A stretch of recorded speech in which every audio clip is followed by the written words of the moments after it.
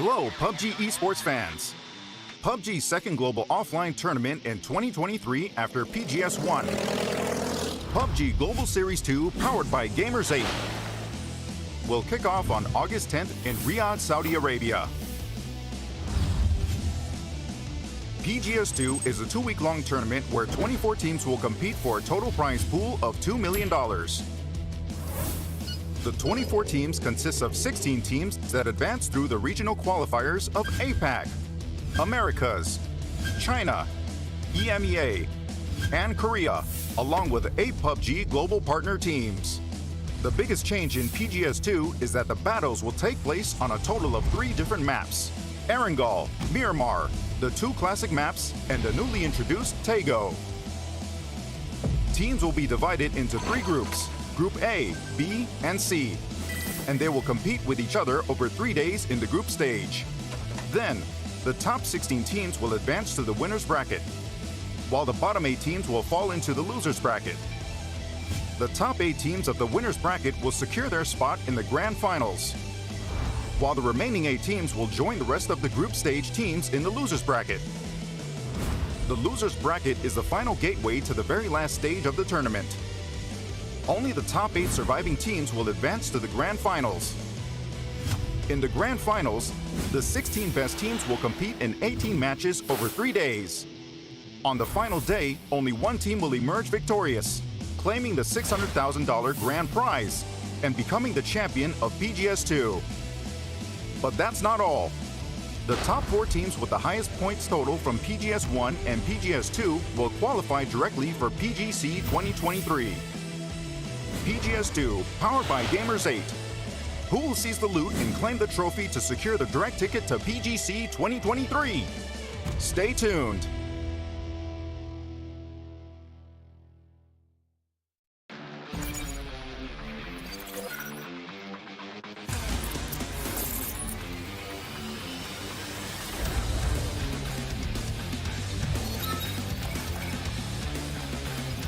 Goes for the spray, gets some damage up, spots out another one, and Sizzle refuses to go down. Here we go into it. Your 2021 PGS Champion. Looks at a similar scope and how in the world?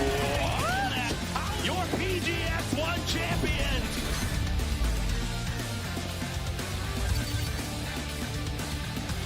Nice swipe and good circle position. So few options to work with, but he hits Capitan. That's gonna open back. So a little bit of a spray here. Good enough. Gonna try to make some close. There it goes down and out From friendly fire, but now they may potentially lose Volcano. Very good push.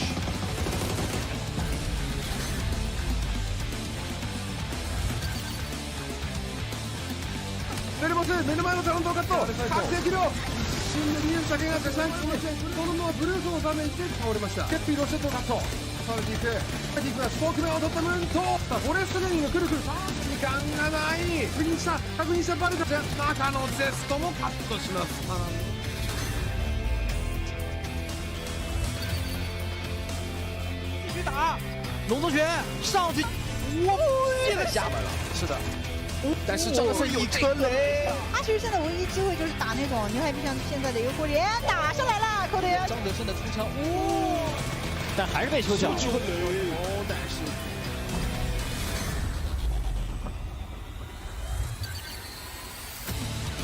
Personal getting the sprays down, but Besto's doing a good enough job of that. And Doozy a bit too far on the second one. Again, they don't have a whole lot to lose against these guys.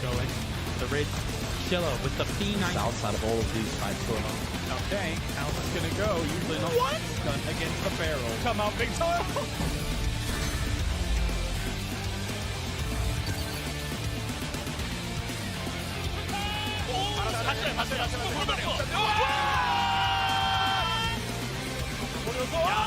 이하는 계속 결정적인 경향에서 뛰고 있습니다. 자, 상대로 데미지 들어갑니다. 야!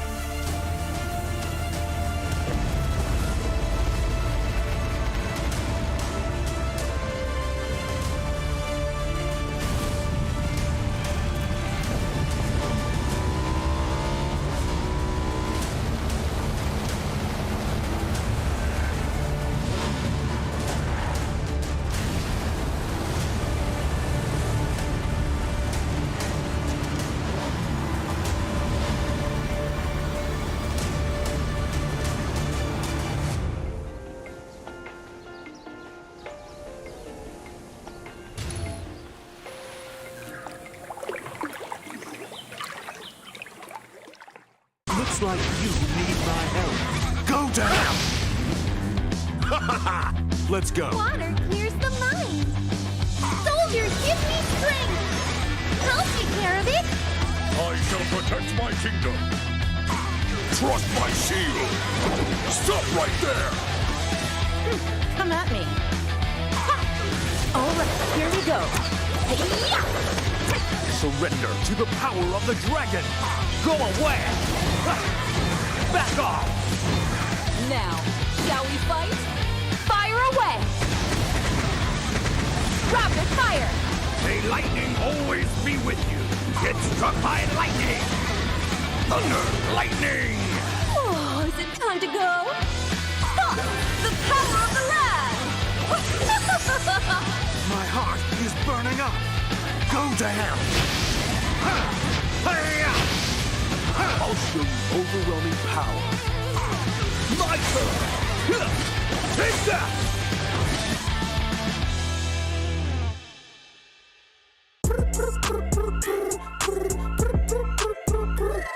حتاكل انت تشبع وانت مستمتع وتلاقي الوجبه جايه على الاصول واو يجيك العيش هش طالع من الاوفن والدجاج يقرمش just the way I love it وتسوي كده وتسوي كده وتسوي كده مع الحشمه وانت تبغى راب خفيف اجيب تويستر انا اجيب لي وجبه الزنجر بس كله يجيب اكسترا تشيز على الكرانشي تشيكن في السنتر حطوا الباكت حطوا الزنجر حطوا مايتي حطوا تويستر جيب له باكت جيب له زنجر جيب له الاصلي جيب له تويستر delicious yeah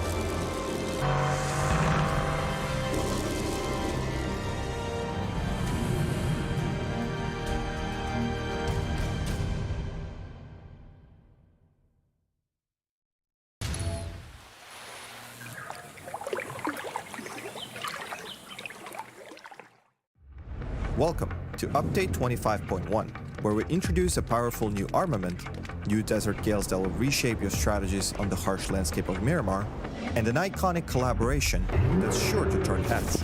Let's get right to it. First, get ready for a seismic shift in your arsenal with the Dragunov, a formidable DMR that's tough to handle but hits like a freight train. This 7.62mm powerhouse, available as a world spawn in both normal and ranked, not only provides a gameplay balancing between high risks and high rewards, but also heralds a chance-based high damage system. For a comprehensive rundown, don't forget to visit the patch notes. Up next, we have the Miramar sub-update. Discover Pertona, a new territory with opportunities for exploration and looting. Watch out though, the familiar red zone is now replaced with a unique sandstorm that sweeps the battlegrounds. This isn't your ordinary storm. It inflicts damage, obscures your vision, slows your pace, and wreaks havoc on your electronic gear. If you're craving more agility, we're also deploying the zip lines. Utilize the zip lines for swift, strategic traversing between islands and bridges. Plus, we've modified some locations, cut back unnecessary areas, and much more. But wait, that's not all. The Crafter Pass returns, featuring an ultra-luxury collaboration with the iconic sports car brand, Aston Martin. Blaze across the battlegrounds embodying style, luxury, performance, and exclusivity. Want to know how to obtain these iconic skins? Check out the upcoming Aston Martin announcement for all the details. We have heaps more in store for you this update, including a brand new Team Deathmatch map, the Boardwalk, and more. Be sure to read the patch notes for a comprehensive rundown of all the new updates. And we'll see you on the battlegrounds.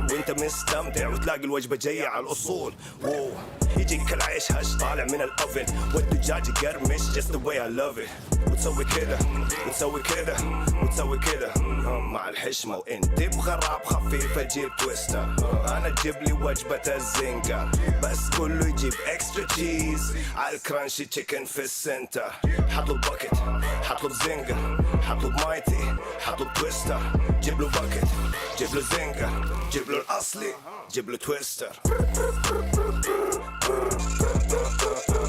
delicious yeah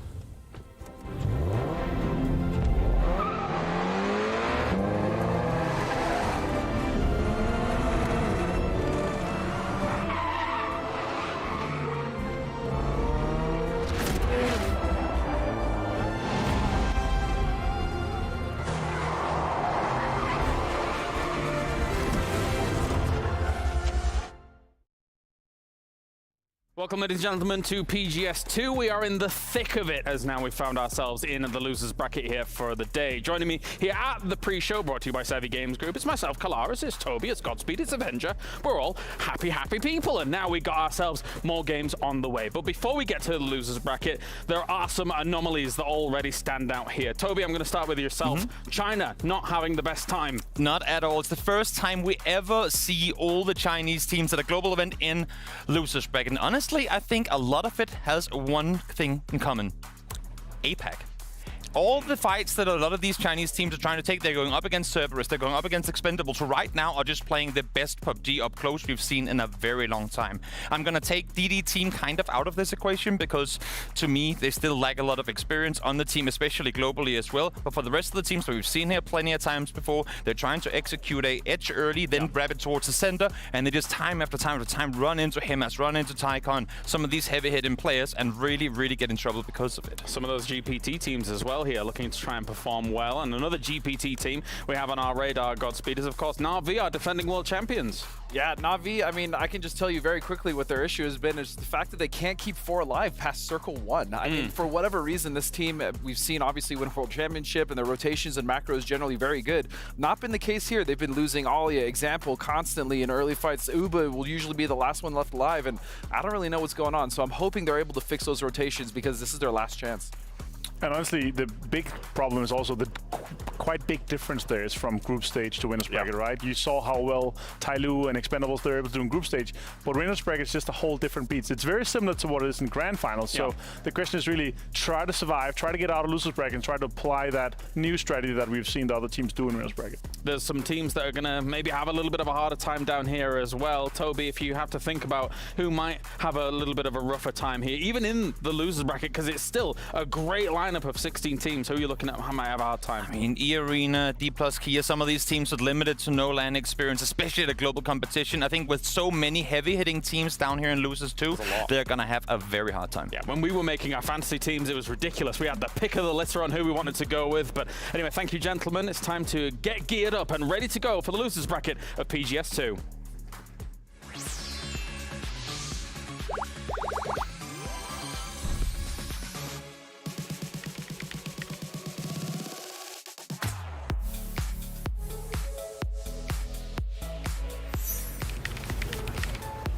안녕하세요.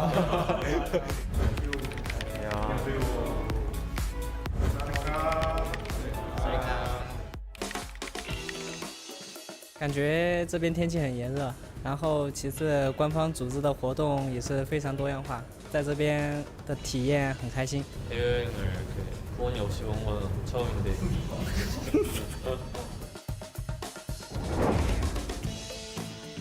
ก็คาดหวังว่าจะได้ไปชมวิวโดยรวมของริยาดครับของเมืองนี้ 사진 보니까 칠레 같다 보이길래 시원할 것 같아서 본 것 같아요.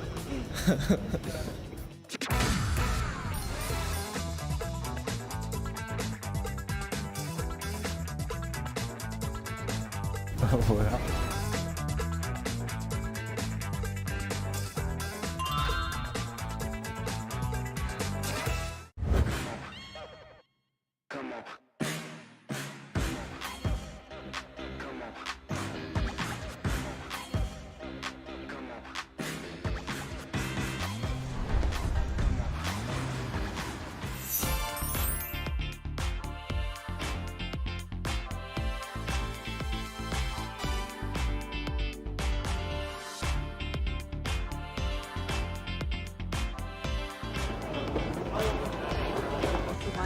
몇 층까지 올라가요?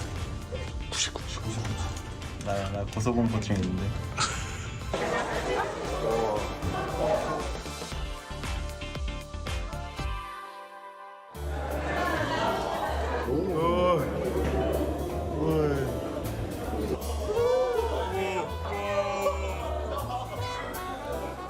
太高了，风景很好，我感觉能看到尼亚的所有地方。没有安全感，虽然感觉没事，但是还是没有安全感。ก็ดีใจครับ แล้วก็สวยมากครับวันนี้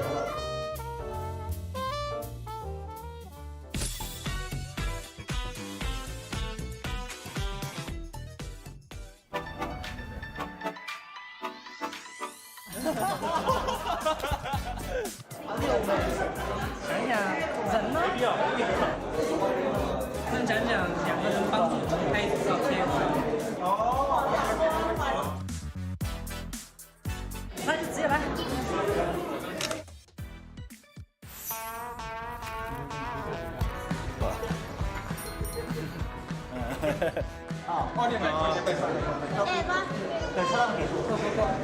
One, two, three.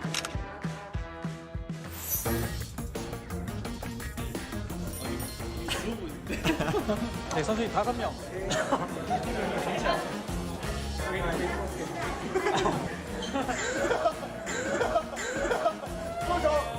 One, two, three.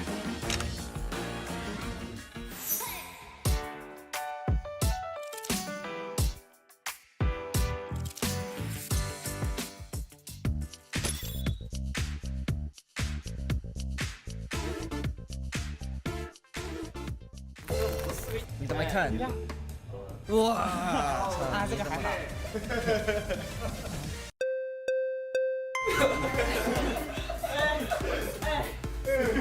右边。进来。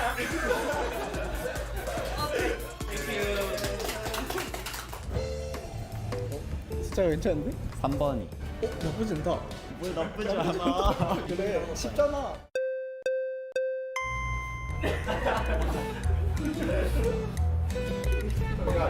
빨리. 빨리. 오케이, 됐어. Six.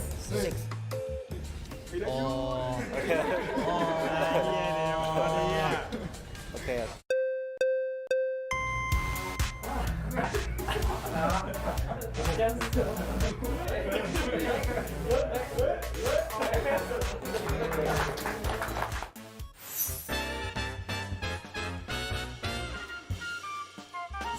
Let's go. 你自己排的慢吗？你他妈根本不好。啊喽。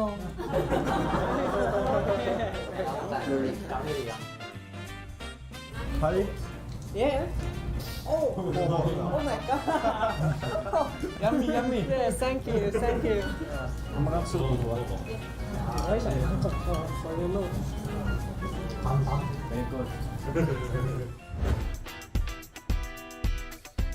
PGS 1 คุณเป็นแชมป์คุณมีเทคนิคอะไรที่จะบอกเราไหมเพราะว่าเราเพิ่งมา PGS ครั้งแรก就是保持好心态，不要畏惧每一支队伍，相信自己，更要相信队友，相信团队，加油！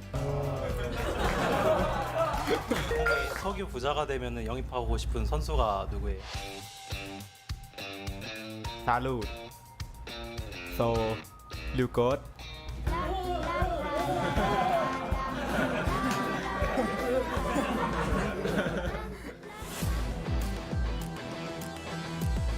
เป็นแชมป์ PGS 2 ครับ 卫冕冠军。 맞아보기 전이니까 최대한 열심히 해보겠습니다.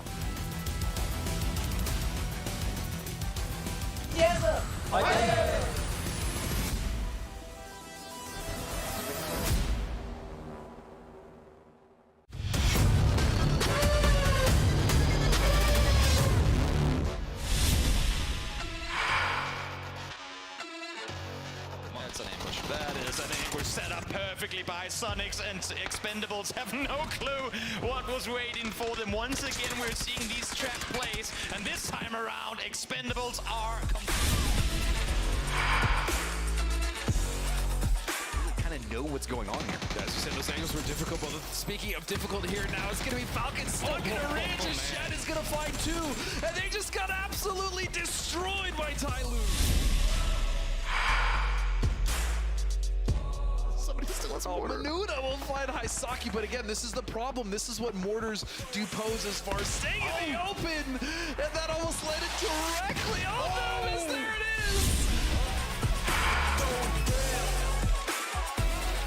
Xiao starting to play this more aggressively. Look, taking the shots in, gets another nut, gets another one. 17 Gaming doesn't care about numbers. They care about how much damage they can put out. They are just unstoppable on this one every single time they peek. Oh no, they find players, and Xiao Wu does it again. They do not know of Kickstard's position.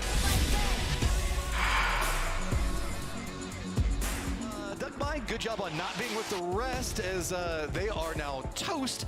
Here comes the clown car up over the top. Can Duckmine get his vengeance? He's got the nade prepped. It could be a huge He's going to toss it in. It's going right on top of him. And now Menuda last one up spray. And Duckmine going down.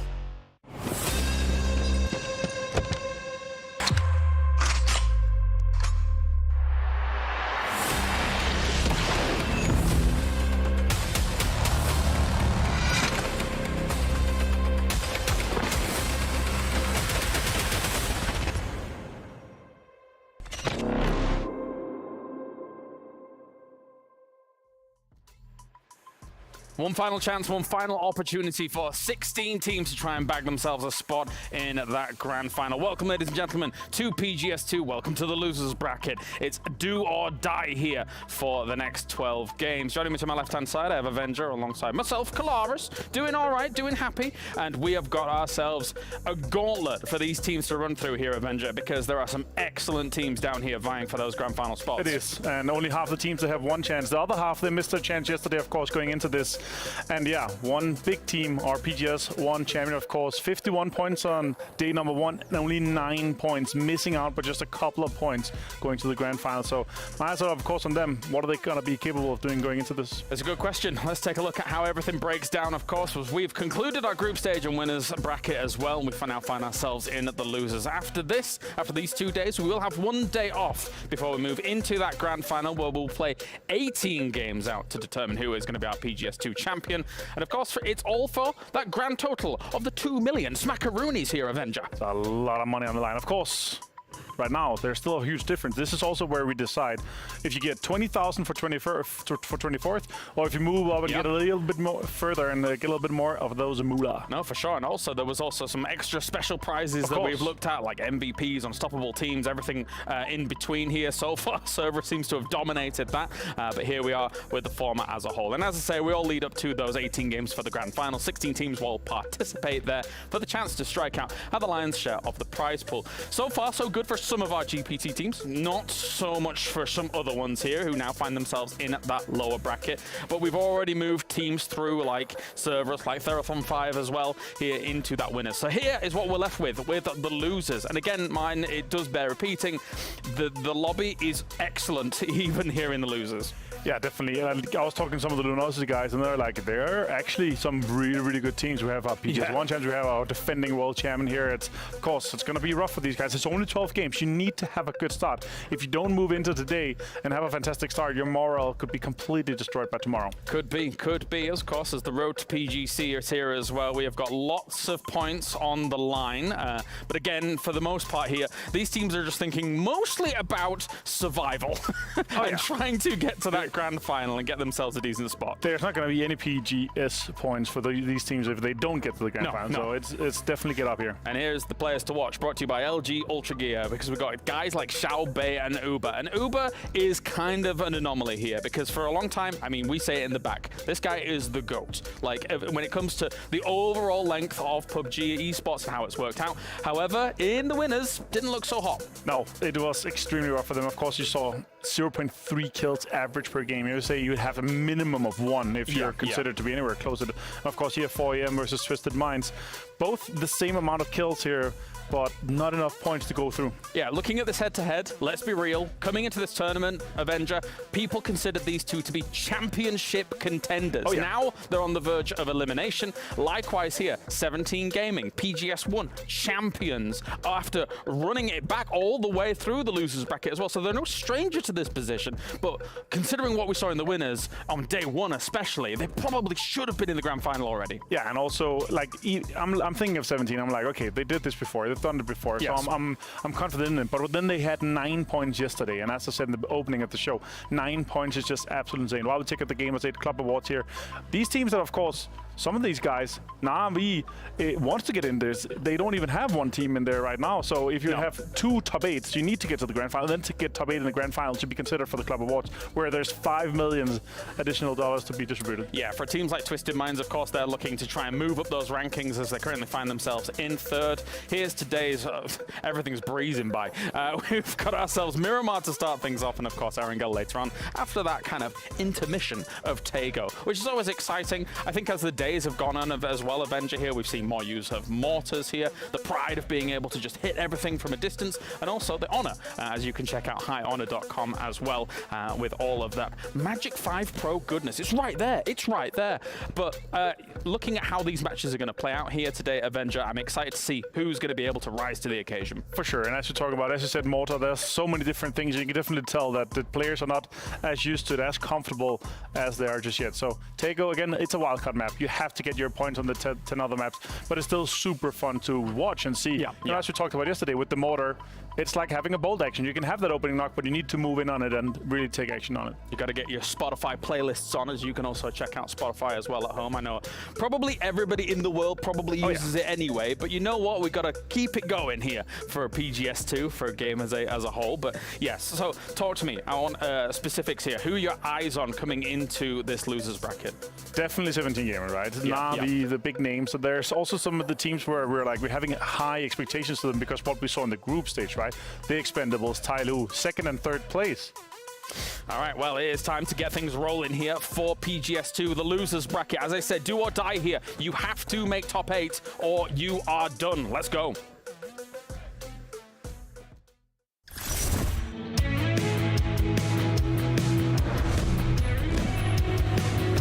Du kommst wieder nach Hause. 开始前我们准备了很多，如果不好好表现，我们的实力就回去了，这我们会心碎的。我们一直坚持到最后关头。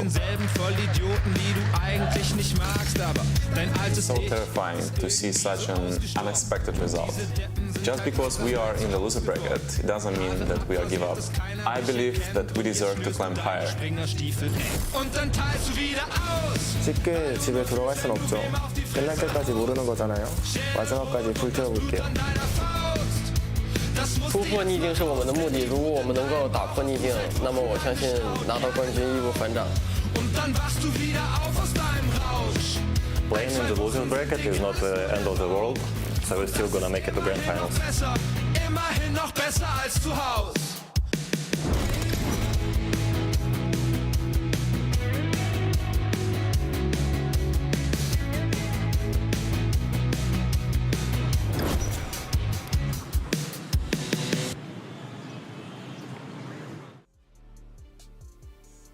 Welcome everyone here to the PGS2 lower bracket.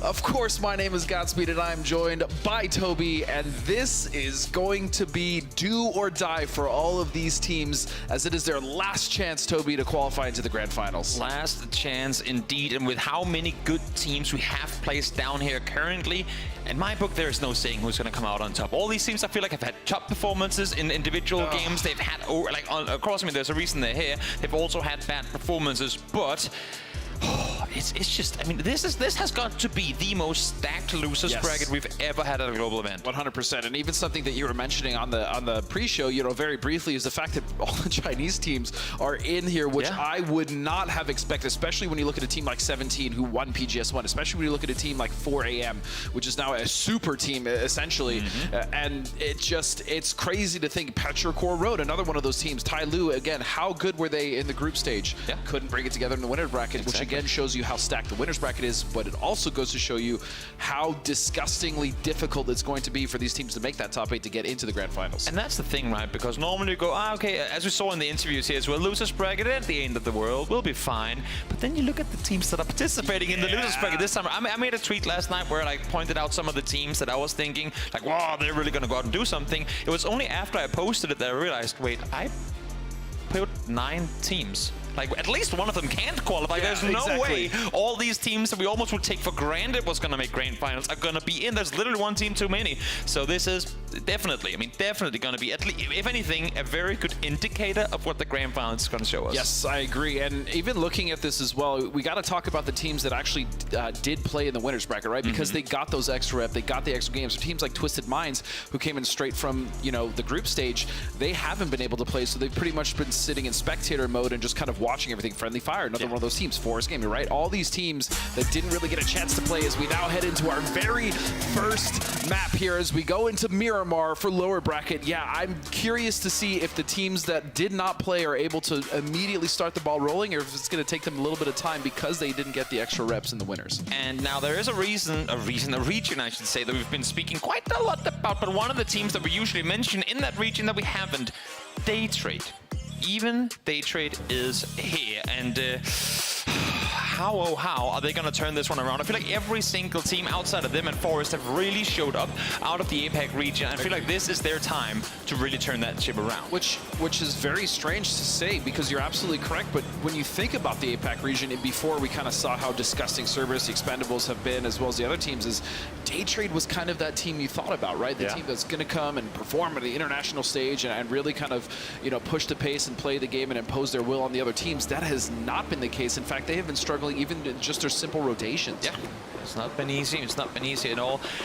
Good thing for them is, I suppose, a lot of the teams that they were running into, NA teams in particular, at least Sonics, I mean, they kind of have been their Grim Reaper over the last couple of days. Yeah. They aren't here for them to have to deal with. Same thing with Gen G on the edge of the circles. They were also a team they've been running into quite often, and they aren't here either. So we'll see if Daytrade can get things going. You say that! Say that! Pushills, dodging and weaving left and right on the steering wheel, gets himself to safety. Oh, could you imagine that? That would have been the biggest curse. It would have been awful. Yeah. Just first drop, automatically dead, especially because it's Daytrade. But I'm also, my eyes are glued to Na'Vi, Toby, because again, we expected so much as we look at the circle posting, very much north centering on water treatment.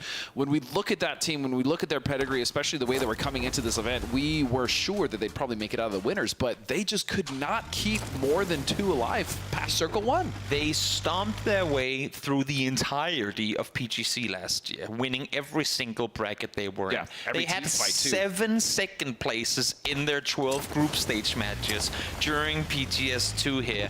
And as you said, just like that, they can't put 12 games together in the winners bracket. But that's the thing, because that is Na'Vi. Sometimes you get the championship teams, the team that is literally unbeatable. Yes. And sometimes they just look like a shadow of their former self. And while it's not, as as Super said in the interview as well, it's not the end of the world, because top 8 is still very much within their reach. It's just sometimes it takes them 2 games to bounce back. Sometimes it could take them an entire tournament. I've casted tournaments where they didn't make grand finals this year. During the rotation tournament, they're like one of the PGC point tournaments of the year. They did not make finals. And for Na'Vi, I mean, if they don't make finals here, if they don't rack up some PGC points, they're not going to go to PGC unless if they win the next EMEA PGC event. Right, which again is also not guaranteed, especially because the level of play will always be increasing and leveling up. So yeah, for Na'Vi, we're definitely going to be just looking to see if they can just maintain their members throughout the first couple rotations, because as you said, and as we know, as long as they can just do that, the amount of second places they got in group stages, the amount of team fights they were actually winning and dictating, they should be able to do that. So as we now look at another team that's been kind of, struggling in 17, right? This is a team won the last event. We know how disgusting they were in group stages. Winners bracket, not so much. Not so much at all. Again, I mean, it's hard to be a team that frags out, a teams that play comfortable when you have 2 APAC teams just farm. And the funny thing is, as much as I say that, Expendables, they're here as well. I mean, they're one of the two teams that really have been farming alongside Cerberus, but these winners bracket games, it became a 3rd on 5 show. It did become a 3rd on 5 show, which, I mean, that's a whole other conversation. Yeah. With how amazing they've been. Is Menuda not going to take some shots into Sheila? Sarvam, a team that, you know, I feel like expectations weren't necessarily super high for them, but I also would like to see them just kind of make some of those adjustments and really just be more proactive. That's my biggest criticism of Sarvam, is the fact that they've been so passive in some of these games. I feel like what 3rd on 5 has managed to overcome over the course of this tournament so far, we have had an issue with for Sarvam. But now let's hear in with DD Team. 其实进入败者组真的还好，因为我们出国之前就没有很对这次出国没有很大的期望，也不是说进了败者组就一定会怎么样，就是我们还是会尽快调整，或者也没有很不开心。团队其实最多了还是协同上面可能问题有点大而已，其他真的就还好。我觉得目前距离总决赛还有一步门槛嘛，我觉得先把败者组打好，剩的其实等我们真正进入到了总决赛，我们才会去做调整。 Getting a chance here to listen in with Cold from DD Team. It's a interesting roster, and I like the way that he's putting this here. Yes, we can think about grand finals and how we want to do, but right now we're in losers. One step at a time, one bracket at a time. For DD Team, it's a somewhat new roster that's been put together with Mamu, the former player from Petrichor Road, phenomenal player during the time he spent with Ixleft and the other guys in that team. He got dropped. He came back and said, "I'll qualify. I'll get my vengeance on the guys that dropped me from the roster," and then he qualifies here again. I was curious to see if we were going to see DD Team just on the hunt for Petrichor the whole time as he was going to wave that banner, but not quite the case. Issue for them is they really are a one-trick pony. They really are a Mamu or bust team, and well, I guess since Mamu hasn't gotten things going over the course of this tournament, the rest of the team haven't really had a whole lot to go off of. And speaking of Mamu, here he is trying to make his way up the hillside. Issue is he has Batulin set right up above. So weird to see Batulin in a high ground position like this on Miramar. Hashtag sarcasm. Oh man, yeah, no, he's always up in these high ground positions, and he is very much aware of DD Team. That's going to be an easy knock. He's going to find it. Let's see if he can get the flush. He will not, and they should be able to recover that. Yeah, they shouldn't. I mean, the thing is, for Batulin, he knows that the rest of the team is there, but how much do you dare? How much are you willing to risk? The flush is coming through. Oh, he actually gets it. The bleed out goes through. It's his teammates shooting from further out east. I believe it was Spiro trying to take some shots in towards Spaceman as he continues his journey forward. So trying to get the safety, not quite as easy as DD Team would have hoped for, but also, again, I mean, DD Team, a team with literally no land experience. There's a few of the teams in this tournament, Sarvam being one of them as well, that we talked about just before, but I think it would be unfair to expect like master performances out of DD Team, especially when even though we have good teams, those good teams are playing their best PUBG ever at this tournament. And the other thing that kind of interested me in the interview from DD Team is the fact that Cold immediately said, like, we kind of expected to go to losers bracket, right? Which I wasn't a big fan of. I mean, obviously, like, yes, if you know that you have a lack of land experience, like, hey, it's going to be a little tougher, but you know, I would have liked to hear, like, you know what, we were gunning for winners bracket, but we just happened to go in lower. So that already kind of tells me where they're at mentally. But, you know, the fact that remains that they could adapt and they could make the adjustments necessary, but so far the start not that great, especially with Mamu going down first. And if we were to look at their playstyle and how they performed in China compared to how they do here, again, I mean, as I was gonna say, with what 3rd on 5 has really managed to do that Sarvam hadn't, I can add DD Team to that same conversation. They played aggressive. In their own region, they played edge early, but then they swung in and claimed center positions. Here, DD Team are playing super passive. If we go back to the Sarvam win, yes, they won the game on Erangel south of Pachinki. They were sitting down the entire game and came out victorious in the end. And while you can't take, I mean, away a win from any team, no, you can't. It's still just in the fashion that they came about the win. If you're relying on having every single circle play in your favor and having to do little to nothing to reap those rewards, you're not going to come out victorious, because not every single game is going to play out like that. You have to claim it yourself, and that's what DD Team did in China. That's what Sarvam did in EMEA, and that's what we saw 3rd on 5, because they played very similar to Savim, played very similar to DD Team in the start of the tournament, in the start of the group stage, but they just much more quickly became comfortable and therefore started going back to their own playstyles. Yeah, and as a player as well, I'll tell you that the quicker you do get into those gunfights and you start just kind of get the adrenaline pumping, right, and you get the experience on land. I mean, even if you've already had experience, as soon as you win your first gunfight, you get a knock, then you start to, like, okay, all right, I'm here, I'm ready to kind of warm up, we're getting things going, and yeah, we just really haven't seen that from... I will say, though, Sarvim actually had a really good start to group stages. They had a nice game. That very first Miramar, where we saw Taego win with the emergency drop, and I was like, wow, okay, Sarvim actually is going to play their game here from EMEA, but not been the case. And DD Team, again, in that vein, and the biggest issue for DD Team, I will say, Toby, is the fact that trying to play edge in these lobbies is a massive mistake if you're not used to it, because there are already so many established strong edge teams here. And also, when we're throwing the caveat that emergency pickups is the thing, we had no clue how that was going to play into globals. We've seen few teams use them compared to regional play, but use them effectively. So edge play, not the same at all as prior to this tournament coming in.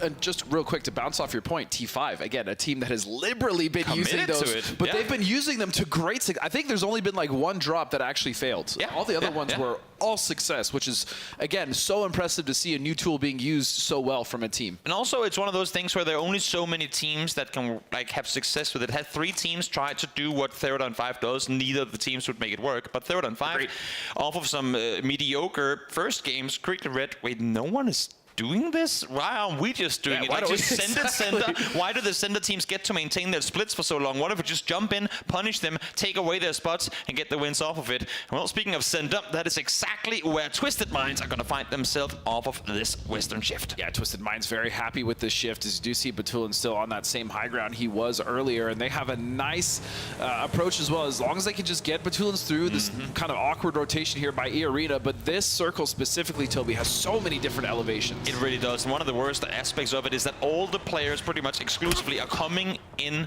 from the southeast. You saw how even the teams up towards the northwest are still wrapping down in that direction. The split of teams is going to be something along the lines of 2 or 3 teams in the northwestern half and the entire remaining like 13 teams down towards the southeast, because they're going to get all jumped up here. But now let's see Na'Vi, 4AM, 2 heavy hitters, 2 top teams, and one of them could potentially go out very early here in game number 1. And although you can share this compound, this is the last thing either of these teams wants to do. Is we do see a firefight starting to break out here. No damage has gone out. And yeah, this is a very strong position to fight for, because whoever wins this essentially has a nice foothold onto the southeast side of the circle, which is very, very strong.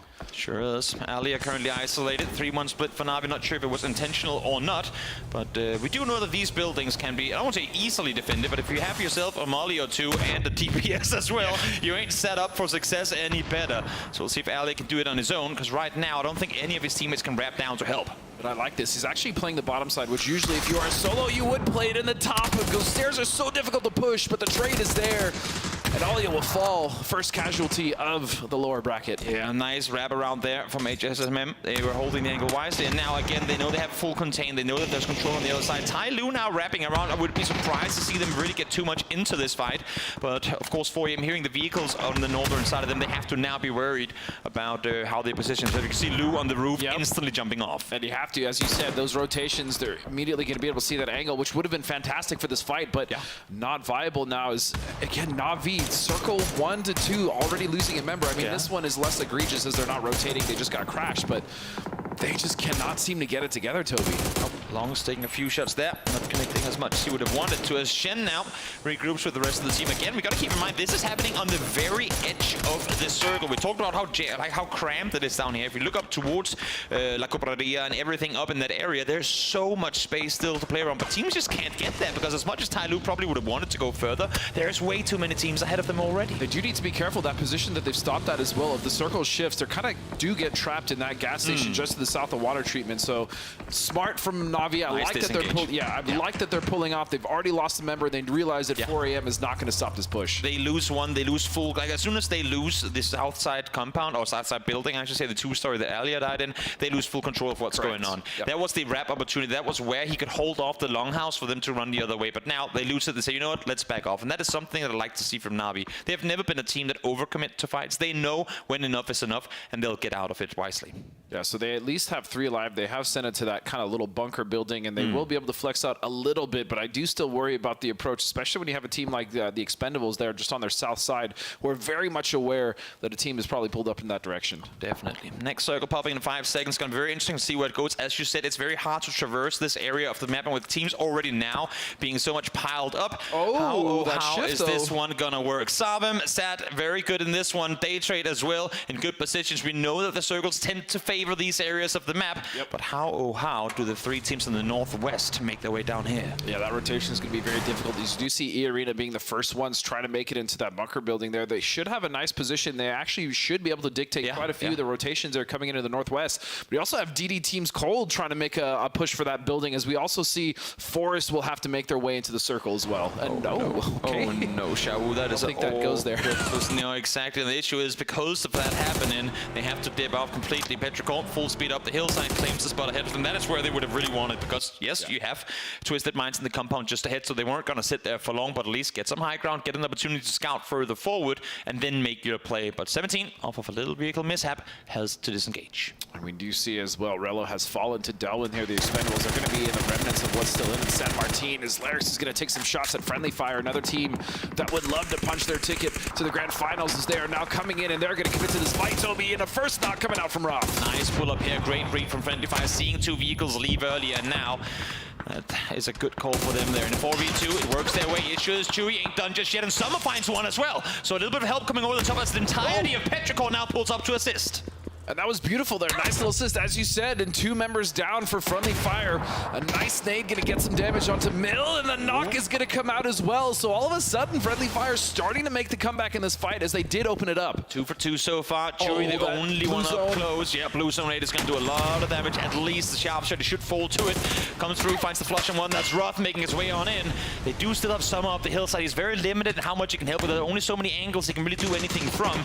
And I think Friendly Fire is aware of that. So they're really trying to isolate, not trying to allow for him to get more impact in this one. And oh my god, KMM from the north side doing a lot of favors here for Friendly Fire. Yeah, that was huge. They should be able to recover Pixel now, and I'm sure they've realized that E-Arena was able to get that knock, and so Summer is going to be all by himself, and I really like that E-Arena just kind of getting a little aggressive, even just trying to be a little proactive, find those kills. I wish they would have done a little more, but even still, that was nice for them. It's about racking up those points early. I mean, if you can get 2, 3, maybe even 4 kills before you've really had to do anything, like just taking third-party shots at a distance over the course, especially when we're only playing a best of 12, that can be you making top 8 pretty much just off of that alone, because your bad games will still be like 4 or 5 point matches. We'll say, from experience, stealing kills feels very nice. I'd imagine. Especially when you see tracers coming in from all angles, and it's like winning the lottery sometimes. You're like, ooh, I got that one. Ooh, a piece of candy. Exactly. 15 seconds to go till the new circle pops. A lot of open space in this circle that could really benefit some of the few teams that have compounds to their hands. Let's see now where this one will take us. I do worry if this shifts towards Sarvin again. That area is so open, and Baravin, it does right on top of Sarvin, so they will be the better factors as they have the best position in the circle. But I want to know, how proactive can they get, and what will they be able to get out of it? Exactly. What do they dare do? Sarvin, again, a team that when they get the circles, they don't like to do much until the very end game. But with a lobby that's so frag heavy like this one, if you go out with, like, let's say second place with 1 or 2 kills, that's just a 7-point game. And yes, I know 7 points, you'll take those in there of the week, but if this is your one chance to get a double-digit game, and you won't get any other chance like this, you need to capitalize. And they know how devastating the circle is for the teams around them, and they know that they need to get some points. But again, sometimes even some of the better teams that are more proactive, it's kind of hard to get kills from that compound at times. It is. There's some weird angles. You can't really engage towards the south either. But now, 4AM, we saw them before. They found Aliyah. Now they need to find the entirety of Tyloo. That's crazy. Takes the first shots forward. This is what I was worried about. Again, this gas station is a great position, but when you have a team pushing, it's kind of hard to flex out, especially with Game PT on the other side of that. As we also see, looks like HSMM is coming in from a wide angle on the east, but yeah, Xiaopian as well on the back side of this. Blue zone grenades, they're going to start hurting Tyloo into angles that they are more favorable for. Exactly. Force them into select few positions and then nade the hell out of him. Xiaopian spots one, can't quite get the knock on Shen, but Shen turns on a dime, double headshot comes through, and that is Xiaopian down. Oh, he went for the flash nade. Okay, not so great. At least it's not going to do any damage to themselves, as they should be to get that up. And now we see LG making this mad dash for the shock, but it's going to be Xiaowu and Xiaobei completely defending, and LG is out. Absolutely demolished. LG didn't have a nade, didn't have a blue zone or anything to lob down to try and isolate, and unluckily, that's them down and out. That was also really smart from 17, though. They keep those two members on the southwest to make sure they did not get completely overrun there, and the Shack defense was immaculate as Tyloo still trying to get rid of 4AM on the backside of the gas station. Lu will be knocked. Oh, Xiaoyang swings on out. It's Chen and Xiaoyang doing the majority of the damage here, as they have managed to fully reset. 2 knocks still on that southern side of the building, and now Tyloo knows they need to make a committed play. They need to make the play while they have the opportunity. 4v2 wraps around the side. First one down, though. Second one comes through. HSMM finds one more in return, so just like that, it's a 2v2. And what a beautiful spray there. That was massive in order to keep 4AM alive. As you said, Crazy and Xiaolu have been flushed. Xiaopian is so low, 1 HP. And HSMM on the backside just trying to provide as much cover as possible. This is huge for them, though, because there was Na'Vi shooting from the other side, trying to force them off. But now Expendables are taking the fight to Na'Vi. So a lot of reaction fights happening here. They see teams rev out. They're trying to make a play off of it. But those same teams are getting backstabbed. The Na'Vi feeling the hurt for it for one. But for 4AM, it's huge that they have forced off. And actually, Na'Vi, because of it, fall. They hear the fight down below. They flex out. But instantly, Expendables are there to backstab. And Expendables have been nothing short of amazing when it comes to their windows of opportunity and when they've chosen to push teams or go for third parties. So not surprised at all for them to find that angle on Na'Vi as well and get the timing just right. Again, we've talked about it in previous casts. Their time from decision making to committing to decision, like to executing, is just, it's a split second of practically instant summon. 1v4. How many do you let through before you start shooting? No. First one shot at, backs off, 1 HP to work with, and that's the blue doing the work for him. So Sama, a little bit of a punch there, but not enough to take down the entire anticlimactic. He's just letting Mighty know, like, hey, just remember, I was there.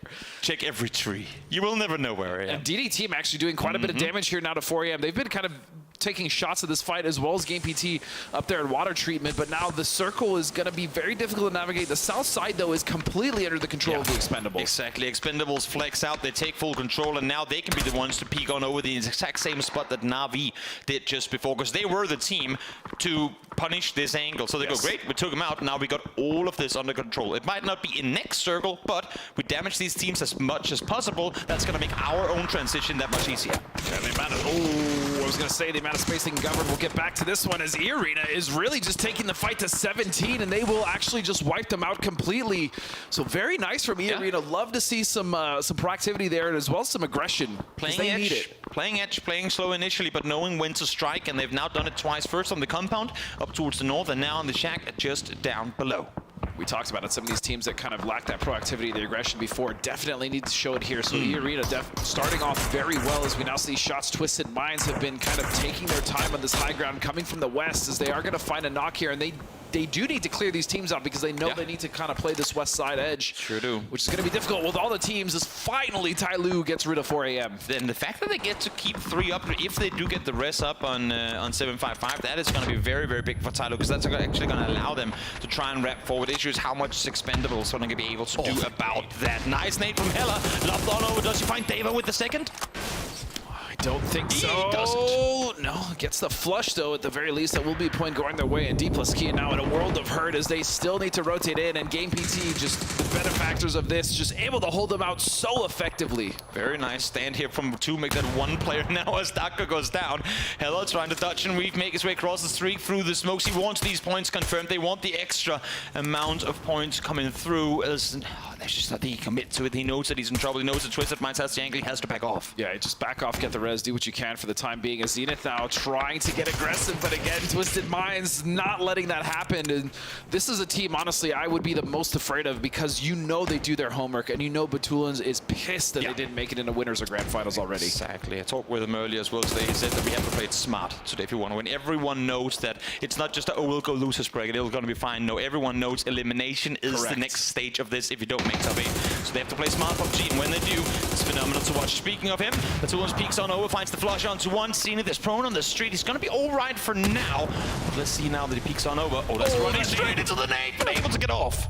8 HP. No, that is it. Perfectus will find it with a P90, no less. And now they actually have a nice position to play as long as they can just kind of do some damage and dictate DD team. They will be able to play that entire North Ridge. DD teams out of the shack, they've been playing it passive. I've been complimenting their aggression out of China, but they haven't been able to pull it off here. Now at least they try to make a play. Issues, they're doing it too slowly. Twisted Minds were allowed to fully reset in the north, and therefore they can flex out, they could backstab. Had DD team tried to execute this just a few moments earlier, there would have been no one shooting them from behind. But that also goes to show you just the window of opportunity is so minuscule in these lobbies. You just have to make sure your timing is perfect, as now Daytrade will try to make the push, and they will eliminate the Expendables. And it's Delvin's Nate that takes out DuckJuice2. That is so unfortunate, but in the end, it's going to work out for them. DD team trying to now make the wrap on up. There's just one player on his feet for Daytrade, but 3 players knocked. If he can somehow get just half of them up here, that would be absolutely phenomenal. And it's just going to be a matter of time now before Twisted Minds is able to take out DD team and pretty much take control of the entire circle at this point. Twisted, a beautiful array of plays here. Spaceman gets the knock on one. If only he knew there's points to be claimed right down below him. I don't think he has the idea of exactly where the opponents are over on that other side as Emo Pick gets blown up. And again, let's just look at the amount of control Twisted has as we now look at this nade coming in. It's going to bounce beautifully, but the knock isn't there. Not going to be enough. He's going to try and see if he can get himself some more. Again, 2 knock players right down below, but no one is seeing it. No one has an idea of what's going on. Spots Poochills in the end, but at least he got the rest on up, so there is still Belmoth alive behind the rock. And he's doing so much damage. This is massive for them, even though the rest of his team is dead. If he can just get a few more points, that's another placement as well if he can just get Daytrade out of the way. Nice aggressive smoke there by Belmoth, shooting it all the way up to where Spaceman is, trying to isolate the angle, trying to allow himself to wrap further forward, and now he's fully committed to the rest because of it. Twisted, though, they realize this, right? They are starting to just kind of take a peek at the compound that Sarvim has been in and make sure that they're not able to flex out because, again, they have complete control of the north. Exactly. Belmoth gets the rest up to 1. Now we go over to the other guys. I mean, how are they not dead yet? There's still not players on Daytrade. And at this point, you'd have to imagine that they're going to bleed out. Yes, Norrens is going to be the first one to fall. Flash is being committed to by the rest of the team. I'm not sure. But again, talked about passive playstyles from Sarvim. Right now, they haven't flexed out yet. I think they've gotten maybe 1 or 2 kills, and they are trying to flex. But again, as you know, we've talked about ad nauseum at this point. You know, they're just comfortable. They're just going to wait for everything to come to them and then try to get their points. And, you know, it may work in this game, but I do worry about them as we go forward because they're not going to get every shift. Poochills and Belmoth, the 2 lone survivors from the Daytrade fight of earlier. Spaceman spraying on through, has plenty of bullets to work with, so might as well see if you can get something. Picks up even more now as he got plenty of corpses to loot up on the top. But now Batulin's trying to wrap on over. He's going to see one, and that's Spiro feeding the info across the Batulins that he's just up above.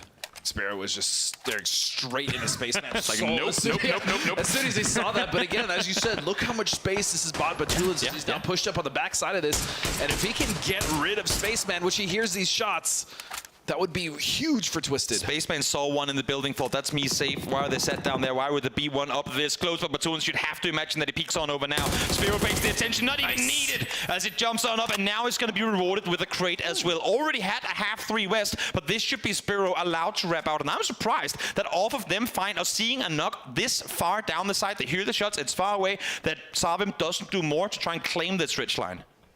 Yeah, I really can't say. But then again, they just got the circle straight on the compound, so I guess that's also fair. Sure, but I mean, again, the flex for the kills is there. We'll see how many they have once we actually do get to them. But yeah, Daytrade somehow surviving. I mean, again, you called it, the use of smokes was very good, well done by Daytrade, cutting off aggressive angles there as they were able to do to deny DD team the ability to wipe them, as they were just down to 1 member at some point. So it is going to be a 2-on-2-on-4 here as we now head into phase 7. Finally, Sheila flexing out as well. This is an issue though for Sarvim. Look at this global army, 9 bullets. I think he landed and looted here. He literally has not left the compound since the game started, so they haven't had a chance to loot anything but these 2 buildings, which of course is going to be very limiting in how much you can do come late game. We don't know exactly how much 762 he has to work with, but for Schiller, hopefully he can take out the players down below now with at least a player spotted. You can see that he's going to be marked as well. That should be, you'd imagine, a kill come through once that smoke dissipates. I mean, at least they have 4 kills, so they haven't been completely passive. Yeah, they found some points here, and they should be able to,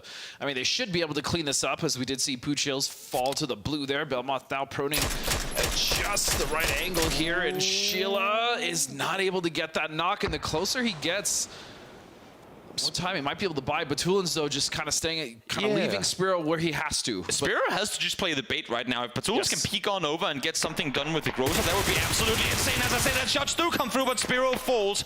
It's going to be, I mean, Groza works really, really well up close, but at that distance, you can't really fold anyone for not hitting it. Ambitious is the word I would use there. Exactly. Batulins now knows that he has to back off, and this one is all just at this point in the pocket of Sarvam, and they should know this. And you'd have to imagine. 2 solos, yeah. You'd have to imagine that at this point they start flexing out again. I mean, no reason to hunt it. You still get off to a good start here in losers. There's a lot on the line. Don't want to finish bottom 8. That's you out of the tournament. And if the last win they had on Erangel is anything to go by, at least they went a little more aggressive this time around. Sheila flanking out. They've cleared off the edges, and they know now that both of them, in order to be inside the next circle, have to be in vision. Yeah, they either have to be in vision or they're going to be on this very awkward angle here, this slope. And you see Sheila, as you said, with just a beautiful angle there at the top. He's going to be able to see so much of this circle and dictate pretty much anything as far as the movements come out of Batulins or Belmoth. This one's just a matter of time. This is a sign of them running out of ammo, because they're switching over to pistols now. You know what? But it's also another thing. It's also them having fun.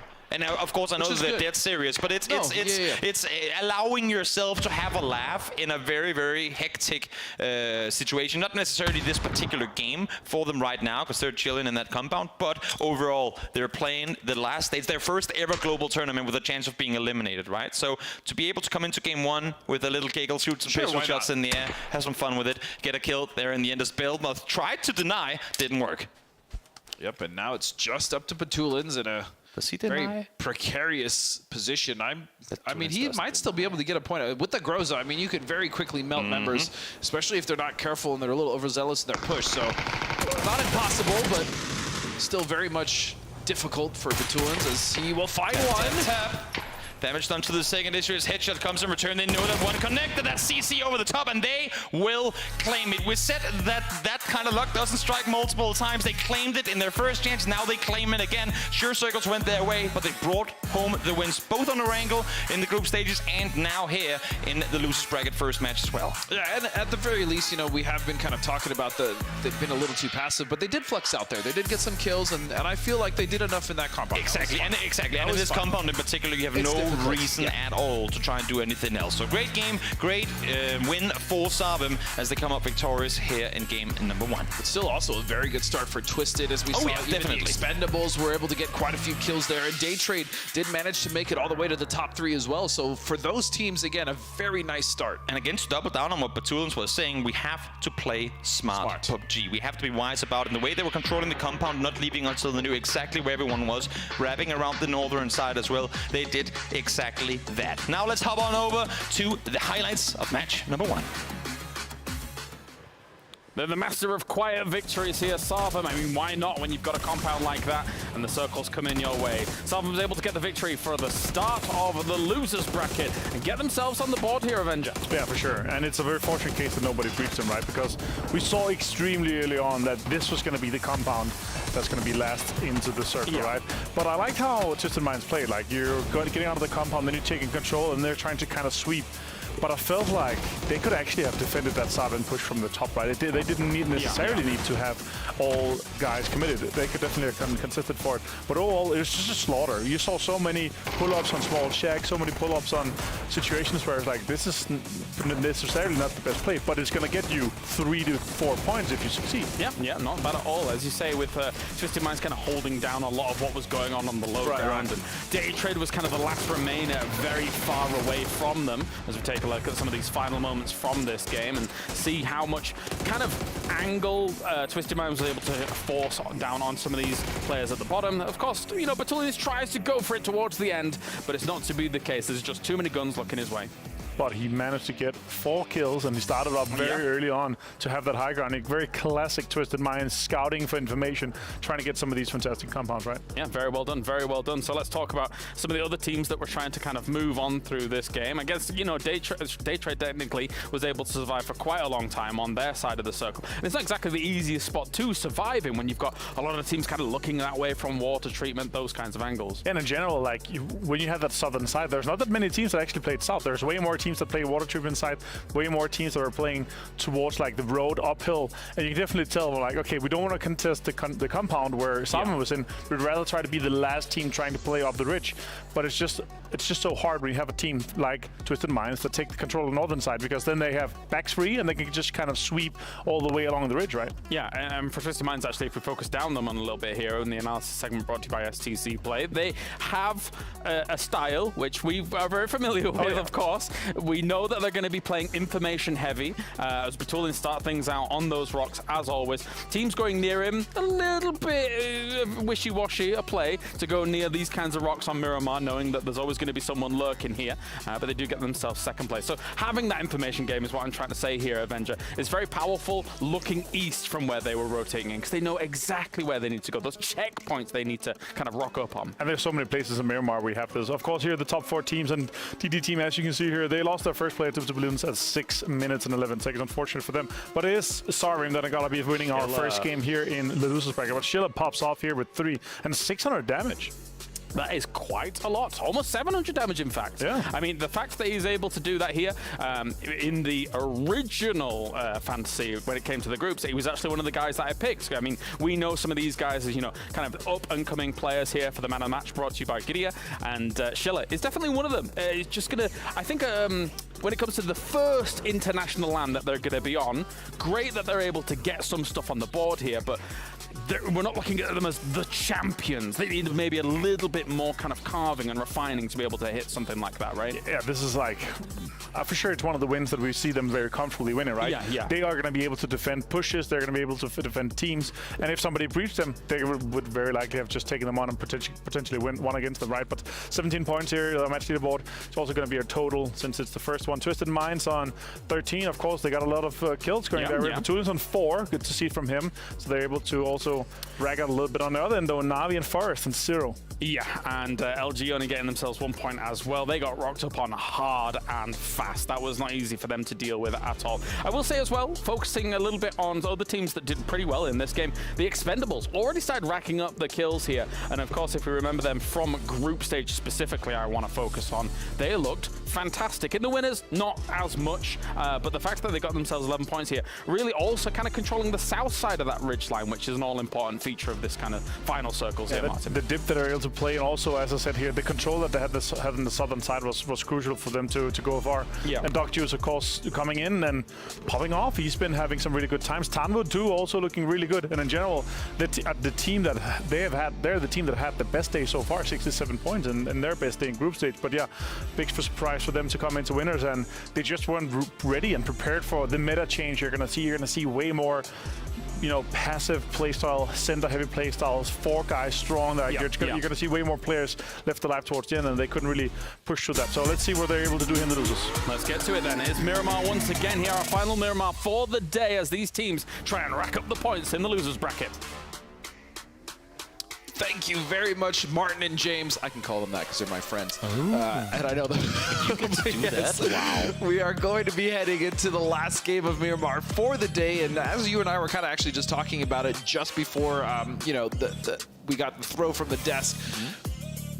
You know, there's a lot of areas of Miramar where it's just not great. You know, the endgame circles are just not conducive to any good gunfights or really any like kind of crazy rotations because there's just nothing to play. That's why when people started complaining about Taego initially, I was like, do you guys even play Miramar? Like, what are you guys talking about? There's plenty of cover.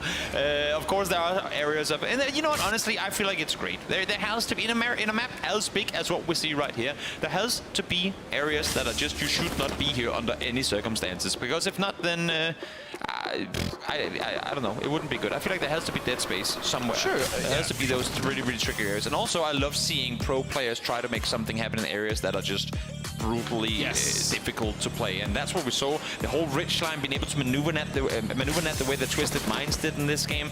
I think seeing those sort of plays out of really hard to play areas are always phenomenal to watch. Yeah, and as we now look at the drop against similar planes, so mostly to the north, but a lot of these teams are going to be able to flex to go exactly where they want to. And I'm now kind of, you know, it's just been one game, but already looking at the leaderboard again, looking at Navi, but also LG. I'm really just wondering when this team is going to wake up. And that's the thing, right? Because you're saying it's just one game, and it is just one game, but it's also how many bad games, when you're already in kind of on a downhill spiral, how many bad games can you take? How many punches can you take straight to the face with a 0-point game before all your next games, even if you have things working your way, start becoming bad games because your mental just ain't there at all? And especially in a lobby like this, we keep talking about a lobby like this, 12 games seems like a lot of games, but realistically, really you only have maybe 1-2 games that you can afford to kind of drop low points because of how many other points the teams are constantly getting, whether it's through kills or placement points or just raw consistency. Yeah, and now with top 8 being the case, of course, that's a little bit of a different story where maybe there's a little more of buffer space, but I would agree with you completely. It's very limited, especially with, as we keep saying, how tough of a lobby this is. Very limited how many games you can risk throwing. But of course, there is always going to be this just did not work our way at all type of games. On the contrary to that, though, it's very, very limited how many should have been a good game but became a bad game, you can throw away.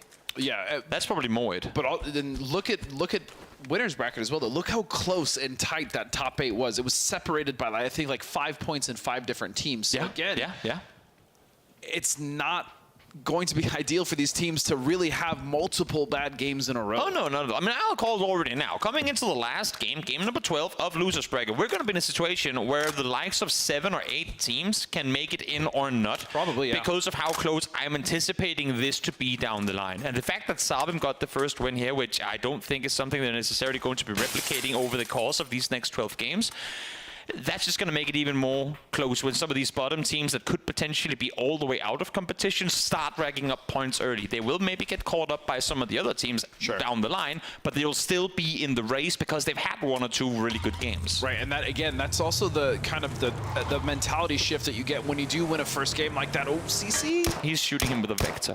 He's still got head. I love the fact that CC was allowed to just run into Zenith's compound, loot half of it, take the vehicle, take his car, and leave again with no punishment at all. So as we also kind of look at the circle where CC have gone, this one is going to be centered up just to the northeast of Picado. This area is actually, again, there's quite a lot to play, various elevations. Obviously, Graveyard going to be a very big component of the circles. We do see Na'Vi with a nice spread there, and even the Expendable is just going to be to their southeast. So a lot to play as we see most of the teams in here. E-Arena, I imagine, will just kind of go for a nice rotation here on the west as they do have Mighty with that forward position. So yeah, most teams comfortable currently in the circle, and this one isn't too wonky to play. And now while Sharpshot is trying to clear different compounds, different angles, and we're talking about all these rotations, I just, once again, want to remind everyone that I strongly advocate, and I think I talk on behalf of everyone that watches PUBG on a regular basis, and us talent as well, that you should have your map open. Always have availability, always have access to a map stream, because while we're seeing Doc2 sat here in the compound, it's so important to know what is happening all around the map as well. So do exclamation mark map in the chat to get it up and have it on a second monitor, have it on a second browser window, whatever it may be. Always smart to be able to hop back and forth to keep track of what happens, especially in and around the time when new circle pops. That can be really important in order to understand exactly where fights are taking place and why they're taking place. As well as just looking at rotations, right? Speaking of rotations now, it's going to be Forrest cornering. They're hunting him. Yeah, KM99 is just trying to get away, but they have a Murado on the tail. It's going to be much faster than that Bronco. Oh, never mind. He ran into... Oh, one is lost. He's touched and we've won. Hunter's taken out as well, as he didn't manage to not pull the handbrake on his stuff there. Oh, he got a tire, though. That's going to be very... I mean, the Bronco's already... He's going for him again. He lost a tire. He lost a tire. They're on the worst. The hell. Look at Olympus. They're just relentless in this push here. That's another tire. This is a gazelle being hunted by lions, or I guess by deer in this case, as KM is trying to, as the best of his ability, stay put, but... That was almost kind of rude. That was almost mean to watch. It was like, what, being on a safari? Yeah, it was. Watching lions, as you said, hunting the sickly gazelles in the back. That was actually the young gazelle that just couldn't run with the group. Oh, unlucky start there for KM. I credit him for staying alive as long as he did, but in the end, the Lions got the better of him. And now 777 in trouble too. We just saw Delvin get taken out, so Expendables, not something you see too often, them taking 2 casualties this early on in the game. Yeah, they've generally been very good at keeping not only members alive, but having good rotations and even being in a position themselves to punish other teams. Also, awkward place they end up sitting in, right? Because they were in a 2-2 split, but the issue is they allowed, I suppose you could say, for Roth and for Friendly Fire to wrap in between their split. Then they said, great, we'll just flex back towards the compound that LG is currently in. But here comes LG, takes it away from them, and all of a sudden, you find yourself with 2 players out in the middle of the open because you tried to come down to one compound. As soon as you leave, LG, very wisely so, spots the cars leaving the compound, come down and claim it, and you're now on an island in between multiple teams. And that becomes the difficult decision to make when you are doing a 2-2 split so early in Circle 1, right? With many teams rotating in, you know, you have to be hyper aware of the compounds that are very popular, obviously this one being so, as well as the ones that you may be split in between and the teams coming in. So yeah, that was not necessarily a mistake coming out from the Expendables, but the timing was just not right. Exactly, and worse now as well. I mean, should the next circle go anywhere near the compound that we still see both Doctus and Tanvu in, that's one of those where that could have been their game win. That could have been their one chance where all the circles go their way. And now they lose 2 players early. But of course, that's a bit further down the line. And we still do have 2 minutes 20 till the new circle pops. I also do want to point out and kind of bounce off what we were talking about earlier, though, which was you mentioning the map stream. I mean, whether you're an aspiring, you know, future pro player, or even if you're just playing pubs, watching the map stream and watching not only just the timings, but some of the rotation of these teams can give you such a good indicator of why they're rotating and then just how to rotate it in your own games. Because once you start doing that, you really do start to get a much better understanding of the map that you're playing. So very highly recommend, as Toby said, exclamation map, check out the map stream in tandem while you're watching these games. It really does help out quite a lot. We get to see once again the deer somehow ganging up. We'll call it the deer ganging up on the rabbit. The deer ganging up on the rabbit, as they do both have animals in their logos. I feel like it was very fitting. I just did not know that deer ate rabbits. But now we know. The more you know. I guess they do. Yeah, the more you know. As we look at another little split here, this one not as wide as we saw the Expendables portraying, and it's going to be Na'Vi again. The last game did not go their way. They dropped 0 points, but at least this time they have very good circle position. Obviously, they're dead center. They have a nice split here, and they have Graveyard with a lot of room to work with. So they are going to desperately need to start getting these points, not only just to get points on the board, but I really think just to get their mental right? That confidence they desperately needed. Because when Na'Vi is confident, as you said, they pretty much can beat anyone. I mean, they do. They came out of the gates in group stage absolutely flying. Disgusting. I mean, they were wrecking every single team that tried to kill them. Of course, except for the last team on the server, because they did get a lot of second places. But outside of that, I mean, they were looking as good as Na'Vi has ever looked. They were looking at PGC form Na'Vi. And, did they even lose a team fight at PGC? I don't think so. Not really. But again, I mean, going back to what we were saying and what we have kind of been saying over the course of this week, we are now in the second half of the tournament. This is a long tournament. It's a long time for players to be on LAN, to keep their health in good shape, to keep their mental in good shape. If you have a little bit of an issue between players at the start of a tournament, having to sit every single day with that teammate for 2 weeks could be a really, really, really difficult thing to do. Now, I'm not saying that there's any of that on Na'Vi, just in general, that there are so many things playing a factor that is not just, oh, can he frag, or oh, does he do this or that on the server. It's a long time to try and stay on top in a tournament like this. And again, not that this is an issue they're necessarily having as we see this circle shift towards Picado, but I can tell you from experience, even just a small disagreement amongst teammates can snowball into something much bigger, especially if someone is making mistakes in the server and you've already had that conversation with them. And yeah, so that can definitely be a factor as well. And it's just maintaining the mental, just remembering while you're there can be a massive boon to the mental health of these players as they do go into a long form tournament like this. Exactly. Circle, as we saw, shifts down towards Picado,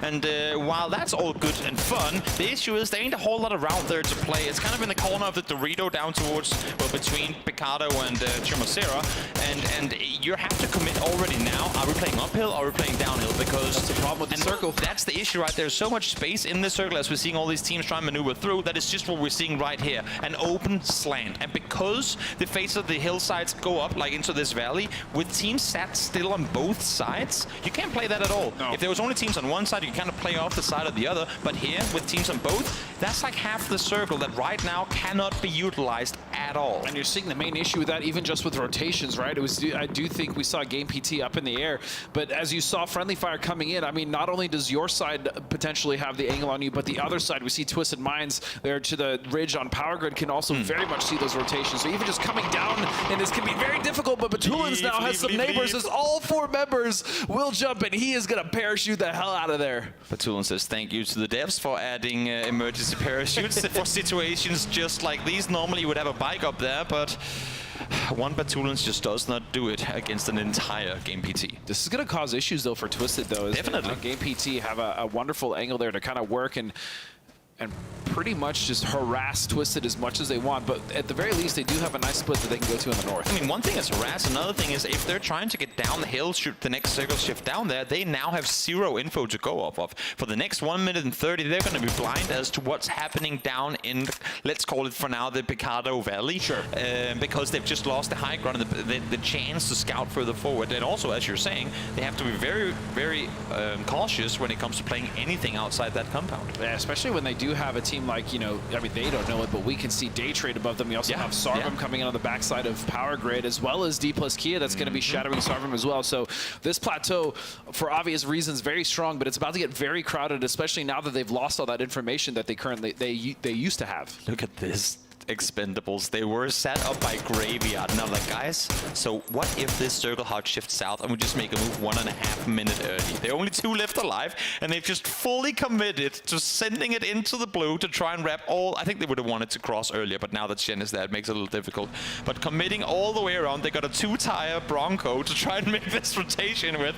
So we'll see when we get eyes on Expendables again, as they are now, trying to make their way through Los Leones. Hopefully they have some jammer packs, because yeah, it's going to come in handy. They're going to be very far in the south, but the main issue for them as well, Toby, if you look, is actually going to be Forest, right? They have a very wide split there, and they should be able to receive anyone coming in the south quite effectively, especially with Munto there sitting over towards the church. Yeah, it's a nice split for Forest. Again, a team that we haven't really seen anything out of. Of course, they didn't play the winner's bracket, but group stages, they showed signs. That's the thing, more so to go back to the whole Therodon Sarvum conversation that we had before. They're sitting in a wide split. If they get the circle, which sucks. they didn't, then, I mean, just, again, daring to spread out, daring to play with control shows me confidence. It might not be a lot, but at least it's some guys that dare to do that. And if you're, oh my god, if you're Expendables right now, they left the compound on the east side of that circle, and they're in Los Leones. They're looking at themselves going, are you something kidding me? And this circle, I mean, just looking at it, it is so difficult to play if you are not in one of the high ground positions, either where Twisted Minds is or where LG currently holds that massive ridge that turns into a bowl there to the southeast. And so for now, 17 find themselves in a very strong position, but even this will be difficult to hold, especially when the teams start coming down off the top end. So we haven't seen a circle in between Graveyard and Picado in a while, but they're very difficult to play. They sure are, and especially as you're saying, with both hills still in play, it goes back to the exact same thing we were talking about just before. What was 50% of the circle unplayable is now 75%, because both these hillsides, when you have Twisted on one side, when you have Navi, Taego and LG on the other, you just cannot use the face of the hill at all. And 4AM just completely shuts out anything happening in the north side, right? So Day Trade, although they'll be up there as well, I mean, there's no real way for any of these teams to try to make an approach because it's just a massive valley. Yeah. Sure is. Twisted Minds moving out early, knowing that this next circle should shift away from the western hill, and therefore saying, you know what, let's just make the play before everyone else is doing it too. I like this early kind of prediction of where the next circle is going, playing off of tendencies, and you know what, there's a shack. And we've seen teams win from shacks before, and maybe Spiro and Lou will be able to do just that. And that's Game PT. Game PT with a second drop. I guess they're just kind of looking where to go, but this is not one of those circles that I would ever want to drop into. Well, not drop into, but also not have to play on foot. Yeah, they don't even have vehicles. That's actually a very good point, using that. So they already used it once. This is their second one now, but my question is, where the hell do you go? And here comes the remaining Expendables players. They're like, great, we went all the way down to Los Leones, we bought a postcard, we bought a t-shirt, now we're coming back to claim our compound. The funny thing is, it's actually still available. Little do they know, of course, but they could technically go all the way up there. It's just now they're running straight into what has become the setup here from Twisted Minds. Well, between Twisted Minds as well, they also have friendly fire just to their west. LG now eyeing this rotation, taking some shots into them. Ductus has no tires left, and they have just been driving for so long. Kudos to that car. It was on a long journey. And Tadvu now at this point is all but dead. He's going to be taking out the Expendables, trying as they might, will still fall in 16th place. Not a whole lot they could do. Nice effort to try and wrap around. And also, honestly, I like the idea. They know that there was going to be teams vying for that compound should it go up there. So they send it south. Issue for them is Circle went the other way. And now Forest down to the southern side, taking the fight to Petrichor. And so far, 1-for-1. Olympus will go down as they are now trading with nades. And this would be lovely for any of these teams to actually win the fight, because then they'd be able to do a push onto the foothold. But look at this, LG also hears this fight, and they are going to absolutely want to come in and third party this. You say that, but I'm not seeing them make any moves yet. They all stood with their MK12s in hand, trying to maybe waiting for the perfect opportunity. The issue is Circle has just swung towards the north, so they don't want to overcommit to it. Try and see if they can maybe just get some kills on retreat. And now, well, here comes Forest, but they're running straight into Game PT, who has just arrived on that eastern side. Nice drop, honestly. I really didn't know where Game PT was going to go with that, but they find themselves on the southeastern edge, and they have a lot to play now once they pretty much just wipe the teams coming in on the south, which is an absolute bloodbath, by the way. Again, there's so much space over here because it was Expendables who was up here. They were doing a lot of work to try and keep teams off. Therefore, no one else really tried to claim it. So I think Game PT is right now, like step by step, going, wait, this is all three? Wait, we can play all this? And we saw LG there earlier, but they actually ended up shifting to the south. So, yeah, Game PT, nice. Actually, really great play. Yeah, smart play to just grab over the other side of that hillside, other side of the circle, as Sabam now on the west have to do the same thing. Issue is now with the east and north being as open as it is, that southwest is going to be lit up in just a moment, as we're going to see Petrichor, Luminosity, Forest, Friendly Fire, DD team as well, have to try and somehow make their way up this mountain. And the team that we really haven't talked about as well, because we really haven't had to, and they haven't had to do anything, is 4 AM, Toby. They're sat on the north side. We kind of mentioned them a little bit earlier, but they now have a disgusting amount of control here in the northeast, as they can pretty much do whatever they want. And in fact, look at the spread they have between Crazy, HSMM, as well as Xiaolu and Xiaopian. The thing is, if this circle goes anywhere further north, they're going to be top 3 teams left alive at most, because right now, as you can see, everyone is fighting is down the southern side. Masters gets one. That's going to be Sissy down, as there's just nothing else that they can do to try and defend. They're split off in a really, really awkward position, and the arena taking casualties by the second. Yeah, but LG is also going to push up the side of that hill, and they're going to take the fight to Forest, as they are stuck in a shack, and they actually have the opportunity here to take control quite a bit of the south, as the only team they really have to contest with on the opposite side of the hill is going to be Petrichor. But also look at Friendly Fire. They're slowly going to have to make up their trek up this hill, as 17 is just tracers everywhere, and every which team on the side of this is Ollie and Uba will take care of Daytrade just like that. Daytrade goes to the dip down below Na'Vi, and they get blown up in an attempt to claim it. Nothing they could do. They thought they were safe, but Mortis reign supreme, this time thrown by hand from Na'Vi. Forest trying to sit tight, and now Luminosity. This is their chance to get something going. They like playing on the edge. They play really solid 4v4 up close on the edge. It's not been good for them this tournament so far, but we'll see if they can get something going here. Reload first to fall, but Kickstart instantly there to respond. This is going to be a big game here, as long as Luminosity can just get rid of Forest. But look, Petrichor now, with their sights set on the team coming up on the west side, know that they can if they can also get rid of them, this would be a massive amount of control in the south, as Friendly Fire joins the fight. Everyone wants a piece of the shack, which there's limited to no space to really vie for up here. And Masters again able to stand strong inside the shack, as numerous people try and get him out of it, but not gonna happen. Flood now trying to do damage up above, but Xiao Yang's there to help him too. Petrichor in trouble as Flood finds the second. And the south has just become such a mess, as we now see Tai Lu stepping over, and of course they would, because they see all the fighting happening. Mill trying to do his best to defend, and he will slow down down Taego with a knock, but he is the last one left for Petrichor. Yeah, and Petrichor has to have read this kill feed. I know it's been busy, but still, they know their knocks all over the place of Petrichor, but they're not making a run for it. Mill hears footsteps and therefore can't really commit to the rest. And now we're seeing the flushes come through on that other side. One more smoke deployed as he tries to get the IGL Summer back on his feet, but they're wounded deadly already. And if anything, this is actually given Friendly Fire such time to recover here, as they should be able to get Roth up as they do. And they're going to be able to push up this as a 4 strong, and all they really have to do is just get rid of the solo of Masters as well as Flood, and they should be able to take the fight to Taego, who has stepped out into the edge to try to clear this. And while all this is going on, 17 has heard the commotion on the hill and go, great, we're the last to cross the rope, but I guess now it's a pretty decent time because everyone is looking the other way. And if Friendly Fire don't catch on to this really quickly, which they do now, you can see them start flexing back the other direction, they're going to be in trouble too. But our eyes stay on Mill. In this 1v3 situation, it's phase 5 damage. It hurts like hell. He might just want, I was going to say, try and get the kill here and then die to blue, but not going to happen. Master able to take him down. Page and Pixel need to be massive here for Friendly Fire and hold off that push coming out from Suju and Xiaobei, as well as Little Ghost, as they do have Xiaowu sitting up on the west compound trying to hold that edge, as we now finally get to see what 4EM is up to, but they're dealing with Game PT. Game PT fully committed to this compound. They ran all the way from that south side up to Graveyard, caught one of the 4EM players by surprise, have been able to reset now as well. And with Xiaolu down in the middle of the street here, it's not looking easy for 4EM to get a proper reset in.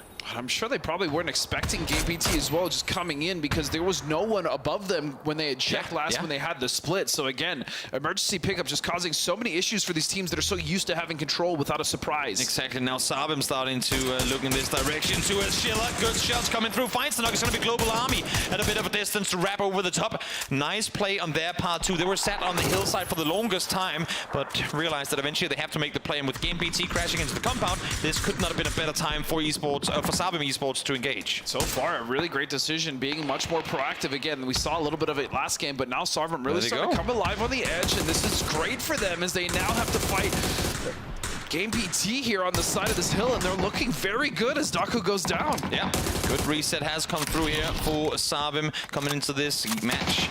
So into this day of matches, I should say. Reset on the scoreboard. They get themselves the win in the first, and now playing with much more confidence than what we've seen earlier. They have no need to wrap fully into Graveyards. They're going to stay on this side of the road, knowing that 17 Gaming crossed before them, so they can play somewhat backs free, at least for now. But of course, they would really want to force Game PT to go the other way, which seems like for now has worked out for them. Fight that I am most interested, though, is happening here just on the southwest. It's actually going to be between 17 and Friendly Fire. It's going to be Little Ghost getting 2 knocks now, and a little bit of a trade there coming out from Pixel, but they're in a rough spot here in the low ground as 17 will be able to pour over. On top of that, they should be able to recover Little Ghost. Yeah, trying to wrap back, and the thing is, there are only 3 in this exact spot. Xiaowu is still over on the other side. He's crossing now, knowing that the threats at a distance aren't really that big anymore. He has to be up close. He has to be there to help defend or to rest a teammate if need be. Little Ghost should be able to get rest as they try and make their way back down. Actually, he might be driving away once again, Xiaowu. I think that's 17 Game saying, we survived, we got the rest, we're good for now. They might have gotten their reses too, but let's reset and go back to the same split we had before. Yeah, but most importantly, Xiaowu is actually getting that forward position inside in the circle, which is very smart. So they do realize that Friendly Fire will be at the disadvantage, and I love this play, as I know you do as well, nodding your head, Toby. Yeah, this was a wonderful reposition. This wrap is going to give them that room to work with and to hold Friendly Fire out from a much better position. They might just want to join him on the other side, try and leapfrog in, as you said. I mean, they got the circle, they can play the dip just on the other side. As long as you don't go to where Daytrade died,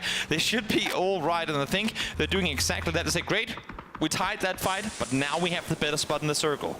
Friendly Fire, though, have made their way in on the south. Again, this fight is not even close to being done, as Na'Vi is just kind of hunkered down and using this little shanty shack town to do as much damage as they can to the north, as they do want to dictate most of the fights that are actually happening up here. 7 kills, 5 the way of Alia for Na'Vi. Yeah, 3 of those coming through, of course, with the nades onto Daytrade, but solid play here for Na'Vi, standing their ground, holding off against all the teams that have come forward. Now Game PT, they've snuck their way forward, they've snuck their way up close, and here is D+ on the other side, not anticipating that one at all. Unluckily for Hella, a lot of damage fun, but no knocks found. And they're sandwiched in between Game PT as well as Sarvim now, who is also coming up this hill. And we see 17 potentially even coming in if they want to take a peek at what's happening on this north side fight, but Friendly Fire is not going to let that happen. If you know there's a place that D+ knows how to fight, that is while prone, that is while playing on the defense. We'll see if this one is going to be a success story for them too or not. Schiller, no utility to work with. It's all all down to popping those helmets off as the nade does come through from up the hillside. As you said, D+Kia probably one of the best turtle down defense teams we've seen at this event. If it comes to a push, they do struggle, but when it comes to defense, they are absolutely unstoppable. Impregnable, if you will, as the nade is going to come in and knock a member of Sarvum down. And a second, so much damage. Now look at Na'Vi coming to join. Full speed sending it. They know that if they have a chance to clear one side before having to go to the other, they will be so much better off. And now they come. They don't have to do much. Just presence alone is forcing this fight to happen much, much faster than they really wanted it to. And Na'Vi being the sole team in this now new circle, they have so much control, but that also does pose an issue because if they get too aggressive, they know they will get pushed from the south either by friendly fire or even third party from 17. And Na'Vi's doing exactly what I always ask other teams to do, go out and force teams to force teams into one another. 10 kills already for Na'Vi as they continue forward. It's just Americano left against CC on the other side. 2 kills waiting for him. Should he be able to find CC as well? Unluckily for Americano, it doesn't have any utility to work with, so even though he knows exactly where he is, can't do much but just prone here, wait for him to peek on over and try and see if he can get the kill. Still, it's just so impressed though with the amount of damage that D+Kia is able to do even from this dip, a very disadvantageous position. Is still, look at the damage done to Sarvum. Wait, you can rest one. Oh, you heard the calm. Okay, heard Shawu on the other side. Nice play there from CC. Of course, unlucky to not have your teammates stay put, but force one off. Maybe you can run back for resident. Even more so if Pixel. Oh, I love the range after that M249. Unluckily for Sarvum, even though they forced off Shawu, the nade, the fadeaway shot works out to perfection, and that is Sarvum out in 4th. The prone with the M249, it shows you just how disgusting that gun can be at range. Even on 100 meters, it's a laser beam. As look at this, Pixel now starting to get even closer here to the rest of 17. Now, does he know that 17 is right there? Because he is terrifyingly close to them, and they just heard him shoot as well.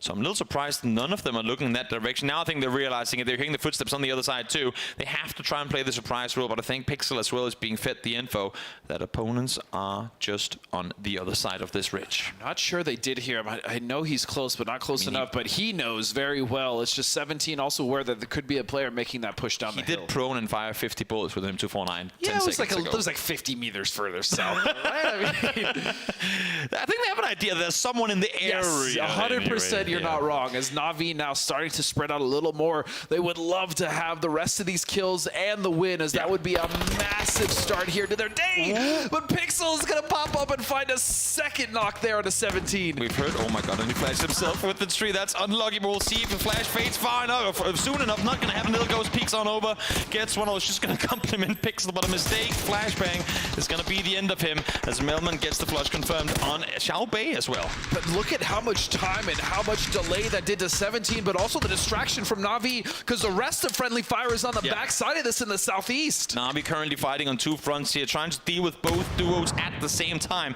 As Alia is flexing down around the side here, should have kill number 6 waiting. No, Example from up high finds him first, and now Sharpshot and Page trying to do this one against a very, very warm Na'Vi. 14 kills already, 7 of those on Alia. This is a phenomenal performance, something we've been waiting for the entirety of Winners Bracket for Na'Vi. But again, you talk about the ability to be proactive. They did not just sit here. They dictated so many fights. They flexed out as soon as the opportunity arose.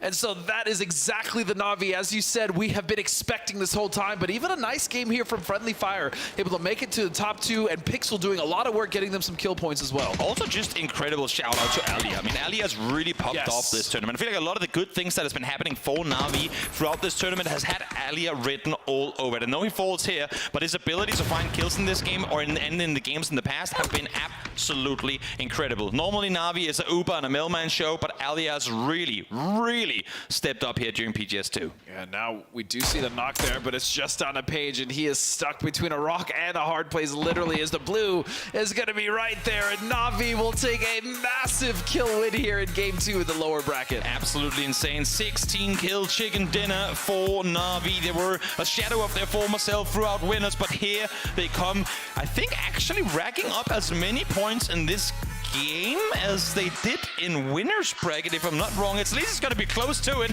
but we'll see, of course, as we head into the next games if they can continue their stride or not. Another team, though, Friendly Fire, some really smart rotations coming out of them here. And that does not surprise me, especially with Roth, right? And they were able to navigate quite a difficult part of that circle, especially on the south side, dealing with multiple teams, specifically 17, doing everything they could to try to get rid of them. But Pixel, again, man, he has just been so fun to watch on lane. He obviously was the proprietor of that amazing clip we saw getting rid of E-Arena, and he still comes through for the team as he's been a wonderful pickup for them. Sure has. Navi gets himself the win. I was 14 points off. They got 40 points in the winners bracket. But still, phenomenal performance here for Navi, and I think that's something to worry about for the teams that they're going up against. The Warm Navi is as dangerous as anyone else. Just about to say, this actually does make me worry now for the rest of the lobby, as you know, we were wondering when this beast of a team was going to wake up, and coming into a 16-kill game win, that is actually going to boost their confidence in huge ways. Especially considering the fact that they got 0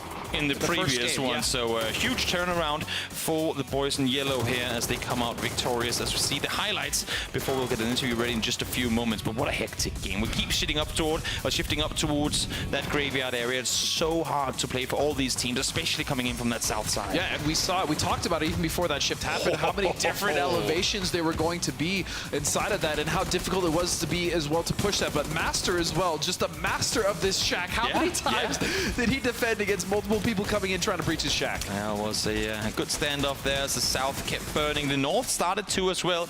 Again, a little shout out to Expendables for driving 5 kilometers away from a compound they should have stayed in, but they tried to make a play, and hard shifts just would not work their way. Sabem too, I mean, coming up victorious in the previous one, finding top 4 again, this time around in a more aggressive fashion, maybe finding some of that comfort, some of that some of what we've seen from them in previous tournaments. Yeah, and it's been really great. Hopefully that will build the confidence as we now talk to one of our teams on the stage as we head there for an interview. Welcome back to the main stage. My name is Banks and this is Sandstorm, and we are joined by Batulins from Twisted Minds. A very impressive first map, I have to say, but I want to cast your mind back a little bit first and foremost. I want to talk about the group stage, because you are one of the strongest teams coming into this competition. Some stuff clearly went wrong. Can you take us through in your own words? I would say we were pretty unlucky with the circles in the group stage. It is never an excuse, but I have nothing to add about group stage. I just wish we're gonna do our job in a loser bracket than in grand finals. Well, you've had 2 days to prepare for this stage in the competition, so have there been any teams that you've been focusing in on who you thought you'd potentially be facing off against in this losers bracket? No, I don't think so. We don't care about anyone. I thought you were going to answer that.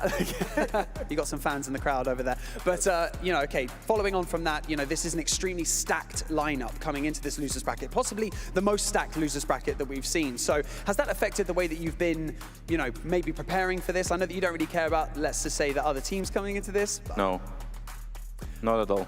Then, that's fair.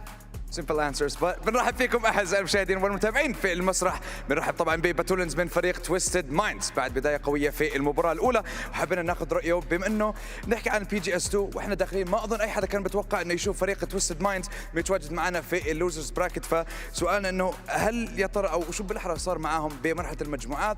رده كان انه يعني ما كانوا محظوظين من ناحيه الزون، انه عذر معروف بالالعاب الباتل رويال خصوصا طبعا في ببجي، لكن حيشتغلوا على حالهم وحيشوفوا ايش حيقدروا يعملوا في باقي المباريات. وغير هيك حابين ناخذ رايه بخصوص انه اللوزرز براكت، هل يا ترى في اي فريق كانوا مركزين عليه في باقي المباريات في هاي المرحله؟ لكن رده كان لا، ما بتفرق معاهم اي فريق بنافسهم، هم بالنهايه حيشتغلوا على حالهم وحيأدوا الاداء تبعهم، بيشوفوا اذا بيقدروا يتاهلوا لنهائيات المجموعات ونهائيات البطوله باذن الله. واخر شيء حابين ناخذه اللي هو بما انه احنا واصلين على اللوزرز براكت يعتبر يعني من اقوى اللوزرز براكت اللي مروا علينا في بطولات البي جي اس، انه كميه الفرق القويه اللي موجوده معنا في هاي المجموعه، هل في اي فريق كانوا مركزين عليه في هاي المرحله؟ وبرضه الرد نفس الشيء، ما بيهتموا مين هم بيواجهوا في هاي المرحله، هم حيضلوا مركزين على حالهم ويأدوا الاداء اللي احنا متعودين عليه من فريق تويستد مايندز. بنشكرك على تواجدك معنا باتولنز، وباذن الله نتمنى لك كل التوفيق في باقي المرحله.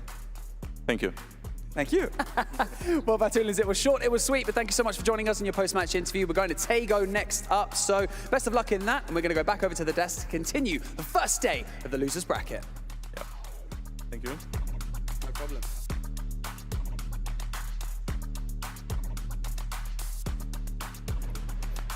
That's right, the multilinguist Batulins knew everything that Sandstorm was talking about there. And thank you to the Renaissance man himself, Barney, for giving us that lovely, lovely interview. But by the by here, we have ourselves with EMEA looking hot here, Avenger. Yeah, they're stepping up to the case, of course. And also, even though the shanties usually are, it's a good spot, right? Yeah. But they defended it so well now, right? Alia popping off completely, 7 kills for him. And in general, just how they're like flexing out, clearing areas that they might be scared of that they had to clear later, right? Nades, lore, and everything. So it's really good to see now being able to step up to this case. And of course, it is the meta match by Kadia. It is my draft fantasy player, Alia.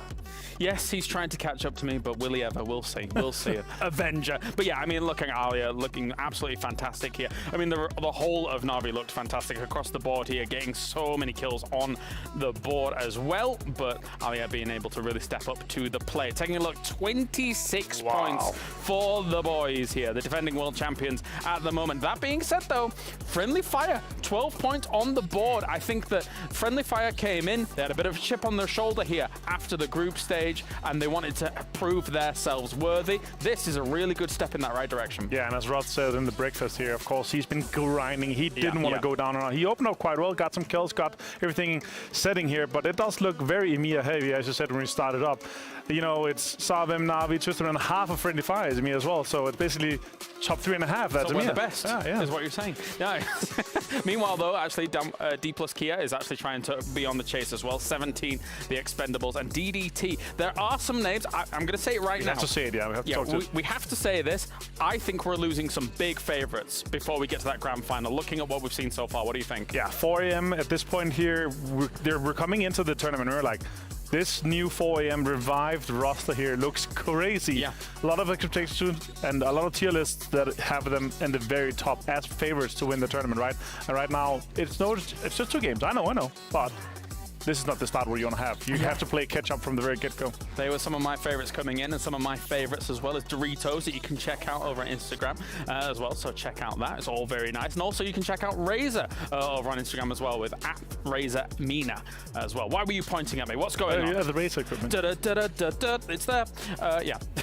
We've got ourselves, though, 2 games down, 2 good starts for EMEA. That's not to say that it is going to go all this way, as you still had some good players actually coming out. I mean, Game PT that were able to actually find themselves a brilliant spot and then go for a second emergency drop. It's kind of cool. Yeah, honestly, that is next level strategy, but it's also heavy, right? It's 75 capacity per, so you have to give up a lot of stuff coming into it. But I like the strategy going around it, and it could have worked out if the circle didn't go that far away from them. Yeah, could have. It could have. There's a lot more other teams that we could talk about here, but for now we do have to go to a break. When we return, it's time to Taego here for our one Taego of the day.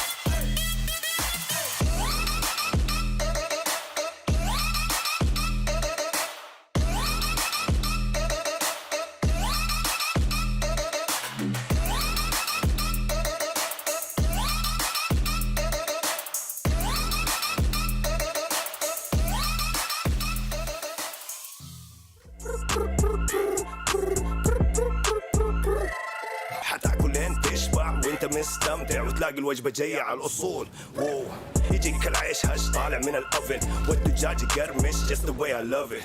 وتسوي كده وتسوي كده وتسوي كده مع الحشمة وانت تبغى راب خفيفة جيب تويستر.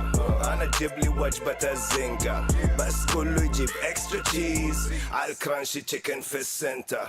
حطلب باكت حطلب زنجر حطلب مايتي حطلب تويستر. جيب له باكت جيب له زنجر جيب له الأصلي جيب له تويستر. Delicious. Yeah, yeah.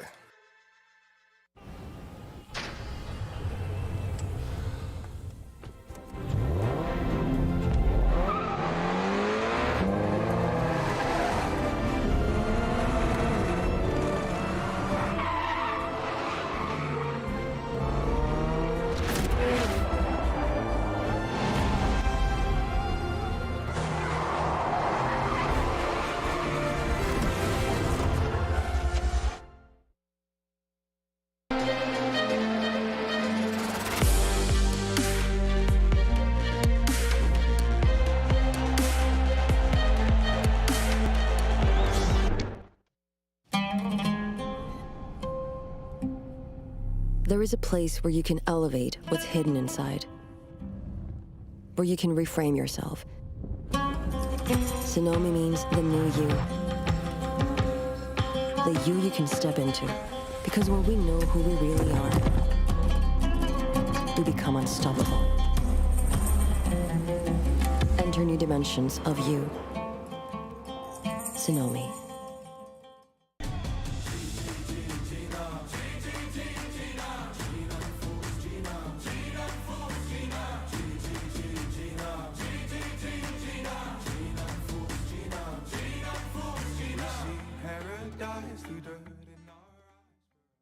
All new Honor 90. Capture ultra clear detail with a 200 megapixel camera.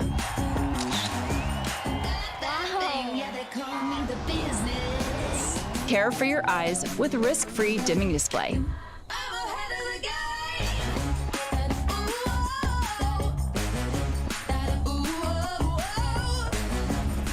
Honor 90. Share your vibe.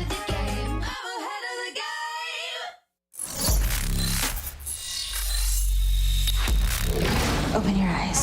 When you look into my eyes, tell me what do you see? Tonight I'm gonna show you the wonders of the mall. Hey, I got nothing to lose. I got nothing to lose. I need warriors. So is this what you want to be? You want to war?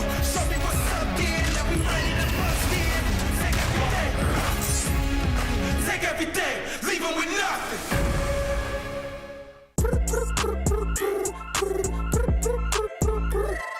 حتاكل انت تشبع وانت مستمتع وتلاقي الوجبة جاية على الأصول. واو يجيك العيش هش طالع من الأوفن والدجاج يقرمش just the way I love it.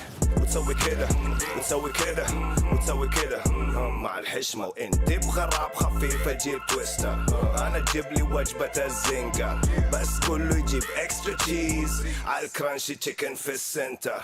حطلب باكت حطلب زنجر حطلب مايتي حطلب تويستر. جيب له باكت جيب له زنجر جيب له الأصلي جيب له تويستر. Delicious. Yeah, yeah.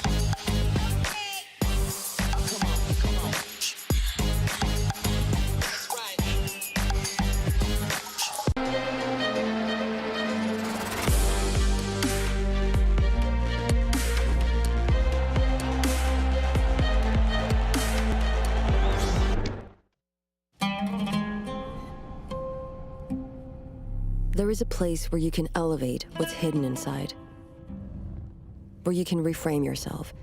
Tsunami means the new you. The you can step into. Because when we know who we really are, we become unstoppable. Enter new dimensions of you. Tsunami. All new Honor 90. Capture ultra clear detail with a 200 megapixel camera.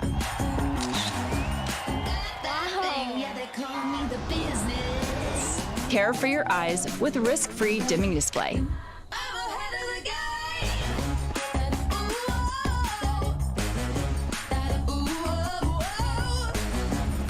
Honor 90. Share your vibe.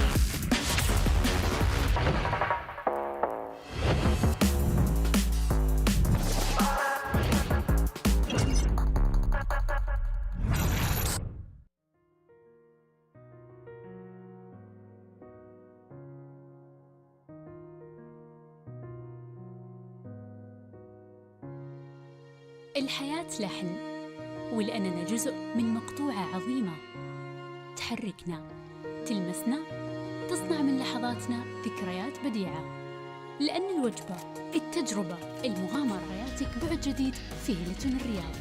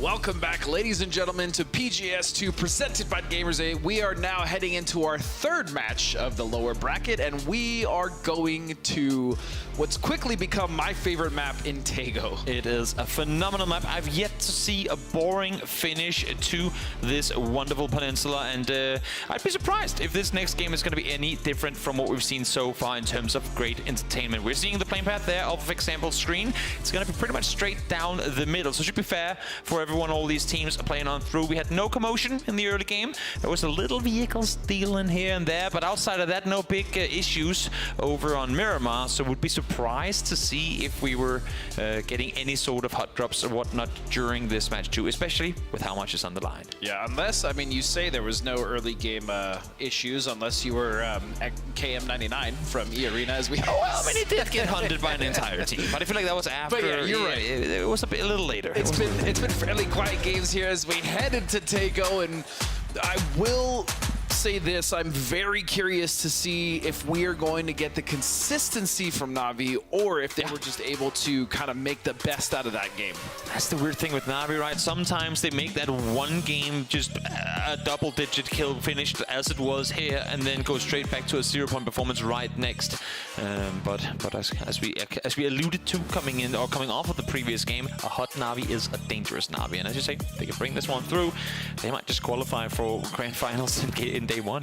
I mean, I would be lying if I said I'd be surprised if they made it to grand finals, right? I almost expect them, especially in this lobby, to make it to the grand finals. But yeah, obviously a very good start to the day. First game 0 points, second one they made up for that by getting 16 kills and a win, so it's going to be a nice 26 in their bucket.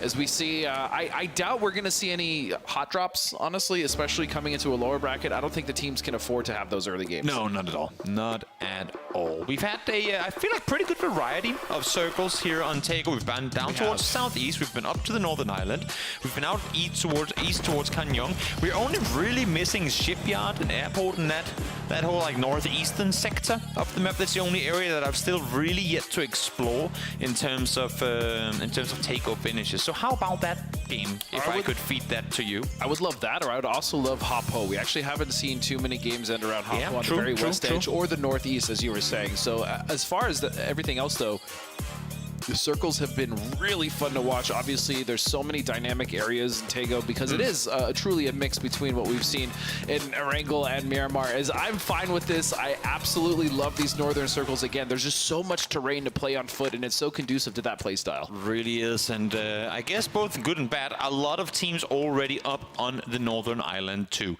Now, the last time we saw a Northern Circle, there wasn't really any attempts at bridge camping. Again, as I've talked about in previous broadcasts, it's one of the big differences from, let's say, Erangel to Taego is that around the river, leading all the way from Hop-Ho up towards Shipyard, it's just so open. You can see it here. This is the eastern river, but the other one is pretty similar. It's so open all around the river banks here, and it's just, I think, making it that much more risky to sit around and wait for cars to come to you, because I mean, any team that have already crossed on over or that backfills you, there's not that one shack you can go hide in. There's not that one rock you can hide behind. If you're sat trying to camp cars, for starters, they will probably see you from the other side before they cross. And secondly, if you do get shot at from your own side, there's a long way to cover. Yeah, the other issue with that on top of that is just the fact that there's already so many teams rotating that area, right? So it becomes so difficult to kind of hold that, any one of those bridges for multiple teams, especially when you have, as you said, teams on your backside realizing that there's a bridge camp happening and they can just very easily backfill you and put the damage onto your team. So I'm curious to see when we will see it. I do believe it'll happen eventually. For sure. But yeah, it's a difficult prospect to bridge camp on this map, even though you would think there's a lot of bridges to camp. They definitely are. Whether they be double deckers or half bridges, it's with kind of jumps in between. It's plenty to pick and choose from. But again, didn't see a whole lot of commotion last time around. Not expecting to see it this time either as Lyrics. Now, last game it was Savim. Two teams. Last game it was Savim getting to just loot Zenith's building and leave again. This time around, Lyrics is going to try and do the exact same thing. Wonder if Zenith is going to do anything about it this time. Nope. Wrong side of the compound. Same thing. Unlucky. They're just going to steal some loot and a vehicle away from D plus Kia. as the Arena is going to pull off. Larix is going to find himself with a decent amount of loot. He's got a 2-helmet, 2 vests, as well as an SLR. Oof, love that DMR, by the way. Easily my favorite. And yeah, he's going to get out for free. What's your favorite DMR, actually? Let me ask.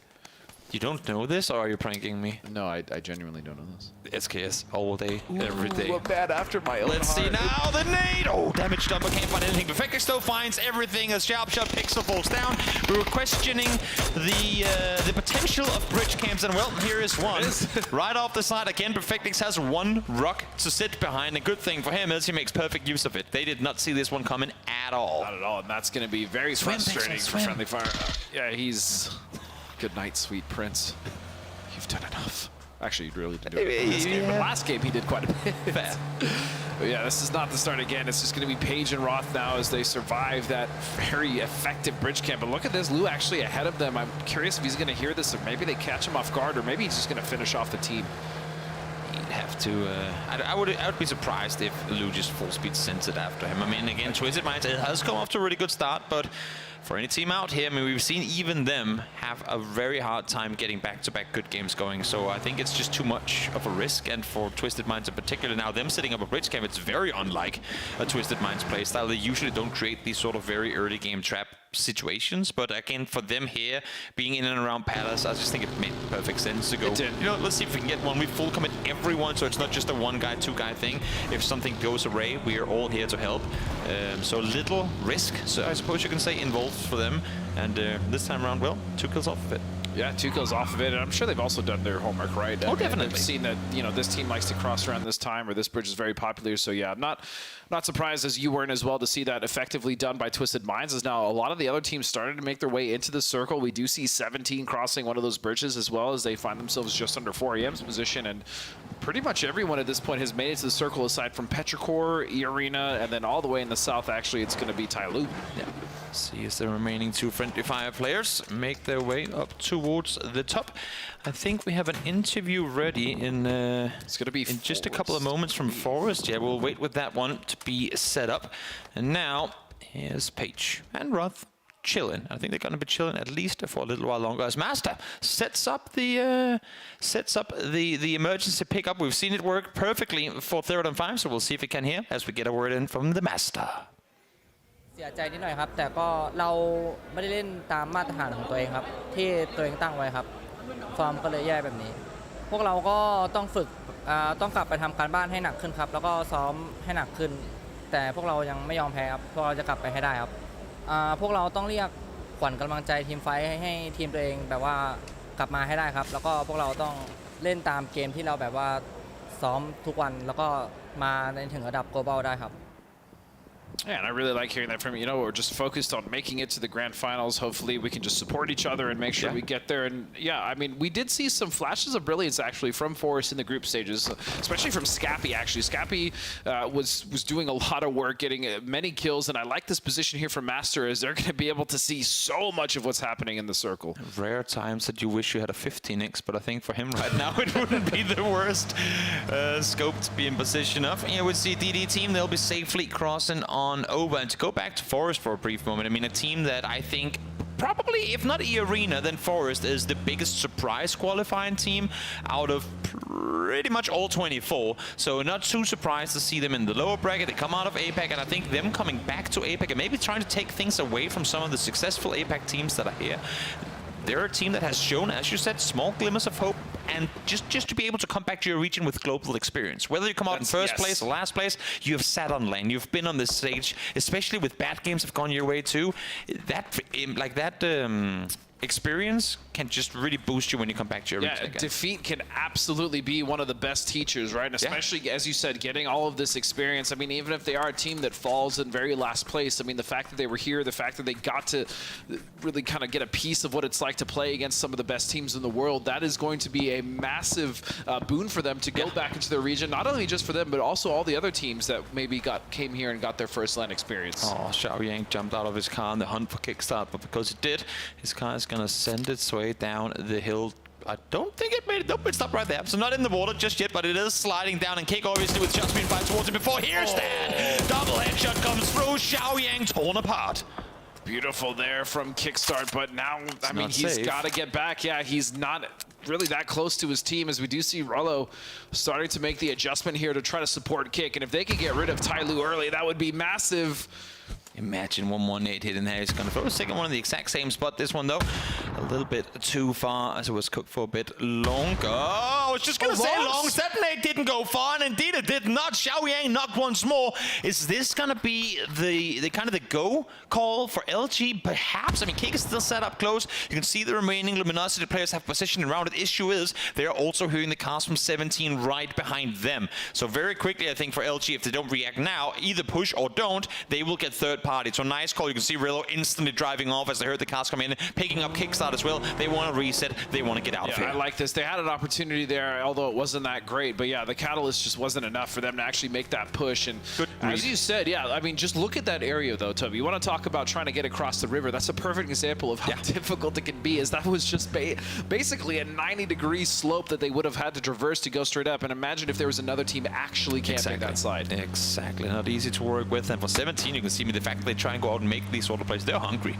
They had, again, a team with a great group stage that just completely fumbled in winner's bracket, right? It's a very similar story to the one of Na'Vi, where things just worked against them. I mean, APAC came out and just proved to be too much of a bird for them to deal with. 17 in particular, also having a lot of runnings with Sonics, who are currently playing some of their best PUBG. Circle, though, towards Kanchong we go, as this one still including a lot of water. Yeah, again, I'm still very curious what's going to happen when we do get a proper city ending. As you said, Yangchong still in the circle, as that's actually a really awkward little city to fight in, because it's split evenly between north and south, and there's quite a lot of buildings and angles to try to have to clear through there. So it also doesn't really hold that many teams effectively. But looking at the west side, so many rotations happening here, Toby. Everyone trying to get their foot on, and they know that it's going to be a very, very small bottleneck to have to traverse through. So if you get there early, you might avoid all of the confrontations coming with it.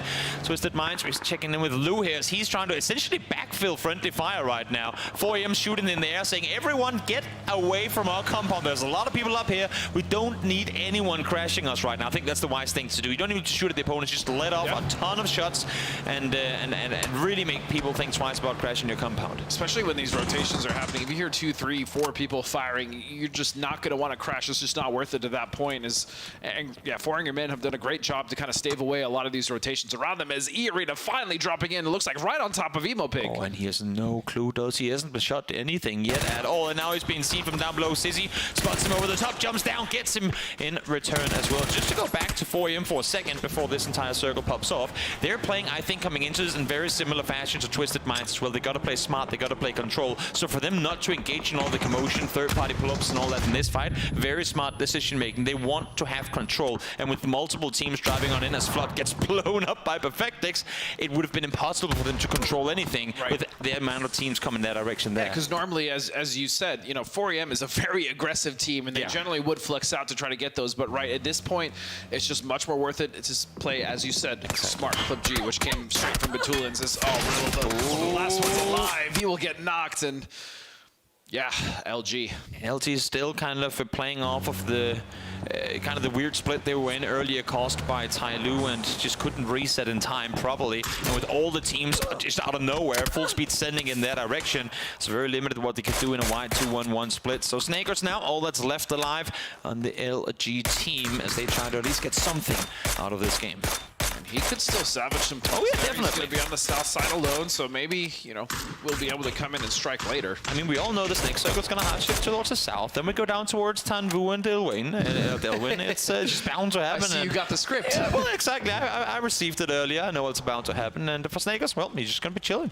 Snakers is chilling, as is 17, as they just got that massive airdrop the way of them, so they're going to be able to loot quite a bit of utility. Excuse me, not utility, but they're going to be able to loot quite a bit of armor, as well as some nice crate weapons. Preferably, I'm sure they'd love a P90 in there, which it seems almost like every time that drops, there's a P90 there. Yeah, there sure are quite a few of them. As of late, speaking of, Nuren's full level 3 gear already. Sure that one of his day trade team members is well equipped with a great crate gun too. As Menura, I think for now, gets to run off. Norrens was about to jump up over, heard the footsteps, but did not commit to it fast enough. Daytrade trying to spring this trap and get Maybe a knock or two, that'd be nice. They still have Flash far back in the compound. I think it makes good time for them. Again, I mean, Daytrade also have not had a whole lot of good games back to back, so it's been hard for them. Snakers fell. He didn't read the same script that I did, as the circle actually does go down towards the south. I guess I just read my script wrong. Snakers wasn't going to go out and get himself a good one here, but this one is going to be fun, because no matter where we place this phase 4, water is going to be in. Yeah. So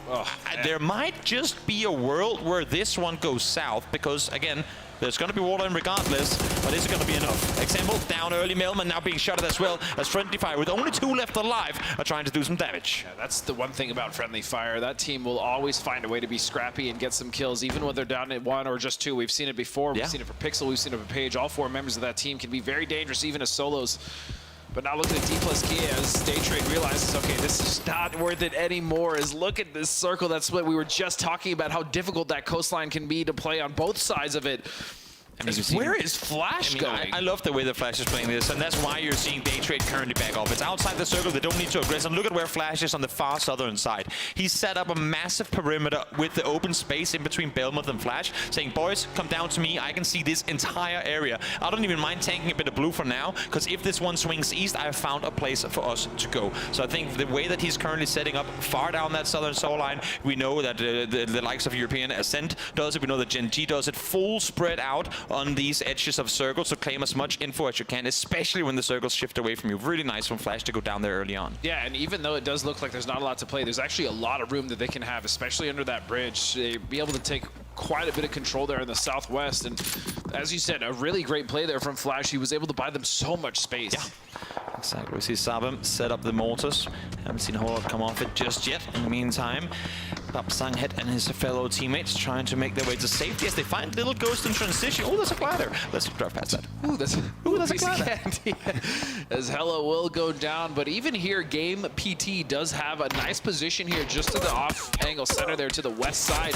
We do have Sarman in between, but the problem here now is being in center so early, especially in the circle with so little cover, is causing issues, as you do see everyone taking shots at them left, right, and center. Again, we are expecting alongside everyone else that this one should go towards the northwest, but there is a hope for any Expendables fans out there and for Delwyn and Tanwu that this somehow manages to shift down the other direction. But for the most part, everyone right now playing phase 5 PUBG and phase 3 because there's so little space for all these teams to move around.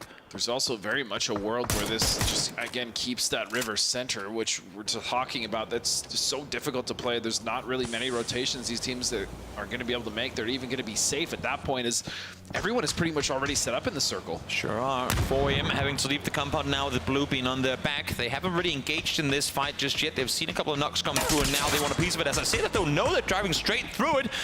But health comes through from the other side as Hunter finds one. A knock comes in return onto Scabby Circle. Those swing north, as, again, most people probably expected. So now, ready to see how 4AM are going to engage on this fight. That is now a 3-way between Twisted Minds, Forest, and 4AM. 4AM being the ones in this position for so long would desperately love to get rid of the teams up to the north, because that would pretty much give them control of the entire circle here at this point, as you do see Lou kind of hitting that off-angle southern anchor for the team, as Crazy is going to find and flush Scappy, and this is going to be a very, very awkward fight. Because 4AM are not aggressing faster, it just makes it so much more difficult for Forest and Twisted Minds to really do anything. And I love the fact that they haven't, because they have D+ right behind them. And I think they're reading that too.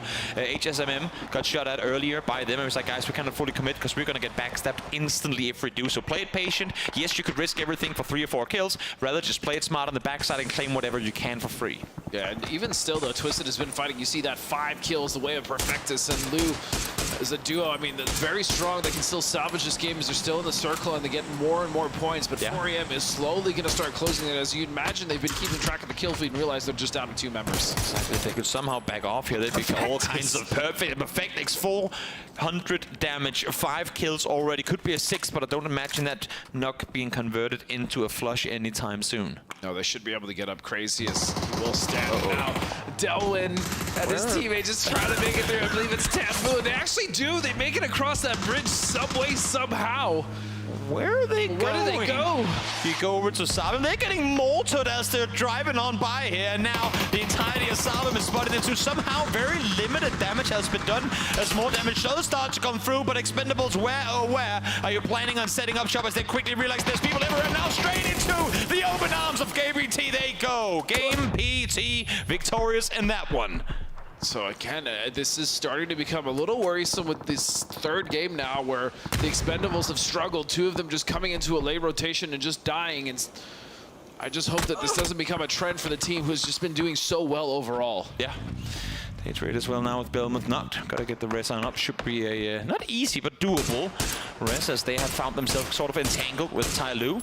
A little annoying for them that Xiaowu on the other side here of the fields is engaging in this, because had it just been an up close fight, you'd imagine that even with them having to push in, they're in the better position for now. But Xiaowu just not wanting to cut Flash any slack whatsoever. No, and why not, right? They are in a little bit of a rough position as you see them in that fight, as you said, with Tai Lu as well. And so if they can get as many knocks on this as possible, that would be very beneficial, as now it's going to be another trade coming the way, not in the favor of Day Trade. Not at all. Xiao Yang a sponge flash in the backside. He's going to have to get off the angle as too many scopes are looking his way. Nate just a bit short, but there are 2 knocks in favor of Day Trade on this side up close, as now more casualties are being taken, and that's going to be Day Trade out. Reses could come through. Issue is, had it not been for Petrichor. Yeah, but the damage has already been done, as you see Tai Lu as well just getting shredded, as D plus Kia will also fall, and that's going to be, yeah, it's going to be quite a lot of teams already out of this lobby. As now look at this next shift, Toby, very much open space. In fact, a lot of this is open space around Sarvam. Sure is. We are seeing the mortars rain on in. We have already seen 2 knocks on DD team from mortars from Sarvam over on the other side. Don't bring a gun to a mortar fight when you're set this far apart from one another. I think Spaceman and his teammate currently just running around, looking into the air, dodging and weaving as best as they can. But Sarvam, they might find themselves, look at them, they're all looking up in the air, might find themselves in trouble as mortars start raining in towards them too. Fortunately, these aren't too close just yet, but they've actually made themselves a nice little vehicle for, I say it's a fort, it's more of a line, but this has actually provided them a decent amount of cover. But this will start to become an issue, especially when you have teams like Game PT come around towards the west, and even 17 might wrap around this, but they also still have to deal with 4EM, who has not moved on the north. Exactly, and speaking of 17, looking to try and find out exactly what they want to do, and I think they realize now we have to take this fight north side. If we want control of the north, we are already containing Game PT inside the shack down by the road. If we can contain, like if we can clear this entire north side, we're going to be very, very, very much in a good position to try and make a play further forward. But 4EM, what is their play? I mean, they know they're now getting assaulted for the team of 17. Their rotation further north is only going to be exacerbated by the problem that is Twisted Minds now in that position. So 17 also pulling up ahead of them. Yeah, 17 just slowly creeping on in. Just one more tree and they'll be inside the circle. Again, try to isolate Game PT, try to wrap around them, try and take full control and not allow for them to leave the shack. Issue is Taego has already done just that, realizing quickly that they need to try and do something to 17 on this rotation, or else they'll just get blue zoned to hell in that shack. And now you see 4EM starting to pull up. It is just down to a duo now. Is look at this. Daku from GPT is coming around the backside, trying to get a spray into it, and Xiaowu is going to find Xiaopian. I like this aggression again. I mean, because Game PT is like flanking out this direction, they're forcing this fight to happen at a really, really uncomfortable pace for 17. Now they do come up victorious, but Xiao Bei is knocked, and I would hope to see Game PT try and make a play on it, but no, they're falling back towards the shack once again, allowing for 17 to reset. In the meantime, Arena eliminated. That's them out in 9th. Curious how many kills now Perfectix actually has. There's 2 more gone his way. It's just absolute monster on the field right now, as Game PT has a very interesting neighbor just to the other side of this Rise Patty. Well, Long's found one just before, and now he found himself a P90 bullet straight to the face. As Babsang hit, takes him down, and that's going to be Tai Lu once again struggling a little bit to get things going here on Taego. The circle now shifting again. Sarvam are just finding themselves in the center of the circle again. Another great position, but I like GPT's position is actually much better, as they have so much more cover to work with, and they're not hunkered down stuck in the center. Well, I think for good reason they're going to play this one a bit on their back foot, but how can Hush, how can Babsanghead kind of as a fortifier do any sort of assistance to their teammates on the other side? For Uber, I think it's, and for the remaining Na'Vi players, I should say, I think it's pretty clear-cut. They need to just roam forward. They need to take the fight to DD team and get the kill, and that's exactly what they did. Nate, primed, leapt on forward. Easy peasy for them as they go one rug at a time. Still 8 kills. They should very easily be able to recover Mel here, and although they've had a very good game so far, they still have to contend with a team of Petrichor to the south. It is just a duo in Ixleft and Mel, but they still have to deal with that position as they also need to move into the circle. And not only that, let's look at 17, but also Perfectus has to make his way in, but it's going to be easier. At least he's a solo. Again, I mean, also kudos to GamePT for the way they've been playing this game. Again, proactive out of the shack. We saw them in previous 100%. Games, in group stage in particular. Just full commit to fights they were never really going to win to begin with. Full speed sending it into the middle in spots they haven't checked. Here, they have the shack on lockdown. They can roam out. They can try and take more control. And they're currently holding 17 in check pretty damn well. This is actually a nice little ridge. It's not quite in, but Na'Vi will be able to kind of pull up here and maybe do some work, get rid of Perfectus, maybe look to the north. But more importantly, if they can do enough damage to Sarvum from this distance, they have a mortar set up there, they might be able to take over this position. I mean, at least for Na'Vi, I don't think Sarvum has any more mortar shells, because that could quickly become an issue for them if they did. Hella able to stand strong, finds one, as Perfectix goes, you know what, I'll take that one. I think he's at 9 kills now, or 8, we'll see 8. That is absolutely insane. Almost finds another Sushi now as well. Xiao Wu goes down, and he's just not done yet. Perfectix keeps on going. And there's no way, with the help of GPT, they're actually going to backstab 17 here, and Perfectus is going to stay alive as he does even more damage to the Chinese team in the north. Snakes are dangerous, especially when they are Twisted Minds. So much damage coming through as Perfectix finds the knock-on example as well. He is just a one-man army dealing with every single threat coming his way with the 8 HP coming in. You'd imagine that Xiaofei wins this. Xiaofei, hello. And he's still alive. There you go, in the end he will fall. Couldn't reload, swapped over to the pan just for flair, and in the end he will fall, but so will the entirety of Sarvum. And he was just a one-man raid boss, just going from team to team, doing so much damage. As now Daku will find Xiaobei, 17 will fall. And they have been playing just immaculately. But now how do they bring this one home? Na'Vi has fought their way on in. Petrichor has been down to Ixleft and Mill for quite a while and sat on that southern shore for a long time. They have the numbers, they have the advantage, but can they close this one out? They do take a nice position here. I like this. Going for the north side again. Game PT just have so much control at this point, and with that circle shift, it all but guarantees them. I don't want to jinx them, but I mean, this really is a game for them to lose. It really is. It really is. We've seen 2v4s just last week, or this week, I should say. No, it was last week, because it's Tuesday today. In any case, Petrichor, I think if there's one team you don't want to be shooting at right now, that's Na'Vi. You got to somehow corral this one. You got to say duos, unite, and well, Petrichor pushes around the southern side. Na'Vi has to somehow get off this rock towards the north. Issue is Na'Vi has to move first, and Petrichor really wants that second place guaranteed. Yeah, so I do worry about this angle here. You see Petrichor slowly, Ixleft slowly trying to get this southern wrap as Uba is going to find the knock onto Daku, and so the two duos could come together to be a full format to kind of get rid of Game PT. So one of the main issues here is that Game PT are currently split widely 2-1-1, so Hella is in no position to res his teammate, and Mel sees this instantly. As soon as the knock comes through, they need to suppress while Uber crosses on over, perfectly holding that angle, forcing Hella down to try and heal on up again. And now, Uber, while he doesn't have the flush just yet, he's crept ever so much closer and is now inside the circle. And I'm sure Na'Vi is like, guys, please, Petrichor, where are you? Look at how much work we're doing, the amount of distractions and damage that have been done. Obviously, Daku already falling, and now this pull-up from Uva could be huge as Hella is all by himself. Oh my lord, the nade right on point. Hella was almost full HP, and they get him down. Na'Vi 10 make that 11 kills.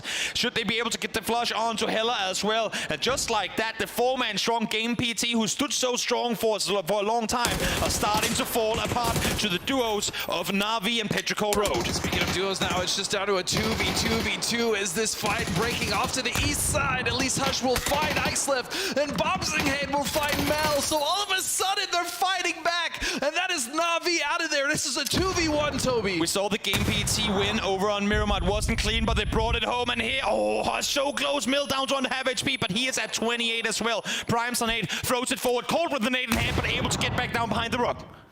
And just like that, they have been able to claw back. It was looking so precarious here for the team of Game PT as they now have the advantage here, and they know exactly where Mill is, but they still can't get too overzealous because they could turn this into a 1v1. The fact that they aren't fully committing to this, they know they have a knock, they know it's a 2v1, they know that the Hush knows that it did so much damage to him, and yet they're playing this one passive, allowing one in now. 2v1 guaranteed. Group up, play this one together. You have a P90, and right now you're allowing Mill to deny the damage coming through. We'll see if he does get it through. He does indeed able to get the first aid off, but again, why give him these chances to turn this one around? Full HP once again. We'll see if the P90 of Babsam Head can bring them yet another win. I think they're just trying to maintain a little bit of control. Obviously, there was quite a bit of chaos, losing 2 members. He's using their smokes against them. But yeah, they've lost him.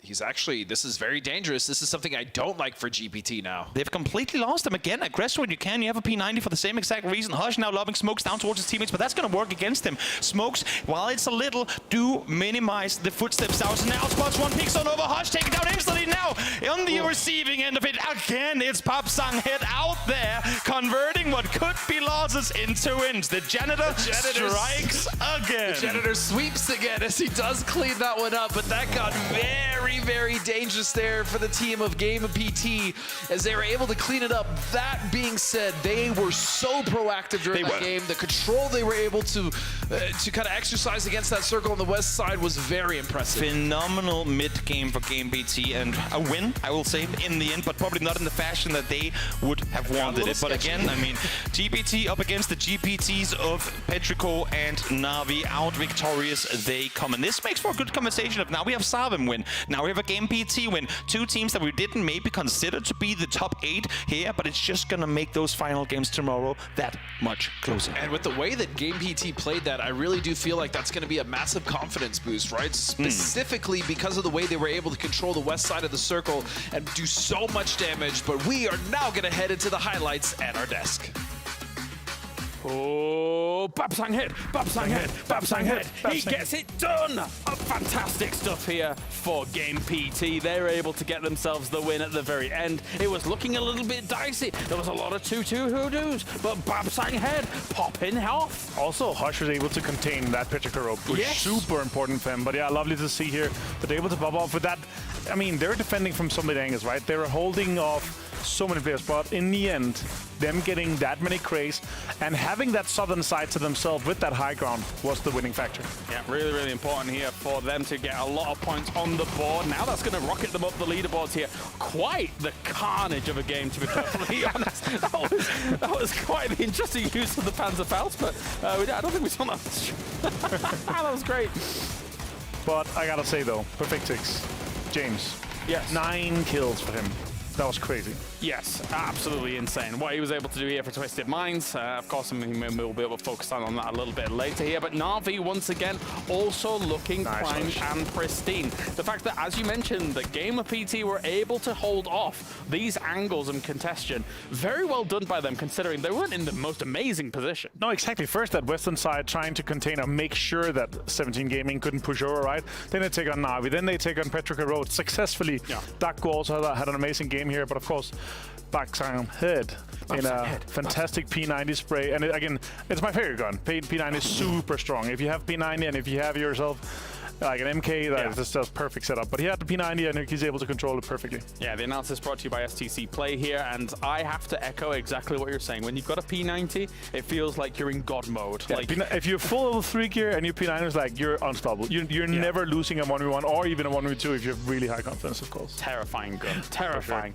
Sure. So well done here for Game PT to be able to get themselves the victory here. Now there is the potential off the back of that might be enough points to start launching them towards a qualification spot here, where I did have question marks for myself around Game PT, how they were going to be able to fare here in a lobby like this. They come in from Korea as one of the, I'm going to say, the weaker seeds, considering they were just a few points ahead of Freaks when it came to their regional. But as you can see up at the top, almost doing 2k damage themselves. Na'Vi 17 and Twisted Minds, 3 teams that actually are accruing a lot of points up towards the top here already, Martin. And remember, honestly, in this situation here, Twisted Minds were down to 2 players, and Perfectix being able to do that much out of that, that was insane. They lost their first player at 16 minutes, used 16 smokes to try to survive and try to have kind of that little bit of control on the northern side.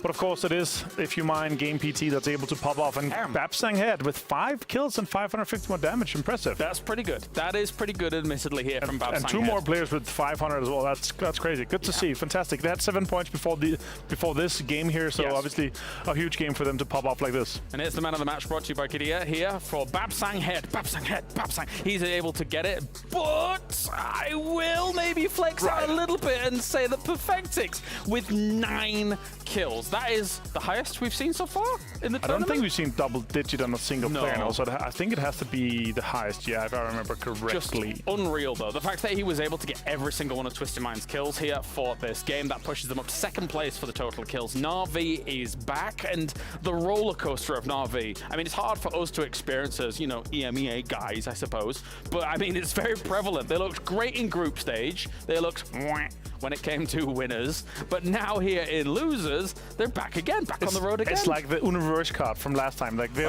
won winners in PGS1. Then here, of course, the match leaderboard. 21 points for, if you mind, Game PT, and 5 teams on double digits here, James. That's quite impressive. It's Na'Vi and 17 Twisted Minds, and Petrichor Road, of course, also jumping in there. It's a very top-heavy game, and this obviously changes the total leaderboard. Na'Vi being able to jump up to 42, and again, our hypothetical cutoff around the 65-point-ish mark, right? Yeah, so Na'Vi's going to be sitting very strongly up towards the top. I will say, so I'm still in 2nd place. I did expect them to get a few more points off of this game, but they got absolutely obliterated. And this is kind of one of those weaknesses sometimes of Taego, that when you take some of these dips and all these people are surviving, if the dip you're playing is not like back, if you're not able to play with your backs free, then you will eventually get burgered from somewhere. And of course, Na'Vi and some of the other guys, they're able to crest over the hill, use some utility. Even Na'Vi on the first pull-up when there were still 4 guys alive, the first thing you see down is a mortar, right? So you just know, okay, you're going to have these open positions with these open dips, and you're going to get absolutely bombarded. I do wonder in this game, and I'm going to ask you about it, how much maybe 17 could have done if Perfectix wasn't being an annoying pest. Right. Because he actually delayed them for quite a while on the north side. He did. Yeah, so the question is really, like, when you have these roads that is covered on top of that, if you mind Game PT, they had a rock and they had a shack, right? Yeah. And they're able to play that super well. I would have loved to see the 17 gaming push on that, focus on that, try to get the control of the rock. They tried so with a blue smoke grenade to try to get push them off the rock, but it's just hard when you have support from the background. All right, well, let's take a look back and see what's going on here, though, between all of these players. Oh, beautiful. Really well played here, of course, from this. And this is the situation we're talking about, right? Where if they have focused, instead of trying to get Perfectix and take control on the northern side, if they focus on that western side and then push in, it would have been a huge and a different case for that, of course. Very nicely done. I mean, we didn't really even talk about Petrichor Road too much here, coming in and trying to kind of bamboozle the Game PT position that they actually had. But for Petrichor, I keep seeing Ixleft kind of get a little bit, bamboozled by some of these teams himself, to be honest. Yeah, but Ixleft pushed Hush and he went, not today. No, definitely not. Definitely not. I mean, again, I think there's probably a lot of players or people out there that have Ixleft on their fantasy team for this, especially with the way he finished the winners bracket. I mean, it was very close, down to the wire for Petrichor Road. They weren't able to quite clinch it, but I think probably a lot of people have got stock in them, even though they only had 7 points before this game. Yeah, talking about fantasy, I just felt he was too expensive still. Maybe. I want to see him around the 25, 26 point mark before I would be interested enough to take him on. So with Taego done, Miramar on the way here. Who are you keeping your eyes on for Miramar? Yeah, so really interesting, of course, is Na'Vi. They're actually a huge point garner on Erangel. We're actually going to have 3 Erangels to end with. So if you're looking at how Na'Vi's performance was, they actually had way more points on Erangel. So obviously more games played so far, but it's definitely interesting that they're going to be able to definitely close today up pretty strong. Maybe even going into it, they could hit the 60-point mark with 3 games to go. Honestly, it's 42 points in 3 games here. Super impressive performance for them so far. It's funny to me how kind of Erangel has evolved over time as well. Because for me, Miramar right now actually feels like I enjoy Miramar games more. I feel like they're a little bit more fast-paced compared to Erangel. Erangel at this point feels very figured out by these teams. It is. They get their spots, they chill. after the new Miramar update, of course, it definitely feels like Erangel's up next for change, like for update, for new iterations, of course. There's some, especially in the northern parts of Erangel, is super figured out. You have your priorities, compounds, you have exactly, like, everyone knows the paths, you have your highways, you have everything, right? So, yeah, I'm excited to see what the future holds for Erangel. Yeah, likewise. And for these teams, the future could be, again, dicey on Erangel when we look at it. If I'm taking a look at the leaderboards here for a second. I mean, let's talk about some of the teams down towards the bottom. Obviously, LG and 4AM. Yeah. Really having a terrible time right now for two teams that people had huge prospects for. It really feels like, especially for LG, nothing's really got going all this tournament. No, but they've had a really rough tournament, of course. Going into this, like, they're one of the teams that you'd have in your S tier, A tier, expecting to do super well, especially considering how they fared in the last PGS, right? Yeah. They were dominating. Like, they were such a force to be played with, of course. And then when you got later into the stages, they got sick, and you can't really compare it to here. Yeah. So yeah, I'm feeling sad for them. But again, regionally, they're doing extremely well. They are leading in the PGC points, so they have been doing super good regionally. So we're definitely going to be seeing them again once we come PGC. But here, in terms of hopes for getting into the grand finals for this, right now with 3 games played, they have to really put pedal to the metal here if they want to get in there. Yeah, it doesn't feel like they have their head screwed on, unfortunately, for some of these stages. Likewise, on the opposite side, 4AM currently sat down kind of close towards there as well.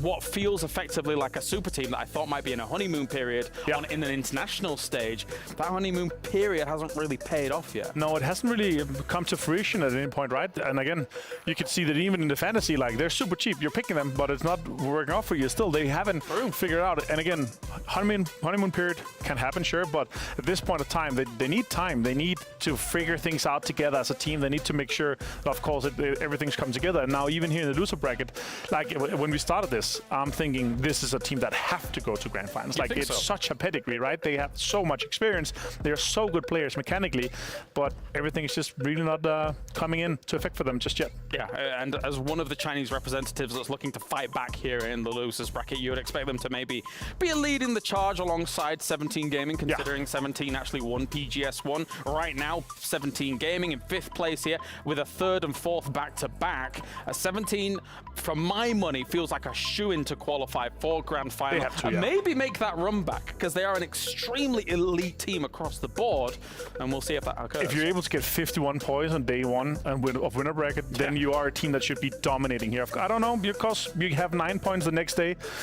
Maybe it's just things didn't work for them. Morale is broken somehow. But yeah, 51 points on day 1 winner bracket, you should be able to go in and completely dominate this lobby here. Yeah, I mean, the thing for 17 for me is that they do feel like the complete package. Right? If I think about them as individual players, like, I would look at some rosters, for example, and I think to myself, this is the guy. This is the guy that you want to be picking in fantasy, for example. But when you're picking between the 17 players, you could probably go with anyone, and it's going to be a distribution of kills, a distribution of damage across the board. They are a complete package. Yeah, even Suju, you know, like, we're going into the Miramar game, remember, picking up a lot of nades, taking aggressive positioning where you're thinking it's the other players that's going to do that.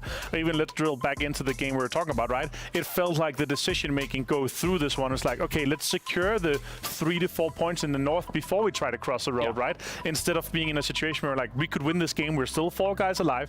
If we take this rock here and the shack away from, if you mind, Game PT, and we have this control, they could have the entire control of the road. They could then be the 4-man team pushing across from the northern side, right? And could easily have taken on the rest of the teams.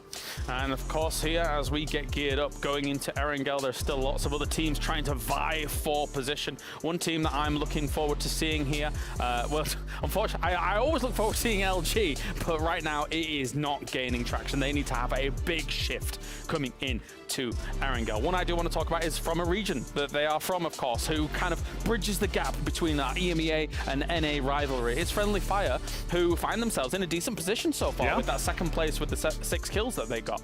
They are honestly, for me, like, if they're a team that pops off with the experience, the pedigree, and the international experience that this team have, mechanical skill that this team have, if everything works, if everything really pops off for them, they're easily going to the grand finals. One good game, they need to have more here. 14 points for them so far. I like that you mentioned that Roth was almost angry about how his group stage went, and now is kind of trying to push himself in the right direction alongside the rest of his team. Grinding. That's great to hear. The last 2 days, streaming and everything. It's really good to see, of course, that you're putting in the hours. But in terms of like the members from Friendly Fire as well, whilst we're just looking across all of these teams getting ready to go into Erangel as well, is that you've got, again, if you think about Pixelic and Paige, right? Paige, of course, getting second place with Heroic on the World Championship stage. And then Pixelic, a guy that has always been touted as one of the guys that you would kind of people in our region respected his skill, but he never quite found his spot on a roster. You know what I mean? No, he was always together with some of the players that they had the pedigree, they had the potential, but never really popped off. And I was actually happy to see how well they were able to do throughout America. So like, again, I always talk about Pixelic thinking about like he's a mechanical god, and on LAN here, he's going to prove it. And we've seen it again and again, like his decision making, he thinks out of the box so often. That's what I'm really seeing. And of course, Friendly Fire here on screen, the guys that we're talking about. Pixelic was the first guy back in 2019, before the barrel was buffed, before it is like as good as it is right now. He would put 6x's, 4x's, and 3x's to spray with it, like the hardest gun to control back then. And he would have huge success, of course, with that back in the day there. That's it's crazy things. Inside Games 2019, it's crazy to think it's 4 years ago. Yeah, no, definitely. And actually, speaking of kind of past results for them as well, you think about Sharp Shot and Roth and what they were able to achieve in the past. Yeah, I mean, Roth coming into this and a second place at PGS 2020, of course, 21, of course, and in like winning $1 million, playing with Kickstart, playing with Kickstart, of course, Punich and Shinboy. It's funny to think about like what he's been able to achieve. And again, he's an in-game leader. And he was like, I didn't feel like I was performing well enough, both on a mechanical and like contributing in terms of kills, but also on my in-game leading. So now he had to really feel like he had to step up to that case. And I'm happy to hear his mentality going into this. And I feel like if they're able to step up to this, and if they're able to come into to a winner's bracket, and they're like that morale boost from a loser's bracket, that could actually lead them into a top 10 at least going to the grand finals. It definitely could. We just saw previously as well on screen, it was Taego, a team that I think, looking at how they're playing things out, obviously they started off this tournament fantastically, just falling shy of where they could have potentially qualified for that grand final. And now kind of on the cusp once again. They had a bit of a messy game here when it came to Taego, but I'm sure that they're going to bounce back. They're a great roster. Yeah, and also like it was, as you said, extremely close for them, and Shin popped off in the group stage. All right, thank you very much, Avenger. Thank you for biding our time as we have got ourselves Erangel on the way. It's the grassy pastures here at PGS2. Always great to get the insights from our knowledge analyst desk. Thank you so much, James. Thank you so much, Martin. As we head on over to Erangel. 3 more to go today before we'll be halfway through this losers bracket. And I'm worried for some of these teams. I mean, we just had a deep dive into 4 AM here, Godspeed. It's not looking good for them. Oh, it's not, especially as the desk was saying, you know, a team with such a pedigree, right? Half of that team being world champions as well. They just have not been able to put it together. Now, at the very least, this playing path is going to be very even, so a lot of the teams will stretch and go wherever they want to. But yeah, looking at a team like 4AM, I think all of us were even talking about it before the event started. We're like, oh, 4AM is going to be like one of the strongest teams here. And one of the things you're always thinking, well, I mean, they're new. As James said, honeymoon period and all that. They fracked out in the Chinese qualifier. The thing is, there's a big difference in getting together and getting things going online to now you having to, again, I mean, as we talked about in the previous game, live together with new people. It's 2 people that haven't been on teams before, joined by 2 people that also haven't been on that team before. So it's there's a lot that goes into it. And while I've been trying to, you know, just pull some information out of the 4AM boys, they're very quiet when it comes to pre-game talks. They want to keep it all to themselves. They want to talk about it in game and not share too much. But I mean, even if they did, it doesn't seem like it's really making a difference, right? No, true, whatever information they're not sharing, they are just still struggling to make something happen. Even in the group stages, I mean, they were much quieter than we thought they would be. And I think one of the big things, at least to me, in the way that we've seen them play so far, as the circle does pop up just north of Rostock, is that they're a team, even with the old roster, a team that dedicated dedicated that decided the flow of lobbies. Every team that was around them would play 4 AM PUBG, because if you didn't adapt to what 4 AM was doing, they would slaughter you, essentially. And now with Xiaopian, the former in-game leader, and HSFM, Xiaopian, the former in-game leader from New Happy joining. New Happy, I mean, the finish to what was New Happy before, it was also a bit on a downhill. I mean, they were, again, in similar fashion to 4 AM, having been for a while. New Happy was the team out of China for a while, and then when they weren't, then they left, then they broke up, then they joined 4 AM, and maybe it's down to decision making in terms of Xiaopian and how he dictates the flow of the game, because they're all incredible players. They're good fraggers, the majority of them, as well. As you take a look at our top 5 killers here with Perfectix in the top, they're really, really, really good players. They just don't position themselves in a way where they can take advantage of their skill sets. I feel like they're playing passive, they're wrapping on the edges. When they do fight, it becomes these cluster, full-on pull-up fights that, I mean, in all fairness, at this level of play, anyone can win against anyone. If you want to go out and win a game and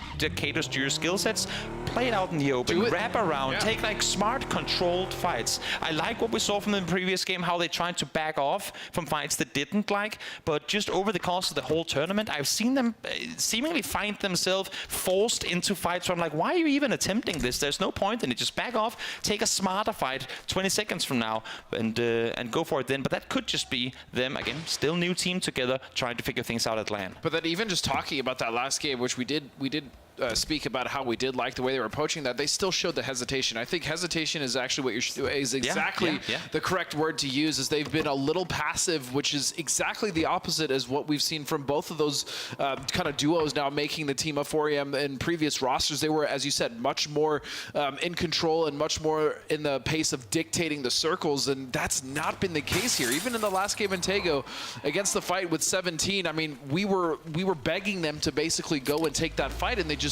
kind of let the fight come to them, which didn't work out in their favor at all. No, not at all. And while I don't mean to interrupt you, I just cannot help but be a little baffled by the fact that, once again, D plus Kia is set in a compound, allowing opponents to just come up, take what they want, and leave with literally no risk involved. This is the 3rd time in 4 matches they're just sitting back saying, oh, you want to loot? Oh, you want me to run out and drop it for you? Oh, I'm sorry. Just please get away from here. Please take I respect the defensive playstyle, but guys, come on, peek him. I mean, those are, think about it this way, those are all early game points, right? Especially when the majority of the team of D plus Key is around those members. That's 3 points they potentially have missed out on already. And we saw the winners bracket 3 point, even 1 point could be the difference between qualifying and not. So yeah, D plus Key is just very content with like, okay, you can have it. There's a passive play style, and then there's I mean, don't allow them to stand on you. Like, at least go out and punch back to some extent. But now let's see. I mean, Minuta allowing for 2 players to do what they wanted. Let's see if he'll allow for 3 as well as E-Arena. Nah, they're not going down that compound. No. I thought maybe they wanted to at least send 1 down to kind of claim some space, but I think they're going full committed up towards the mountain to scout further forward, because as we saw before, there's a good chance this one swings up towards the north, so no reason for E-Arena to set up shop outside the circle. Yeah, and we did. I mean, you briefly mentioned the circle at the top of the game, but yeah, this one becomes very difficult, especially with all of that Yas Lake and River that does split Razak from the north and south, and crossing that can be very hellacious, especially when we go into Circle 3, Circle 4, when a lot of the teams are already set up in that area. So look for a lot of these teams to kind of get a foothold. As you said, most of them are going to position themselves towards the north so they can make sure that they are in the position once the circle shifts to not have to cross late. And as we're seeing on the map, it's a pretty even split between the teams on the north and the southern side, which makes sense because the river pretty much cuts right down the middle. But oftentimes you do see more teams set up on the down on the southern side, because it is easier to rotate out of the south into the north. Whereas when you come north to south, you're running, through Razak, you're running through Yas, you're running through all some of these really difficult kind of choke points that you just don't want to have to maneuver your way through. North is easier, as we see Tyloo. A few shots fired, not really too much connecting. Forest just saying, we're here. Fear us. We're only 2, so please fear us, because if not, then we're going to be in trouble. We really hope you fear us. We really hope you fear us, because we are only 2, at least for the next 20 seconds. But even when we look at rotations, Toby, and we look at what's happening on the west side, right? Even if you do go for like a wide rest wrap, you probably are going to have a team like Game PT or even E-Arena coming around Cube, and that becomes a very problematic area to rotate from as well, especially when you have teams kind of spread out across that coast. So Again, a lot of these teams opting to come in early, opting to hedge their bet on the north side, as majority of it is going to be, the circle at least, going to be on that north side. But the east is actually completely clean, so that is actually very, it's very easy to rotate on that wide wrap from the east as well. We'll see if any of the teams, specifically I'm looking at Sarvin, will take that option. One thing's for sure, and it's pretty much, I can't see a circle where quite a big majority of teams won't have to just really rotate far, because even if it sent us up, we're forcing teams to fully commit to one side or the other of the water, right? It's looking to be pretty much regardless of where this next circle shifts, we're going to see at least 3-4 teams that are going to be in trouble right from the get-go. Norrens, does he want him to flip the car? Nah, we don't need more cars. I'll just peek out of the window. Boop, yeah, there he goes. And as day trade, I mean, every game here has just been, I mean, there's no better way to say it. It's been a struggle. It's been a struggle for day trade. They've really not been able to get anything going. Again, a team that's so effectively in the past, and especially international events, has been able to frag out hard, or at the very least cause issues for other teams, are just pretty much just point sponges at this point, which I hate to see because they have such a good roster and they've been successful in international events in the past. So whatever is happening to that team here is just, it's been difficult. It's not been working out. I mean, we've kind of we kind of coined them 2 days ago as the team out of APAC that put that region on the map, right? And they were. And they were. And I feel like there's still a lot of, since it's not too many roster changes through, there's still a lot of that same power on the team that could go out and play in similar fashion to what we saw then.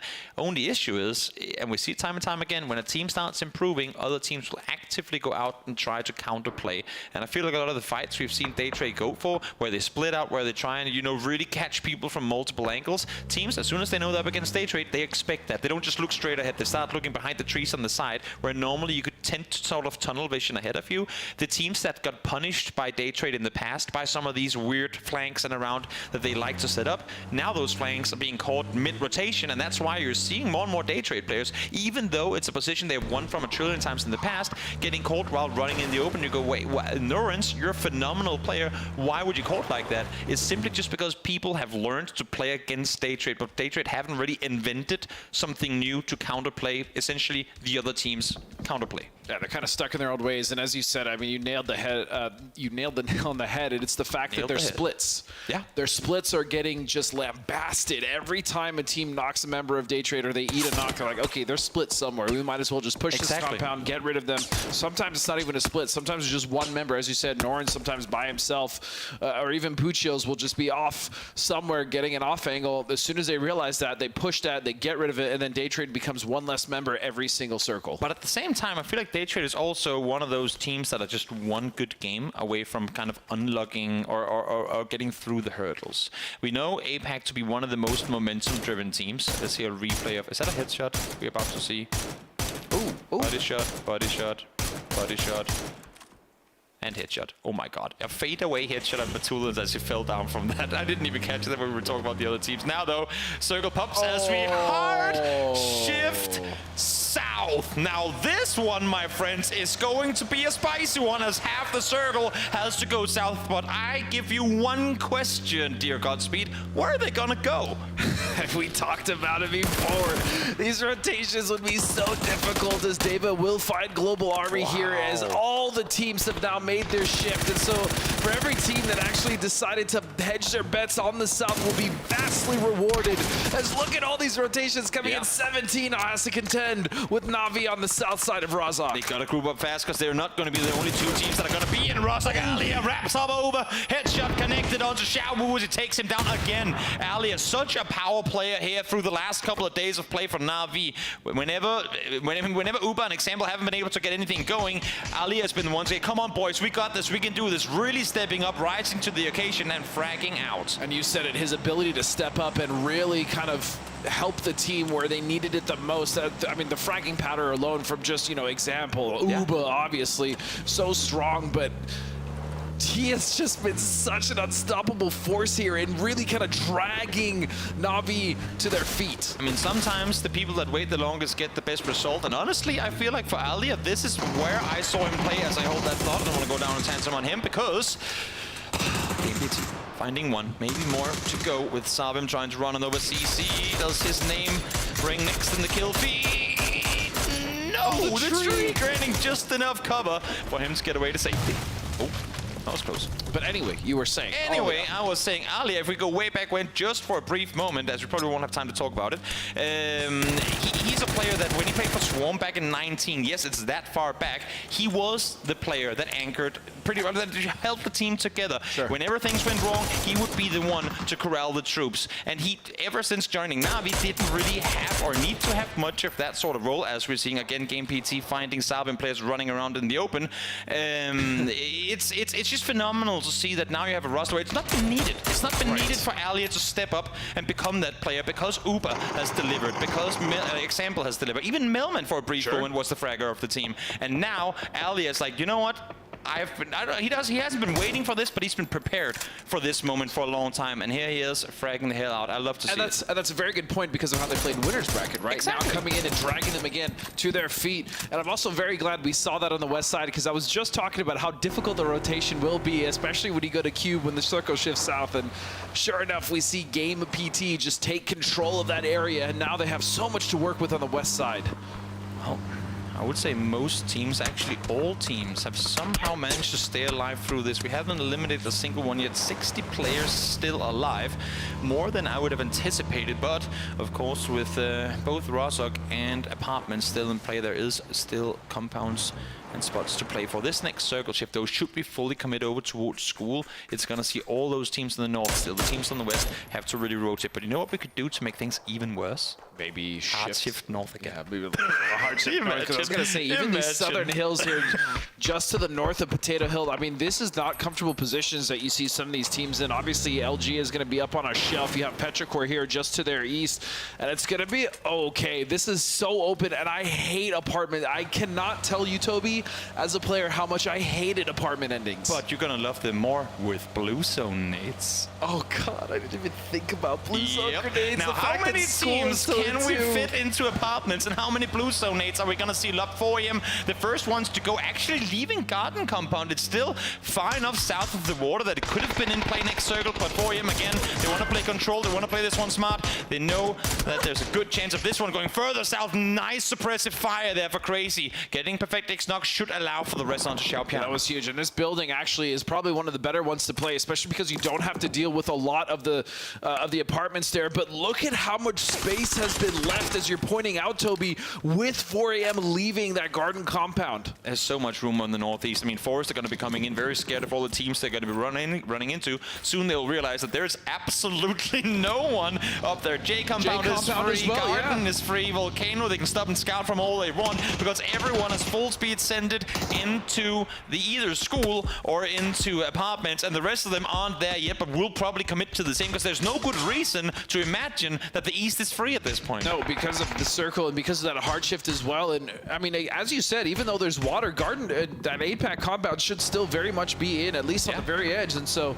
everyone has opted to try to get into the apartments, as we now see D plus Key as well rotating alongside it. In tandem of E-Arena, sprays coming out as 17 gets wiped by Mel and Uba on the right side of your screen. Finally able to clear out at least the southwest side of Rozhok. That's going to allow for Na'Vi to spread out a little bit more as the fights continued. Now it's down towards the southern side as Day Trade and DD Team battle one another. E-Arena have made landfall here, but we go up towards the hillsides of Potato Hill. 2 down on the side of Day Trade, 1 down on the side of DD Team. DD Team hasn't really gotten anything going at all this tournament so far, so maybe a full-on flush on Day Trade could be the start for them. Two teams that actually, oh, that was such a disgusting angle there.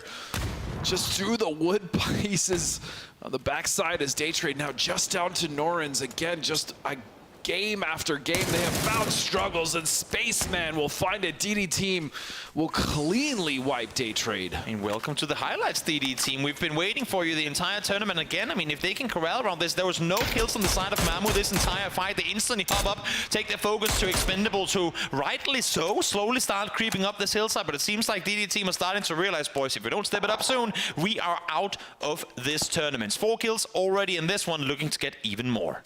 So DD Team, as you said, in a decent position for the time being. The circle should shift south, and that will give them even more room to play with as the Expendables know that they really don't have to do anything. They don't have to take this push uphill. They have that barn compound just to the south of Waves, and this is going to go to school.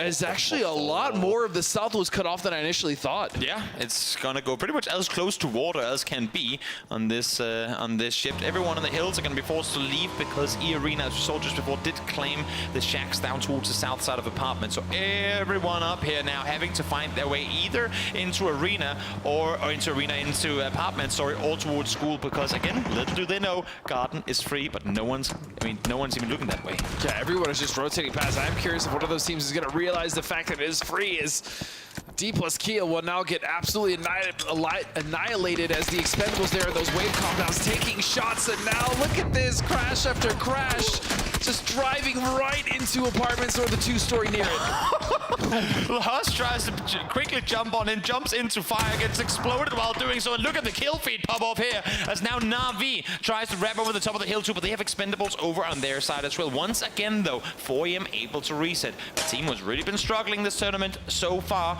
and in particular here in the losers bracket as well, as we started off the day. Only a couple of points, but maybe their center position now can transfer into a good game. And Forest have actually realized that that compound is free, as now the Expendables getting on the backside of where Na'Vi is. They hear the nade. They're going to abandon Uba for the time being, and they're going to pour over. Duckju is just going to try to get the spray to Mel. He won't find it. And they're going to be a little bit of a reset. Oh, but Delwyn with the P90 will get the flush. And Taego from the other side heard the commotion. They saw the knocks in the kill feed too, and they wanted to take action here. Smart decision making on their part. If they can clear out Rozhok, then they can focus on pushing out themselves. They didn't have a good spot before, but now with Na'Vi almost done for, they should be just fine. Exam below, still a hurdle, still a threat for the remaining Taego players to deal with. The thing that still impresses me though, the Expendables making all the right decisions. As Example almost gets two. He had him, 18 HP, he had him, but he clicked, he ran out of ammo. You can see his reaction too. Expendables has to commit to this one. There's two knock players down below. Issue is, do you dare? Could you even get down there in time? It's not worth it. No, it's just not worth it. Can't do it. It's dangerous to fully commit, because as soon as you push down that hill, there's any other team could push up over and be the ones to keep you the same way they're currently looking down towards Taelu. I saw Example with 10 bullets in the mag then. I was like, oh no, Example, please don't. And luckily for him, had he had 11, that would probably have been a double kill. Very intelligent off angle here from Shen, though, basically watching for that push down, especially with multiple members knocked. So he did buy Taelu all the time that they needed to recover all 4 members here. As again, the Expendables is choosing the right windows and really capitalizing with their timing, just doing a beautiful job. Even though in the last couple of games they have struggled, as they also lost members early, they still are imposing their will on these circles, and it's wonderful to see as they're not letting those bad games affect them. Sure is, sure is. Circle, oh circle, where do you take us? Center once more. I feel like this game is just saying, guys, go to school. This is such a gross circle, by the way. It really is. And also, I mean, the interesting thing to keep in mind, Twisted Minds has full control of school, but they have full control with only 3 players. Right. They actually sit in arguably the best position you could possibly in here. Full circle control, full school control, and they have a player inside an entire apartment for himself as well. But here comes Expendables up close to what has just been this DDT push. 1 nade over, could be entire team wide. Yeah, they actually set up so beautifully for this. The Expendables again were aware, and they backed up to the south while still leaving Delwyn on the north. Is so proactive. I love it from this team. Pretty smart decision making. Issue is, while DD team could wrap around before pretty safely, as soon as they get out of the car, E-Arena said, yeah, we're not going to allow it to just run around over there. Once they drove off, E-Arena knew there's no one left behind us. We can now start flexing out. We can now start claiming control. And DD team, the first team in their crosshairs as Expendables push forward. They are just getting peppered as well, as you said, from E-Arena, and they're backing up now as they realize the majority of the work is being done by E-Arena. There's no reason for them to commit too hard, as it's just Emo Pig now, and he is going to be taken out cleanly by the Expendables. And all this is only happening because Delwyn single-handedly contains Taelu. Had he not been up there, up on the top of Rozhok Hill, the entire team would be in so much trouble. But with the P90 in hand, he's been able to suppress the entirety of Taelu, and Taelu is just kind of been okay with it, seemingly. There are 3 players up here. They have 755 down behind. They're outside the next circle, but have not really been in a hurry to try and make a play despite seeing Expendables kills in the kill feed. Look at this. They're just sat here, waiting it out. And again, this is not the Taelu we saw in groups. I mean, Shen, Xiaoyang, they were out there dominating the server, and now it's as if they're again, playing it a bit more safe. To use Batulin's words, people know there's a lot to risk if you don't finish top 8 here in the losers bracket. Biggest problem, though, is the fact that Twisted Minds would have been able to dictate that fight quite handily as they're now pulling off to the side of School and then just getting dominated by Lou. And Long's actually the one to be the benefactor. He's going to steal all of these kills. Yep, trying to claim as much as he can. As is that his own nade? I think it is. He just took himself out. Yeah, I'm not going to make it anyway. I don't know if he tried to lob it over the wall, maybe it bounced back, but that did not work out for him whatsoever. Delvin, in the meantime, tries to get down. Not gonna work out. Expendables out, and Tyloo now again well aware that they are in all kinds of control towards the north. Instantly after, though, E-Arena pushes in from the south side, so Twisted Minds has to react quickly. They've been defending so well from multiple angles. That nade gonna land very close. Not enough damage, but it does do enough to kind of stave off this push, as KM99 will be the only one to make it in the wall, but Perfectus will jump over like a Spider-Man just coming from above. He landed on his face and took him out instantly. He had 9 kills in the previous game. He has 5 kills here. Perfectix is on a tear. That man just came over like, just, what's up? Yeah, just full on Ezio Auditore style as Twisted Minds. I feel like we're fair enough. They sweep off like that. They get the circle too. Why not? Why not? I will say, though, for the Expendables, for all those good plays, I wish they had just committed to the fight against Tyloo instead of going for that. That just pretty much put them in view of Tyloo, as well as contending with Twisted Minds. Now we're giving Twisted Minds a circle and an MG3, though. I feel like it's getting a bit out of hand at this point. Now let's guys. Look at the bunch up in apartments, though, Toby. Yep, it's gonna be wild, no doubt. And the thing for Twisted Minds is the IGL is set over there too. I'm not sure if Batulins currently has a plan of how do I get back to my teammates, because he's well aware there's opponents everywhere. And Friendly Fire now, they wants to push Petrichor. This is what I'm getting anxiety just thinking about pushing all these apartments, clearing it floor by floor, not even having to deal with the fact that blue zone grenades were a thing back when I was playing. And so this just becomes such a claustrophobic affair, as every single building needs to be cleared. Otherwise, you are bound to have snakes backstab you, and it's just the worst feeling, especially fighting in this area. Petrichor is down to 2, so good that Shuri is able to at least buy his teammates some sort of time upstairs. Mills sat there trying to fend off against anything coming his way.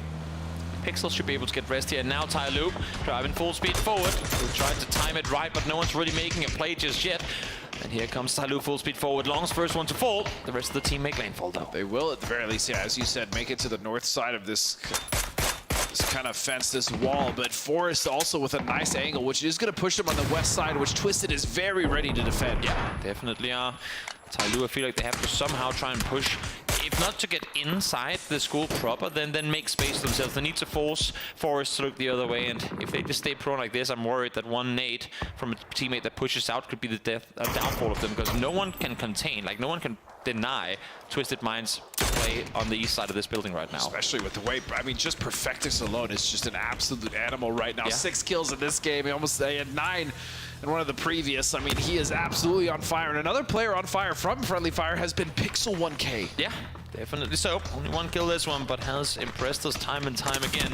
As now Friendly Fire try to wrap back around the northern side of this one. Are they going to take a car? Are they going to play it on foot? I feel like they have to play foot here. Issue is, as the team moves further forward, they have 4M set right in front of them. And Pixel is now starting to realize that this might not have been the best direction to run. But a knock from Sharp all of a sudden now could open the door at least for... Oh, never mind. They just got shredded in the blue. Yeah, they tried to wrap down on the southern side. The knock came through from Chewy early enough for them to reconsider. Then when they tried to wrap back down south, or north, I mean, it wasn't meant to be. There's simply too many people looking in their direction, and they were the only team that had to make a play. That nade from Lou is now going to create quite a bit of pressure. The blue zone grenade as well. And Tyloo has not been able to move, as Lou is going to track this quite accurately through. What is that? The nade throws.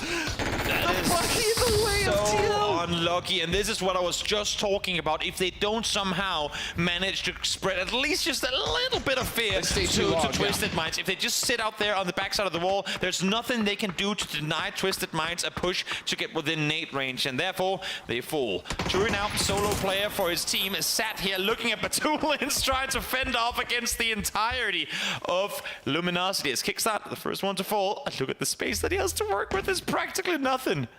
You got to move faster than that, Chewy. Is He's still very much in the blue. Yeah, what is his plan? LG desperately trying to fight against just a one-man army here of Batulin. Well, he's just he's just gonna deny the point, I guess. Top 5 guaranteed. Why not? Yeah, that's something. In the meantime, now Batulins against the remaining 3 players of Luminosity. It's gonna try and IGL while also fending off against a pretty formidable force of players downstairs. He's outside the next circle. He's going to have to make a play eventually. But how, oh how, my friend, are you planning on getting out of this building alive? Maybe. I don't think he does. As long as he can yeah, just get rid of LG, get some points here. And they can't go up. Yeah, they can't go up at all. Batulins is set up above. They're trying to smoke a path forward. Maybe there's a play for him to make. He doesn't have any lethal. It's Twisted Minds. Look at the angle that they have. They can defend him down below. Shots ring on through as Flood and Velo fall right after one another.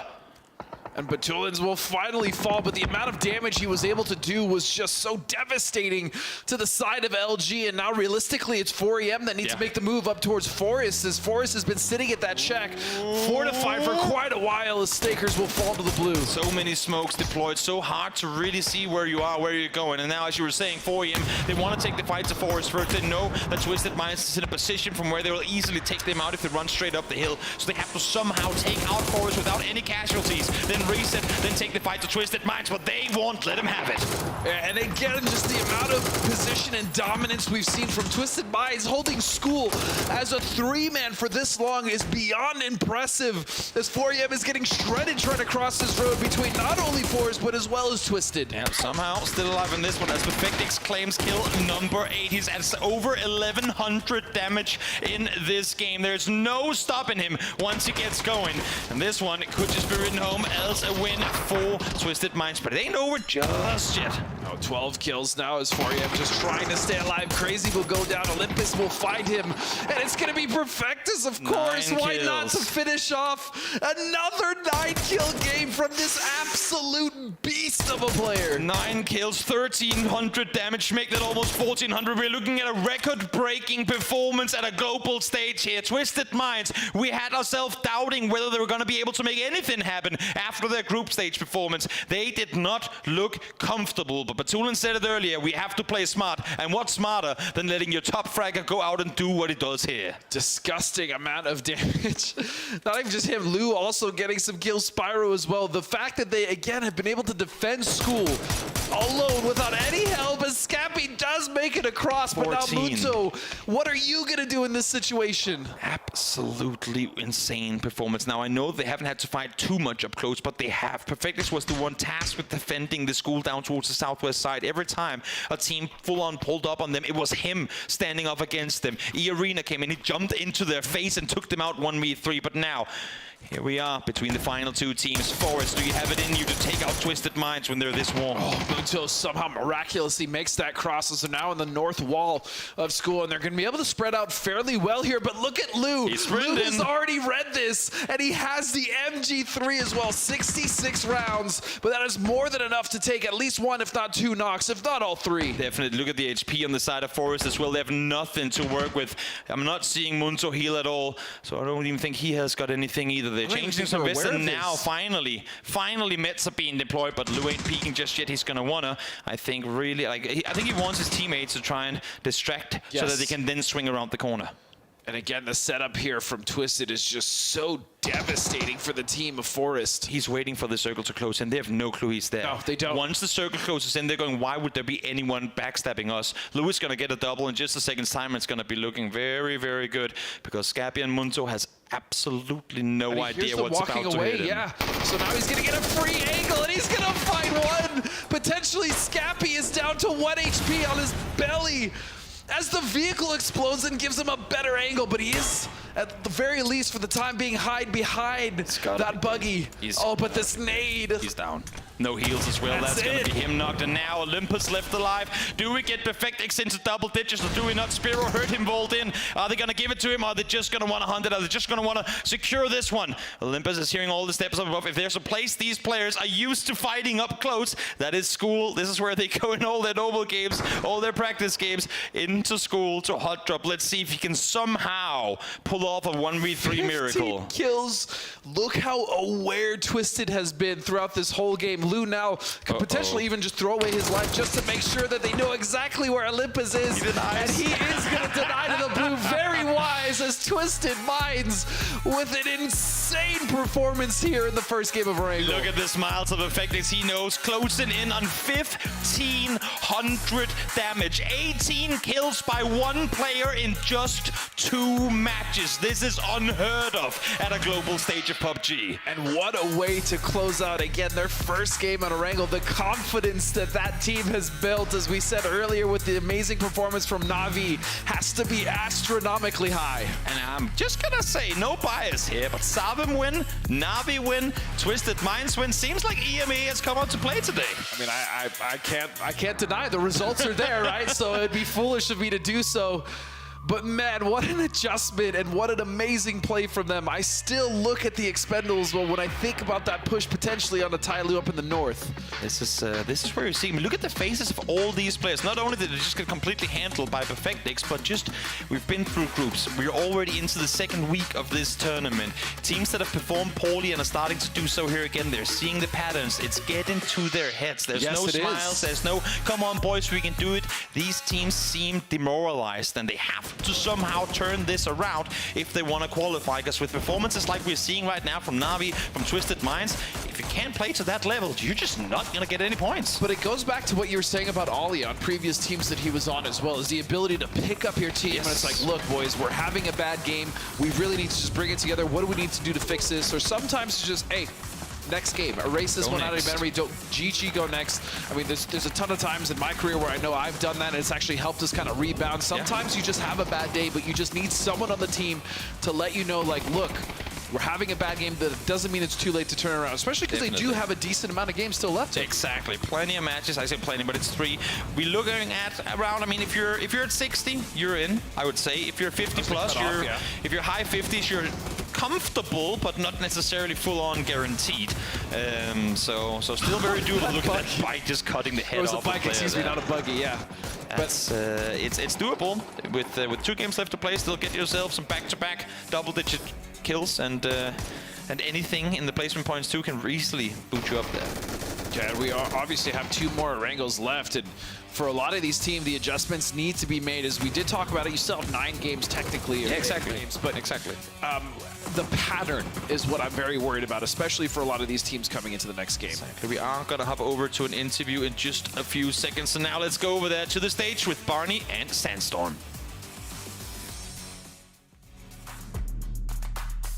Welcome back to the main stage where we are joined by Hush from If You Mind Game PT. Now, you're off to a really good start today. Congratulations so far. Now, one thing that we would like to know is, you know, take your mind back to the group stage a few days ago. How have you managed to reset your mentality to come into this day today? 오늘은 새로운 단계에서 3번째 판에 치킨을 먹으면서 아주 좋은 시작을 했는데 그룹 스테이지랑 비해서 멘탈적으로 좀 어떤 정리를 하셨는지 궁금합니다. 그룹 스테이지를 하면서 저희 할만하다고 느꼈는데 저희가 못해서 성적이 안 나왔다 생각해서 저희만 잘하자 생각으로 했던 것 같아요. We thought that we can make it to the winners bracket while we are in the group stage, but we didn't perform really well. So we just kind of, but we trust that we can make it to the grand finals. So we just do like we usually do performance. Yes. رجعنا لكم اعزائي المشاهدين مع اللاعب هش من فريق If You Mind Game PT، وسالنا بما انه كان عندهم بدايه حلوه في اليوم الاول من اللوزرز براكت، كيف قدروا يعني خلينا نقول يفوتوا بروح جديده وعقليه جديده في المرحله الثانيه من البطوله في اللوزرز براكت، وكيف قدروا يرجعوا باداء قوي جدا خلال هاي المباريات.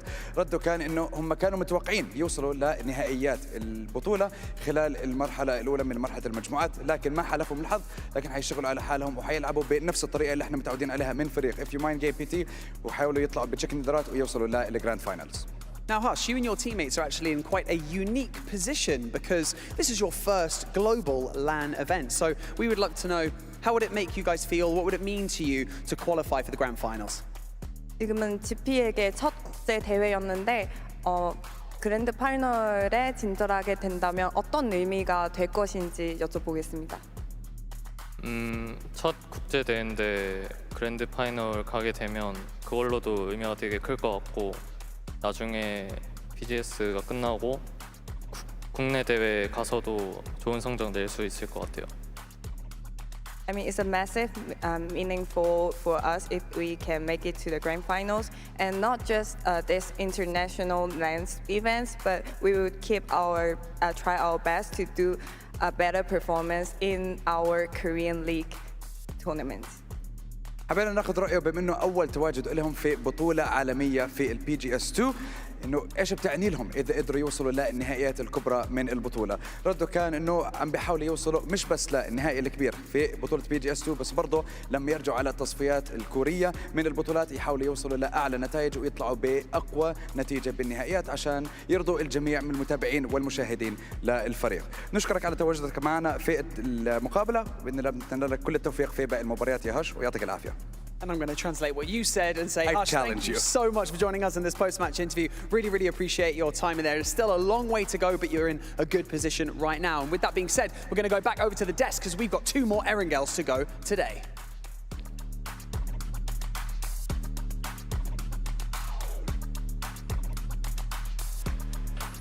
That's right, 2 more Erangels to go and 2 more chances for Perfectix to apparently just get 1 million kills here in PGS2. What is going on? Twisted Minds blasting out of control, especially Perfectix, who just got 19 kills in 2 games. Yeah, that's insane.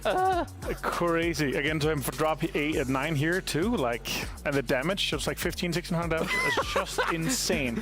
Able to close them out. And of course, the man of the match, Mike D, 1400 damage, 9 kills. And I think the previous one was 9 kills as well. So it's 18 kills 18, in 2. I think he had 1 in one of the previous games, right? So yeah, so it's I thought still he not was, double digit. Yeah, but 9 back to back.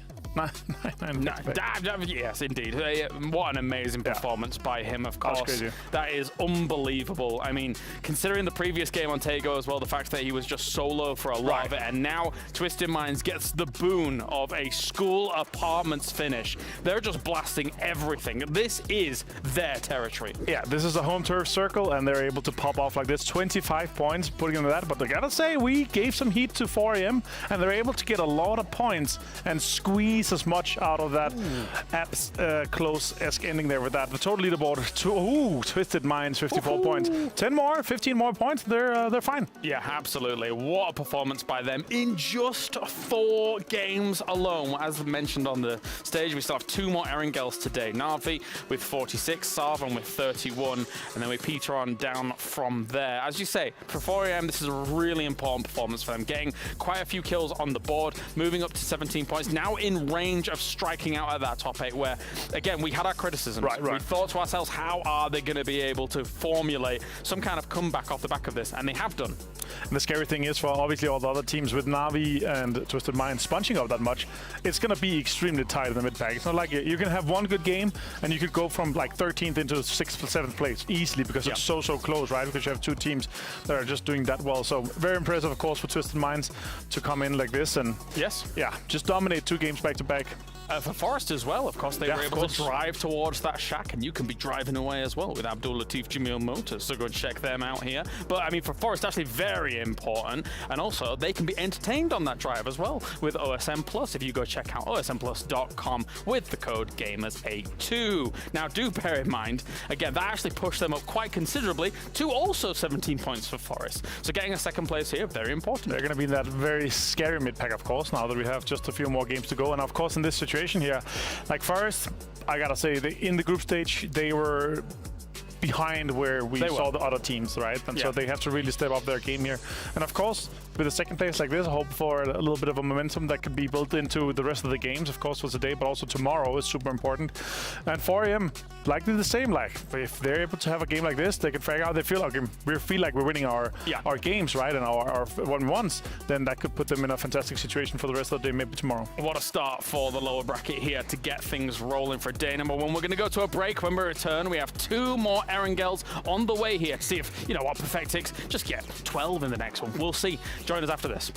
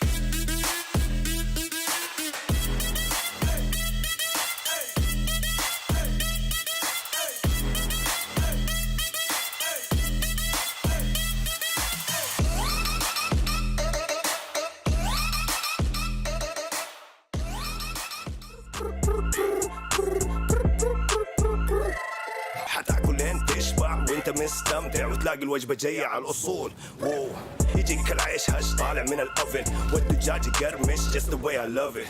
وتسوي كده وتسوي كده وتسوي كده مع الحشمة وانت تبغى راب خفيف اجيب تويستر.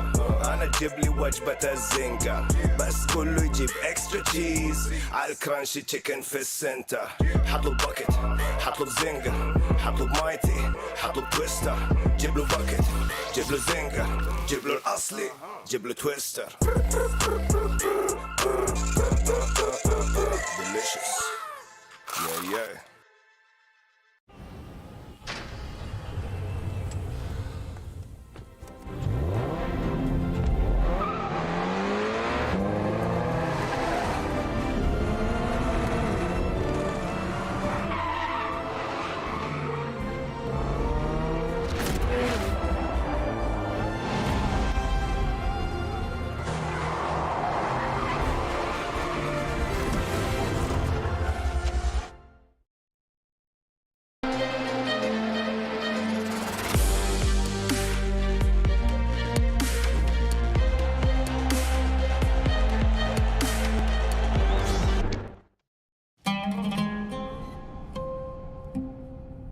There is a place where you can elevate what's hidden inside, where you can reframe yourself. Sonomi means the new you. The you can step into. Because when we know who we really are, we become unstoppable. Enter new dimensions of you. Sonomi.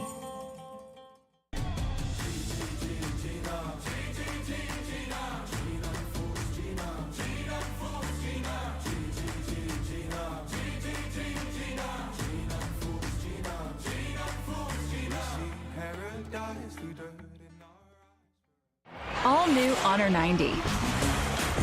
Capture ultra clear detail with a 200 megapixel camera.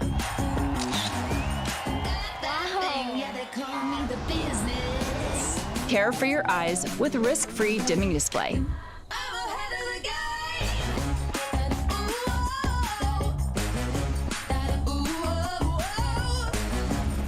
Honor 90. Share your vibe.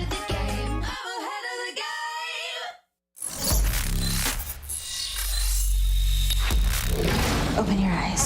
When you look into my eyes, tell me what do you see? Tonight I'm gonna show you the wonders of the mall.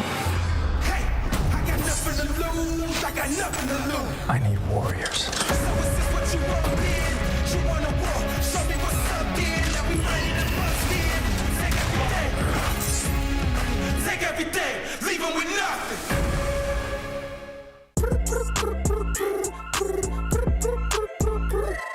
حتاكل انت تشبع وانت مستمتع وتلاقي الوجبة جاية على الأصول. واو يجيك العيش هش طالع من الأوفن والدجاج يقرمش just the way I love it. وتسوي كده وتسوي كده وتسوي كده مع الحشمة وانت تبغى راب خفيف اجيب تويستر. انا اجيب لي وجبة الزنجر بس كله يجيب اكسترا تشيز على الكرانشي تشيكن في السنتر. حطلب باكت حطلب زنجر حطلب مايتي حطلب تويستر. جيب له باكت جيب له زنجر جيب له الاصلي جيب له تويستر. delicious yeah.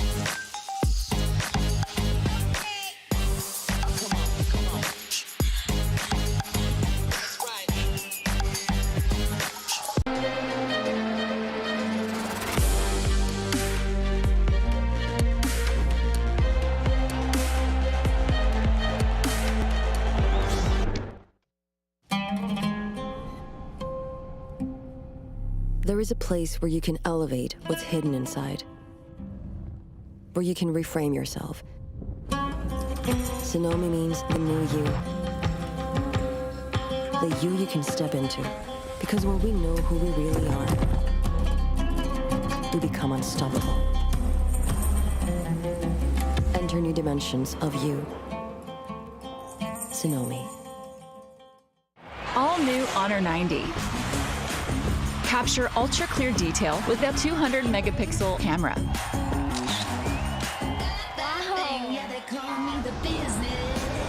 Care for your eyes with risk-free dimming display.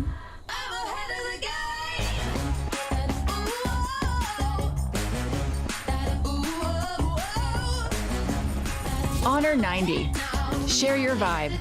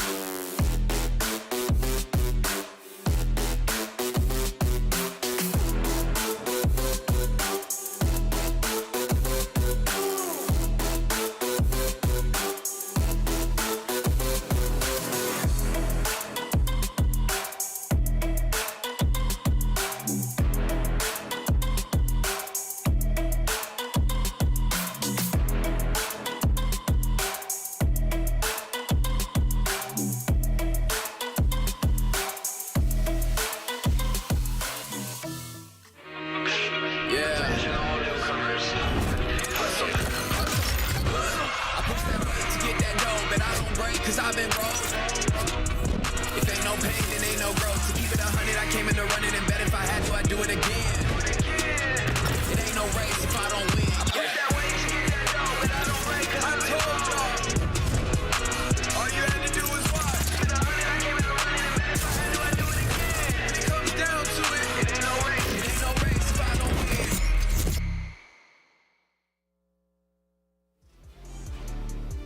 Welcome back, everyone, to the PGS2 lower bracket, losers bracket, call you what they want, the place where we will tomorrow eliminate 8 teams from this tournament. It's their last chance to show the world that they are worthy of grand finals, and they really are right now, Godspeed. Some teams that do that more than others. Saw them on our screens. They got themselves a win in the first game, sure, but our eyes are on Twisted Minds and Perfectix. What a hell of a masterclass of how to frag he has been putting on the last 2 games. Absolutely, and when you have a player like that, when you have a team like that led by a mastermind that is Batulin, you have to know that the confidence that they are building can be very dangerous for any of the other teams on the field. And that, I feel like that goes to show for many different teams. And I mean, the boys on our screen here too, I mean, Luminosity, they're a team that equally has shown the world on numerous occasions that they are incredibly scared to go up against. Just haven't been able to really get things going the way they would have wanted to. But again, still plenty of games left to play. We've got 6 matches tomorrow. We've got 2 more games left to play here today as well. So there's still time for all these teams to qualify. I think the most important thing there, again, Toby, is that we're playing for top 8. We're not playing for top 3, top 4. These teams will have all the chance to get into top 8 as we now head into the second to last game of the day is still going to be Erangel. And yes, for some of these teams, I will say it's starting to become a case of you need to make those adjustments. Yeah. And they need to start getting as many points and salvaging the games that they're starting to have, which are bad games. Exactly. This is where we are as we take a look at the big broken nuclear reactor, I think they're called, right? Or at least something along those lines. Silo reactor. Yeah, silo reactor nuclear thing. Yeah, exactly. As the plane takes us all the way across this one diagonally once again. Plane paths today pretty decent. Pretty even, pretty fair for everyone's circles. Overall, haven't been too brutal either in terms of the early ones. Issue with this last one was kept shifting into school and apartments. And I'm just going to say, I have seen it time and time again, as much as people say, oh, but Twisted Minds just kept getting circles. Oh my lord, have I seen it many times where the team that drops in school just cannot withstand the amount of teams that come through. No, and the fact that Twisted Minds are able to defend, kill, reset, and get ready for the new team to push them is insane, because if just one fight takes a bit too long and a third team joins the party, there's no control anymore. And I think the two most impressive things about that, Toby, is first of all the fact that they mainly did it as a three-man, right? Because Batulins was stuck in apartments for the longest time by himself, which he and himself did an amazing play against LG and multiple other teams. But the other impressive thing is that most of those crashes were not all coming at the same angle. We saw stuff happening as far as teams crashing in the northwest side. We saw teams crashing on the southwest side. We also saw teams trying to crash somewhere on the south, the east. Even Forest, who managed to somewhat stay alive on the northeast shack, they were still held out by the three-man of Twisted, which is just, it's crazy to me. And there really is no better team to showcase what Twisted Minds does in those sort of situations, regardless of whether it be the entirety of school or just be a small compound. Whenever they hunker down center early game, for starters, that is something they rarely ever do. They much prefer playing out on the edge. But whenever the circles do come to them early, don't have a reason to leave, they do not like having teams nearby, because the closer an enemy team is, the more RNG factors come in. You leave yourself exposed to the wrong angle for a second too long, they double headshot you, you're down and out. Nothing you could have done about it. So the further away you keep your opponents, the better off you are. The less RNG, so to say, are gonna be playing a factor in your game. So whenever, like for example, in a place like this, if there was a team to pull up on the hill across the street, you'd see instantly Batulins run into the street and start nading them. Yeah. Where others will just sprint into the bathrooms and wait things out.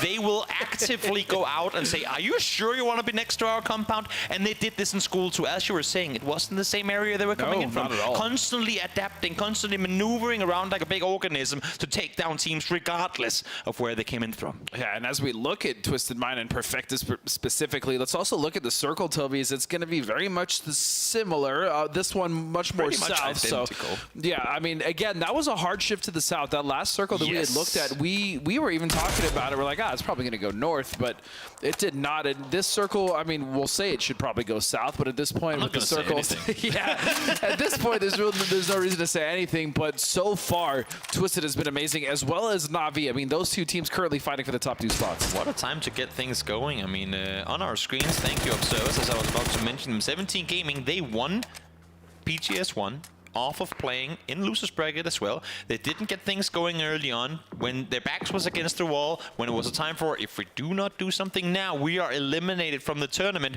They rose to the occasion, they turned things around, and off of the momentum they were able to kind of start building in losers bracket, they carried that on through into grand finals and came off strong right from the get-go and came out victorious. So I think even if you are a team that does well in group stage, then does mediocre in winners bracket, sits back and watches this, there might be an argument, at least for some teams that are more momentum driven, that if you even go into losers bracket, as we see some highlights here, that might actually be the best thing for your team from a mental perspective. Get things going against maybe some of the, I don't say lesser teams, but some of the weaker teams in the lobby, and then get the courage to take some of these fights you normally wouldn't and win because of it. Yeah, and let's call a spade a spade. I mean, there's no weak teams here, but as far as the grand scheme of things, when we do look at these lobbies, there are definitely some teams that have struggled against, some of our top teams. And so that's a very good point, especially when you have a team like 17 coming from winners, getting the experience in the games there, obviously struggling, and then coming down to the lower. That's also just more games and more reps that they're getting on land, which is very important. I can promise you and tell you from experience myself. Yep, sure. It's Friendly Fire, a team that would really want to get those things going. And well, hopefully for them, they will do exactly that. We are going to head over to an interview, so let's hear what they have to say. Obviously, we went into the tournament hoping that we would get into upper bracket. and then straight to finals. Didn't happen. We're gonna have to bounce back. That's how it is. Obviously sad, but there's no time to cry, I guess. We're just gonna have to play well. Well, it's gonna sound silly, but killing more people. We are getting into good positions, but then one small silly mistake costs us the entire game.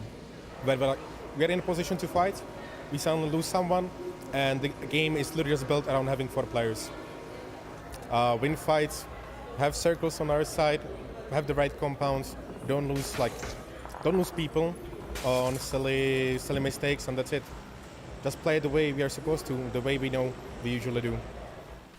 I actually really love Pixel's mentality there, and he's absolutely right. And I feel like he is one of those members on the team of Friendly Fire, as we were talking about in the last game. It's like, you know what, boys, we just gotta get our stuff together, right? Yeah. We need to make sure, because they are putting themselves. Friendly Fire has, if you look back at all the other games, have actually been in very good positions for the most part. It's just making sure that they're winning those team fights. As we've been seeing them get very scrappy. They're usually very good at controlling chaos, but it's just been, again, in these lobbies, this has been much more difficult. Exactly, and he's mentioning an important thing that we've talked about both regarding Friendly Fire, but also other teams like Na'Vi in the winners bracket too. They're losing players early on small mistakes that maybe, whether it be land jitters or whether it just be them, again, not really being prepped for a situation that happens. It's just unfair. When you're going up against some of the best teams in the world, you'll get punished instantly when you do sort of stuff like that. So for them, I think it's, as you're saying, it's great to have a guy like Pixel that, again, acknowledges the issue. That's, I mean, the first part of getting things going. As Perfectix has found himself knocked. Maybe that's what the server needs in order to get points today, is just kill Perfectix within the first 10 minutes. This would be, Na'Vi would be doing a massive favor to the rest of the server. They can just get rid of Perfectix, because he has been, again, just unstoppable on the server. And this is actually going to be a full-up pull-up from Na'Vi. And Twisted Minds trying to fortify as well. Lewis just arrived. Spiro is on his way. But Batulins spots Ali on approach, takes him out. Will get the flash on him as well. They still have yet to get Perfectix back on his feet, but at least now it's a 3v3. That nade was actually very nice. And it did a good, the nade in the other room actually stopped him from getting any form of cover, but Lou will now find a trade, but Twisted in a lot of trouble at school. That is a dangerous place to prone down and heal if you're sat outside with Taego wrapping on Owen, just like that. Exactly. Shen spots and peeks on over. Spiro now catches Super on an off angle as he tries to make his way up the staircase. And Na'Vi, off of the knock that they get onto Perfectix, thought they had the upper hand here, but it's not looking good. Both teams tearing each other apart, and what was seemingly EMEA getting things going, I guess for the rest of the server, well, that's mutual destruction, EMEA. That's not too bad. I was just about to say, the implications of these two teams fighting and going out early actually opens the door for all the other teams below them to start catching up in points. And so if you're in the server currently and you're seeing this, you're like, okay, yes, good, fight. Keep fighting, keep fighting. Because ultimately, they are going to be, I mean, we can imagine these two teams, especially going forward, are going to be point sponges. But now the interesting thing is, should both these teams get eliminated, or at least get wounded to an extent where they can't really get a whole lot going, who is it that steps up? That's a very good question. Who is it that becomes the fragger of the lobby? Because we haven't really had any one team outside of these two being that today. Let's see Mailman with the bolt. Boink. Perfectix, you sit still, you get punished. And I mean, we don't see bolts as much now, obviously, and that's just because DMRs are so strong, especially when you're taking shots at vehicles or whatnot. But they can still be very effective, as you saw right there. I mean, a knock can completely open up a push or a compound or a crash or anything like that, as we just saw. Sure could. Twisted Minds still with Spiro and Perfectix left alive, as he did get back on his feet. We'll see if they can find the final two in Millman and Example. And also, of course, have to keep an eye out for Tai Lu, who has already gotten a flush on one and actively looking for any more impact they could have on this fight. I mean, fighting in school can still be very awkward. Multiple angles and multiple vectors of approach here, whether you're going upstairs, whether you're going downstairs to the gymnasium. I mean, there's just so many ways to push this. And again, the biggest issue is, again, Tai Lu is just watching over this anyways. There's a lot of open windows that they have angles on. I think there were multiple times when Na'Vi actually wanted to disengage in this. Right after Alia fell down, they were like, great, can we do this? Then they lose one more, they're like, we gotta go out. And the issue for them is they really can't. There's the only exit where they are is towards the north, and that's completely isolated. Now, Spiro not really doing himself any favors by lighting the staircase on fire there. Maybe they'll jump down because of it. No, trying to engage from two different angles, I think. Yeah, this is so difficult because of that doorway, and so he's gonna get the knock on the Mel.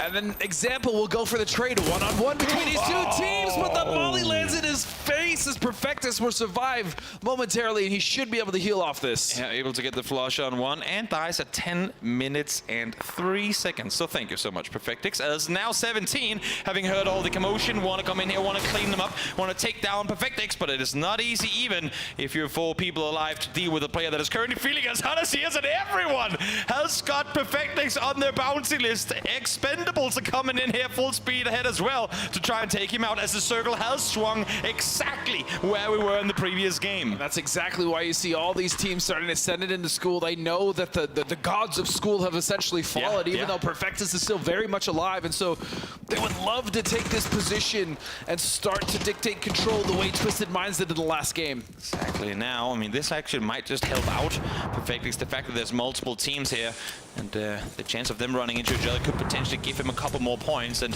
with this one already kind of being a write-off for Twisted Minds, any single extra point could be good for them. They have 3 already, but would want at least just a couple more for Perfectix to find. And with the amount of teams in here, Perfectus could absolutely make control, make something of the chaos that will be caused. You see so many vehicles parked up in front of school as if it's a PTA meeting. All these teams now starting to make their way in as we see full team of 17. You also see the Expendables and Taego still watching over this. Exactly, and Expendables starting to take casualties now as well. That's Taego once more, showing presence from that northern side, as you were just saying. They're realizing now too that, good, we have to fully commit to it, and well, now they have that nade. Might not have gone as far as Xiao Wu would have wanted it to, but at least they're here.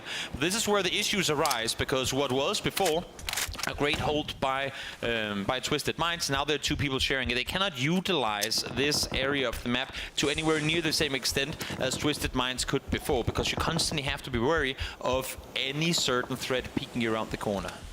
Yeah, that's the problem. Again, that we talked about it, but the fact that Twisted were able to hold this as a 3-man by themselves is... And they got pulled up 3 times too. Again, with the pull-ups is ridiculous. And yeah, we obviously some very noisy neighbors now, as 17 is just kind of sit on the south side here, and that's pretty much left the Expendables to kind of control the majority of the main school area. Yeah, I think they realized quickly, great, we tried, we didn't get what we came for. We thought we could time it better with the fight at hand, but with Expendables pulling up immediately after, they're like, it's not worth the risk. We're currently set at 25 points. We want a good game here. Currently set dead center in the circle as well. There's no reason to risk losing 2 over a school that could potentially get shifted out of the circle in just 44 seconds. So smart on their part to assess the situation and realize that, you know what, the points are claimable later on in the game. We don't have to risk everything right now. Yeah, very wise from 17. It's a good pull-off, as we still see Taego, center, and Rozok just kind of dictating all of this, and even looking at 4EM now, who have opted not to send it into apartments. Much more happy at that garden 8-pack compound. Look at this KM sneaking on over. Menuda has no idea what's about to hit him. Takes him down as he creeps on up. The hair peeks up from over the hill, and just like that, that should be Menuda confirmed. Yep, a nice little kill there from E-Arena, as they do sit in 14th place with 13 points.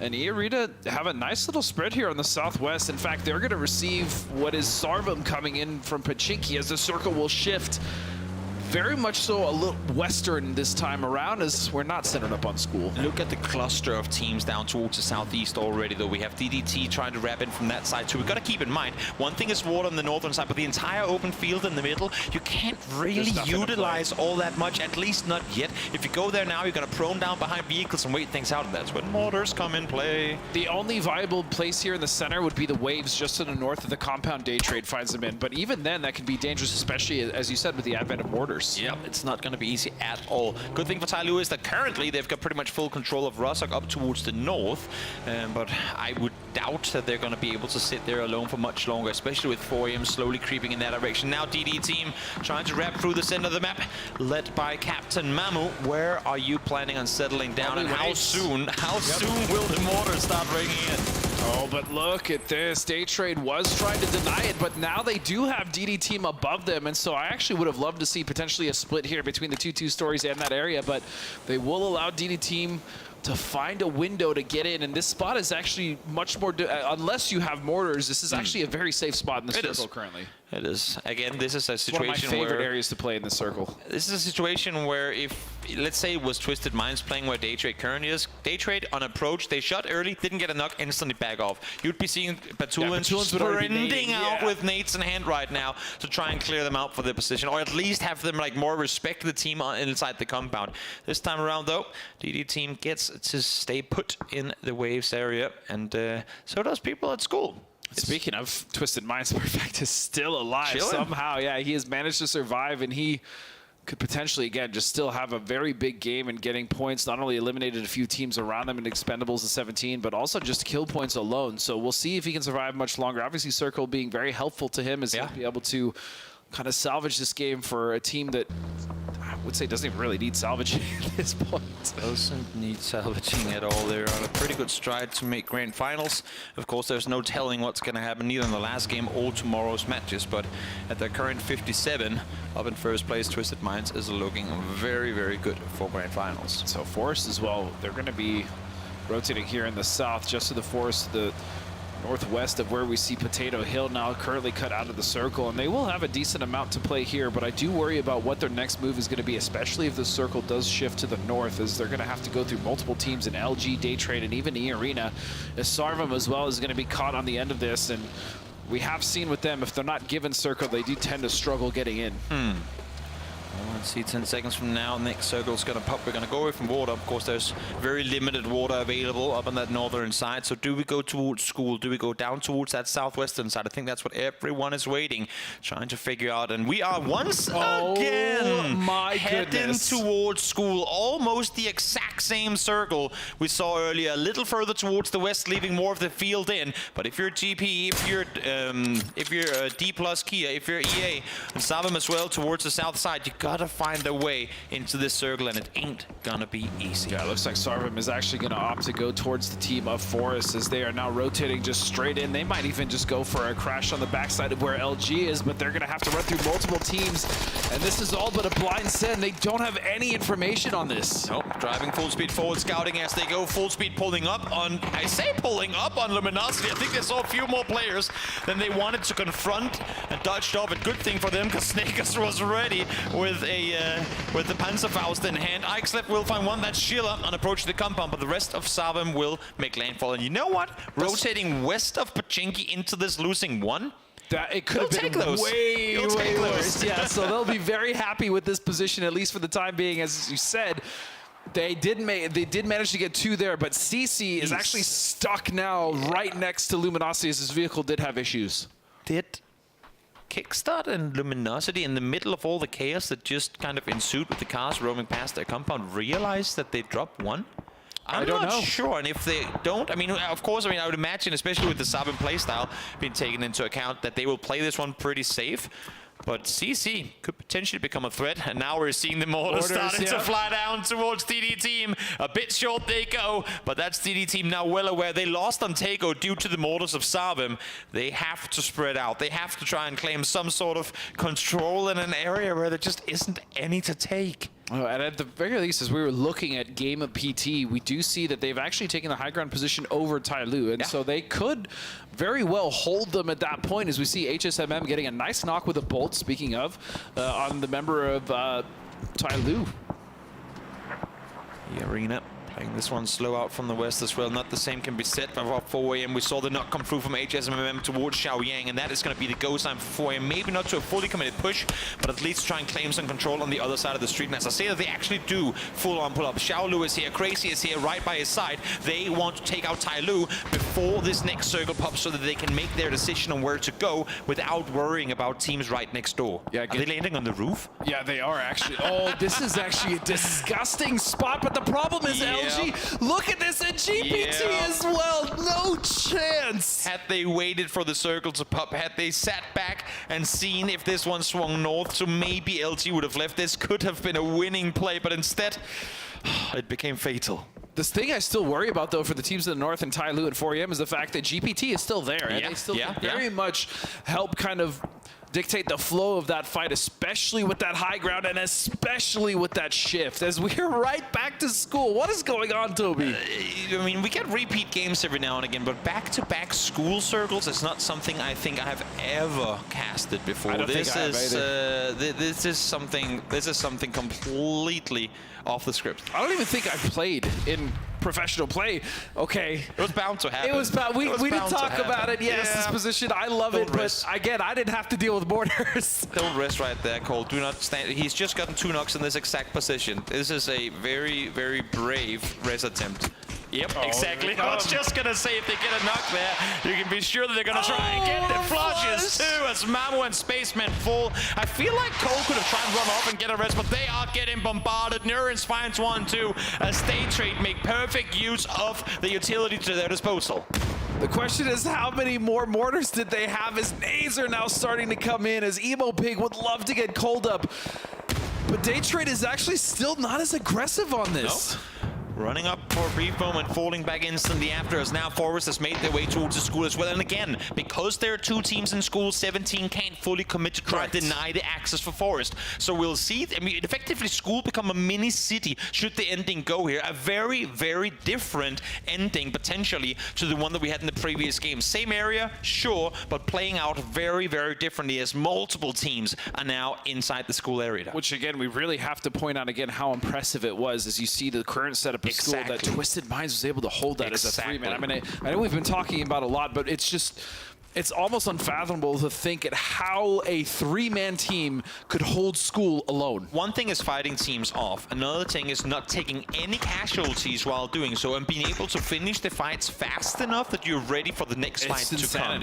Very impressive feat for Twisted Minds there in the previous games, and we'll see if Perfect can somehow get some more out of this one. He's still alive, He's still chilling. He's still chilling in school. He's got the school buff. We'll see what he can make of it. Now, as you see, Taego is starting to take fire at the team of 4AM as they're coming up that hill. GPT as well, still very much aware of this fight happening. Shen will find the nade. That's 2 members knocked now for 4AM, as Tyloo is starting to kind of put things together here, Toby. I like the proactiveness from Tyloo here, realizing we cannot just sit around and wait for them to push us. If they don't make a play, we're going to be in trouble trying to get out from here. But Xiaolu, perfect angle, set down below, finds the 3rd. That's going to be crazy. They're going to get the instant flushes on them too. 755, nothing he can do. He was trying to wrap around, trying to flank, but Xiaolu knew exactly where to expect Tyloo from. He could only imagine that he's going to fall next. Oh, but look at this nice little angle. Shen and Tyloo will actually wipe 4AM. They gave up the angle. They went back for the rest, thinking 755 was done for, but no, not quite the case. In the meantime, Luminosity on their approach towards apartments gets taken out as well. Absolute chaos now, as the circle will go straight to school. This time a little more southern, but there's really not much to play on that side. And so, if you mind... So many points up. No! Game BT, no, comes back! There's so many knock players just over the hill, Daku! You saw it in the kill feed! Oh no, that's a massive misplay. Oh, he's coming back for a nade. Please just run back and nade him. Thank you. It's Babsang hit. It's the janitor. He is here. No. Do not spend more time on this. Just take them down already. Daku is going to be the ones to get the quad. It should be the case. Are we going to be the first quad kill of the game? No, just 2. 3rd one comes through the 2nd time around, and please now make an aggressive play on this. You've got 3 knocks just down the hill. They just need to go for a trade. They're still playing this so passive with that amount of knocks, and finally Daku will go up, and there we go. Thank you.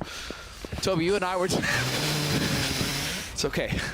They got it done. They got it done. It's like watching that Miramar game all over again. They come out victorious. When push comes to shove, Game PT do come out victorious. They still do. And they did so here again. Yeah, but they still have to now make their way into the circles. So they do have 1 vehicle at the time being with 4 tires. That's going to be the buggy. Crashing the west side of this isn't going to be the worst idea with these many teams being embroiled in a fight. But look at this. Forest very well aware. And that's the issue, right? Because this is where the stalemate kind of plays in favor for the teams inside school, because they know that no one's going to push each other right now. So they can all just sit in each their respective corner of school and hold the angles that they have available. So we'll see now if somehow Game PT can make anything happen. But where did they go, as you see here? So far out in the open and within vision to pretty much, well, the rest of the server. Yeah, part of this does come into the indecisiveness there of Game PT in order to wipe that team. If they were able to get rid of Free Trade earlier, they might have actually had a much more kind of much more time to scout and see what was going to be ahead of them, because there is a ridge they could have played if they would have just been able to make it there earlier. Tried to commit to the southern rep. Jenner, the Babsang head, will now have to take it onto himself to make something happen here, but he's outside the circle as the lone player. And I think his days are counted. I'm not seeing him getting out of here alive.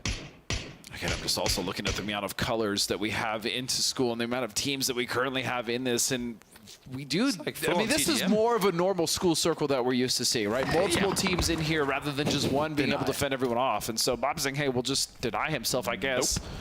You know, I'm not against that. There are so many teams in that area right now that could claim that point. And BO12, we've seen it time and time again that 1 point makes the difference from whether you qualify or not. So do not give that one away, because there was no way he was ever going to get out of there alive. He was dead, and he knew that. Yeah. So the deny is fine. There's nothing wrong with that at all. As we now look at Sarvam, 2 members left alive, as they are in the building that 4EM held in the last game here. This 2-story just to the north, excuse me, of the apartments. As this is not a surprise. This is just school. What if Perfectus actually still wins this game? I mean, he's probably going to get 10 kills then. It's written in the stars. For 17 Gaming in the meantime, trying to find a way away from the P90. They just heard shoot from the other side. Nice little cook of the nade there, but of course, with people being this close to one another, Forrest would have heard that peek around the corner, trying to bait some sort of attention. Not really hardly coming off, and blue zone nades, we got to keep those in mind too, because I mean, the school ain't that big. No, and with blue zone nades in the hands of most people, we haven't seen a whole lot of utility being used yet. You'd have to imagine that there are quite a few of them available between these players. That's actually what I worry about the most when these teams go for those breaches in school. Yeah. It's just the amount of utility that is still being saved, as you said, and blue zone grenades alone, the tons of nades, flashes. This is going to be a very difficult fight for multiple teams, as utility is going to play a massive factor in this. Everyone's going to have to cross on over, as now Petrichor and Sarvam try to say, are we going to shoot each other, or are we just going to run side by side? Because we have to figure this one out one way or another. Global Army peeks on forward, has 3 nades available, and with the fadeaway headshot from the Orc, you'd have to imagine there's a nade to follow. That's a double right there. Very nice spray down there as Summer now trying to get away, so they will be able to recover Mill. I believe so, as Summer now trying to get a little bit more of a forward position.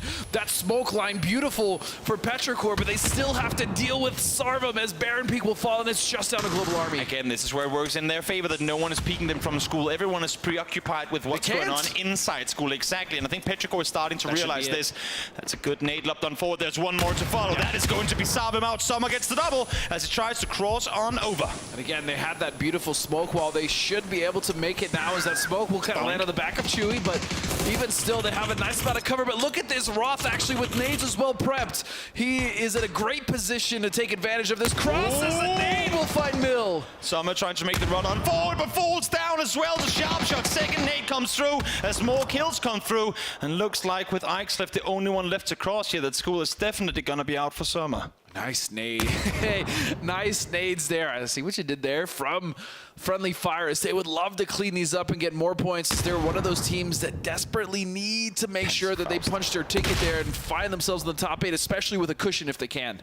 Forrest set on the other side, but honestly, I mean, the southern side for Petrichor right now ain't the worst place to be in.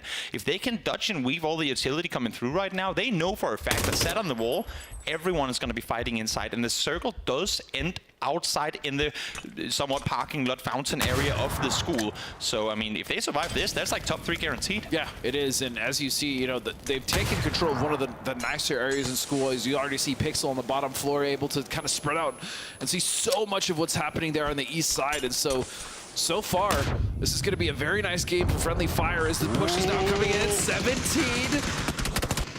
Comebacks and shotguns being locked on forward, but 17 in trouble as the shots come through from behind. It's Tanvu, it's Stock Juice from up high, doing a lot of damage to these teams on approach. And now Xiao Bei and Xiao Wu forced to fall back, and we still have Forrest. Scabby is inside, but the other players have opted to go outside. I like this play a lot. Again, we know we're ending this one outside the buildings. No reason to go in there right now in similar fashion to go into a city if you know it's going to end outside anyway. Yeah, and I agree. I love the movements here coming from Forrest. They haven't just kind of hunkered down and sat in one area, right? They've been kind of rotating in, trying trying to maybe find an angle onto 17. If not, they go back off to this west wall, and they're just kind of poking and prodding, seeing where they can do damage. And I love this from Forest. Petrichor spreading out here as well, knowing that at any given moment, Nades could come on over. They get third up as well. Impressive performance from Microsleft to be able to get them back on their feet. I definitely thought they were done for, as he was the last one to cross, but they make it happen. And again, as I said before, they're in a really good spot, but when do they pounce? When do they dare to peak? Because if the fights come to a close inside school proper, before they wrap around,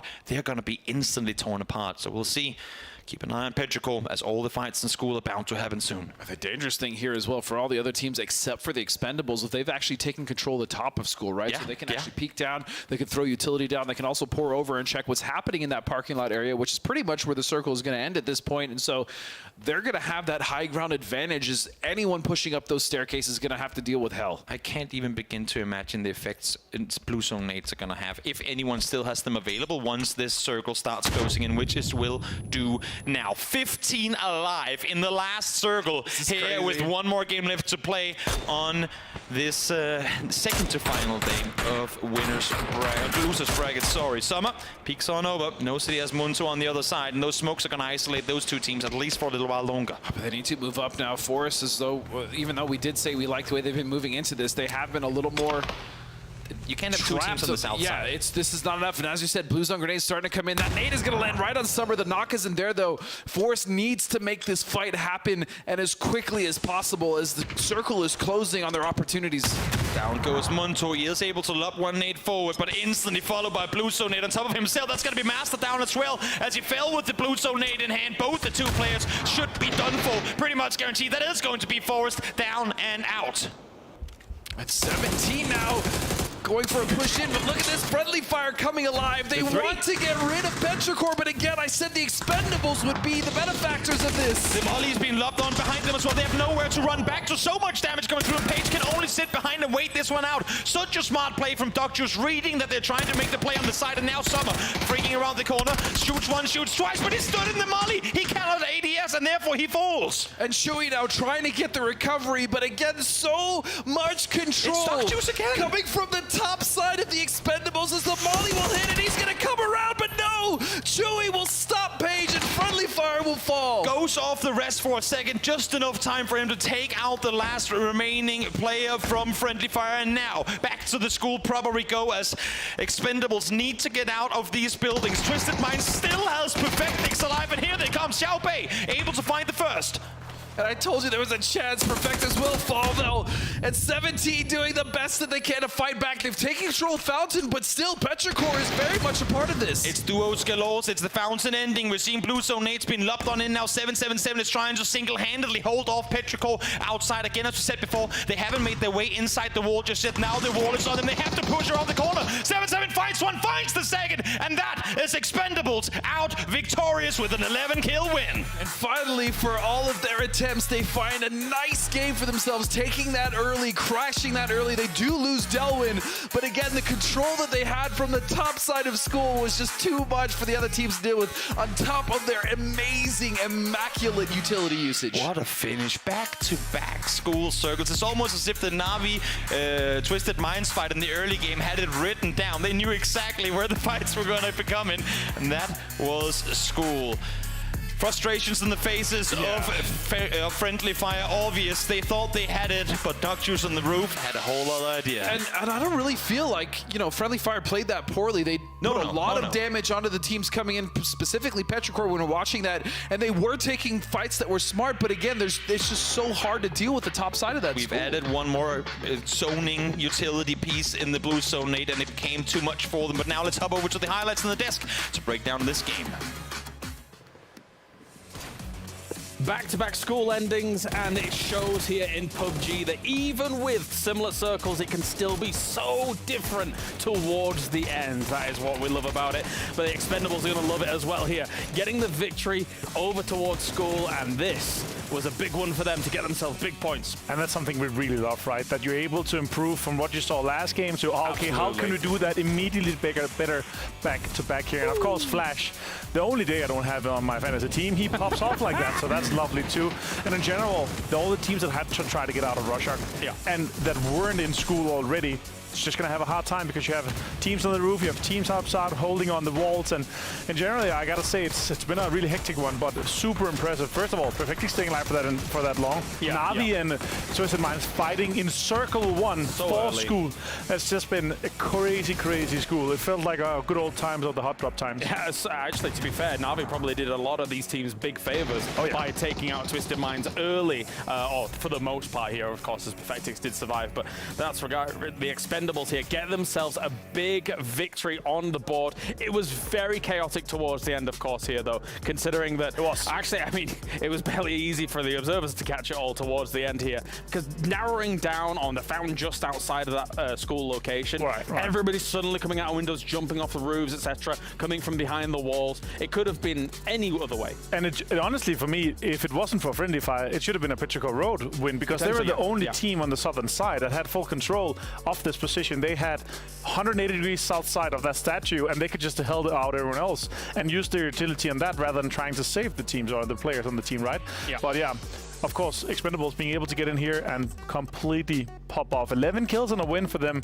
in a school fight like this is extremely hard, but utility really did come into effect here. You could see how much, you know, your nades, your stuns, your blue zone grenades, everything is just crazy how much you can basically kind of hurt the teams towards where you don't want them. Yeah, very, very important here. And as you say, in terms of like all the other teams trying to scramble into school and things like that, there were only just a few ditches that they could go into, but let's take a look at the top four. Wow. Surprise, surprise, everyone was kind of in school and around it as the Expendables, Petrichor Road 17 and Team GPT gets themselves in the pot. And Expendables losing their first play at 11 minutes mark, right? That's really impressive for them to be still winning a situation that's hectic.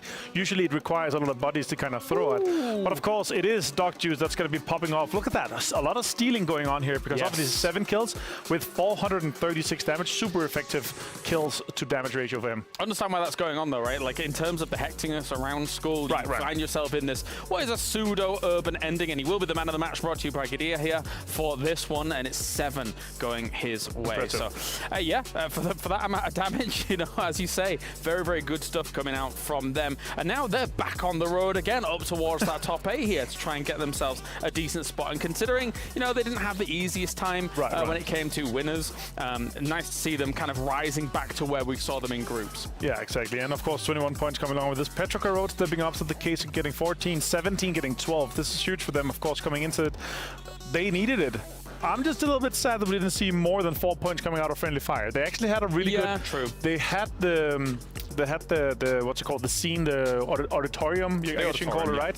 And they could have easily taken control of the eastern side, but they got held, they got shot, and Roth fell down, and Expendables had a huge impact in that with their 2 Molotov grenades that actually zoned them quite a lot. But here is the updated total leaderboard. 61 points for Twisted Minds though. Yes, so 9th through, well, all the way down to the bottom, 16th though. They do need to get themselves on the board in this next game though, because aside from Taego, there's slowly a little bit of a gap forming there. I mean, Sarvan though only got 2 points in the last couple of games. It's not been the easiest for them after they had a brilliant start to the day. It's only 18 points though from 10th place and all the way up to 3rd. So one good game for any of our mid-pack teams and they're straight into the top 5. Straight back in, straight back in. We're gearing up now for our final Erangel here, and here is the Expendables, who again felt a little bit quiet in that winners bracket, but here in the losers, like looking to pop off. And as I say, we kind of skirted around the idea at the beginning of this death segment. I love when teams get the opportunity to adapt to almost exactly the same circles. How many teams all of a sudden barreled into school, realizing there was a bit of chaos going on in there and trying to take a piece of that for themselves when they know that that is such a strong location to try and stage the campaign from. Yeah, I love that. You know, it's a second chance back to back there. That's just where you see the teams that really prevail, that really are kind of upping their strategy, and they're applying it straight to the next game, right? And we saw, I mean, obviously there's the whole Na'Vi Twisted Minds case is a different one. It's a little bit of a fight for the 1st and 2nd place for fun almost, right? But still, you saw 17 Gaming all right, we're going to take the gym and we're going to take it early on. We're going to fight for it. We're going to try to keep it to ourselves because having that is super strong as well, no matter what type of school it usually is. And that's what I like about it as well, is that you can kind of hedge your bets because as much as school is what you would in theory think of as a small location, it can actually house quite a few teams. Oh, yeah. With swimming pool, with auditorium, with the multiple levels of school and how all of that dynamic works out. So as long as you get in there without a full 4-man team looking your way whilst you're looking for that crash, you can make that work quite nicely because you can use the wall as a checkpoint to get into those buildings. Yeah, and once they're inside, you know, you can see when the school is like the last zone, you could be the last team to come in from any angle. You can house 4 additional teams to be on those walls, right? So it's just, it's lovely to see, and there's a little bit of a throwback to when we, you know, back in the day, 2017, 18, we had so many school hot drops, so it was fun to see. Yes, we did. A lot of school starts, but those school endings, they'll get you. But anyway, it's the final game of the day here. Erangel's on the cards. Let's head over to the commentators for all the action.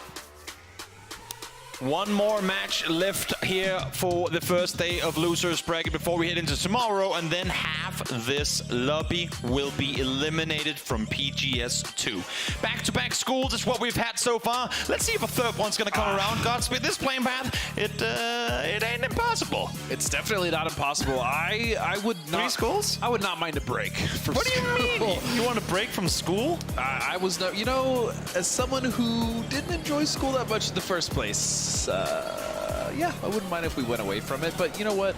Who am I to deny? Who am I to decide? Exactly. Will the players decide? Do they want to go back to school?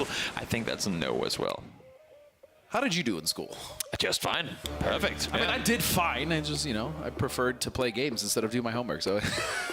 I mean, I might have done the same. Well, we'll see. I only took school so far. I'm not one of those uni lads like most others. I went for a little bit to uni, and then I decided I'd rather do this. Exactly, and this makes perfect sense because it's a hell of a good time. We hope, of course, that all of you guys out there watching are enjoying the show that these players are putting on for us as well. Xiaoyang, is he going to drop down to school just because? I don't think so. But then now, Larix, few shots fired. Find it. Trying to force off T plus Kia. I think Americano should be safe in trying to transition out of that one. And Circle, 8 seconds away from revealing itself. Quiet early game here. Maybe, just maybe, that boats for a chaotic mid-game for us later down the line. Yeah, and again, everyone is able to comfortably get into the circle because of the plane path. So no, it's not going to be school. I'm not going to put... Now it's cursed. Now it's going east. Maybe not yet, yeah, but we do see much more of an Everest central circle here as we watch D plus Q. They're going to be rotating here on the west coast, and they're actually going to be the only ones pretty much getting to South George and getting that all for free. Interesting, though, when we look back to yesterday's games, double militaries, and now we get all 3 matches in and around the river, the Yass River, George River, whatever you want to call it, and up towards the north it could potentially swing here as well as we take a look at Expendables. Victors of the previous game, a team that, I mean, really has thrived in all lobbies and still not been able to make their way through to the grand finals off of winners bracket. Yeah, even though they did have a nice run in the winners bracket, the one thing that does still impress me, even though they have kind of struggled just a bit, is the fact that they haven't let that get to them, right? They're still playing their game. They're still going for their plays, their sends, their crashes, whatever have you. They're still maintaining the level of play that they did in group stages, even going into the winners bracket, because again, they were close. It's not like they got absolutely shut out in winners bracket. They still had some good plays. They still definitely took the fight to some of the top teams and won those fights. It's just, again, because of how scrappy they are and because of some of the way that these circles have actually played out, it has been a little bit more of a rougher go for them, but I still very much believe in that team.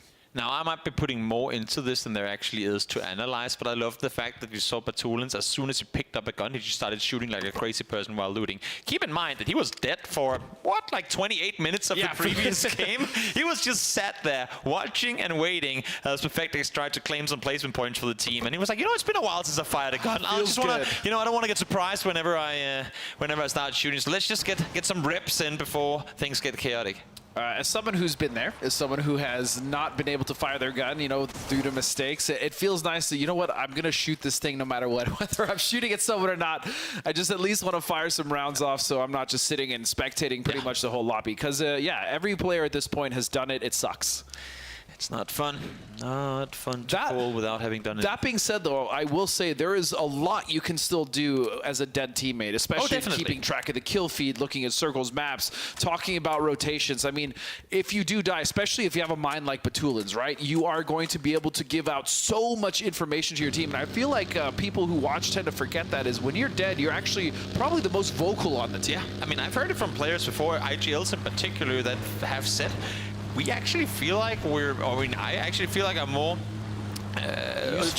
useful to my team when I'm dead, because you can swap back between the perspectives of your teammate and give info based on all the screens, whereas when you're playing, obviously you're going to be mainly, if not exclusively, focused on your own monitor, right? So some players do, while they obviously won't be able to shoot opponents, do feel like their contributions to the team tend to be as good, if not even better, when they're actually dead near the game. Yeah, not that these IGLs want to be dead. Well, no, by no means. But yeah, you're absolutely right. They're able to switch through perspectives, make sure they're kind of not necessarily micromanaging, but just kind of helping the team, especially if they're watching the same angle or making sure they're keeping track. Again, the kill feed is one of the biggest skills you can have as far as being a pro player, whether you're an IGL or not, is keeping track of that and feeding that information to your team. Also, I've heard it from players before where you'll have a fragger who is obviously really good mechanically, but maybe doesn't feed information across that well. If you have a player dead that is strictly on that person's POV, to say, you can just stop talking and just play. I'll tell you everything that happens on your screen to our other players.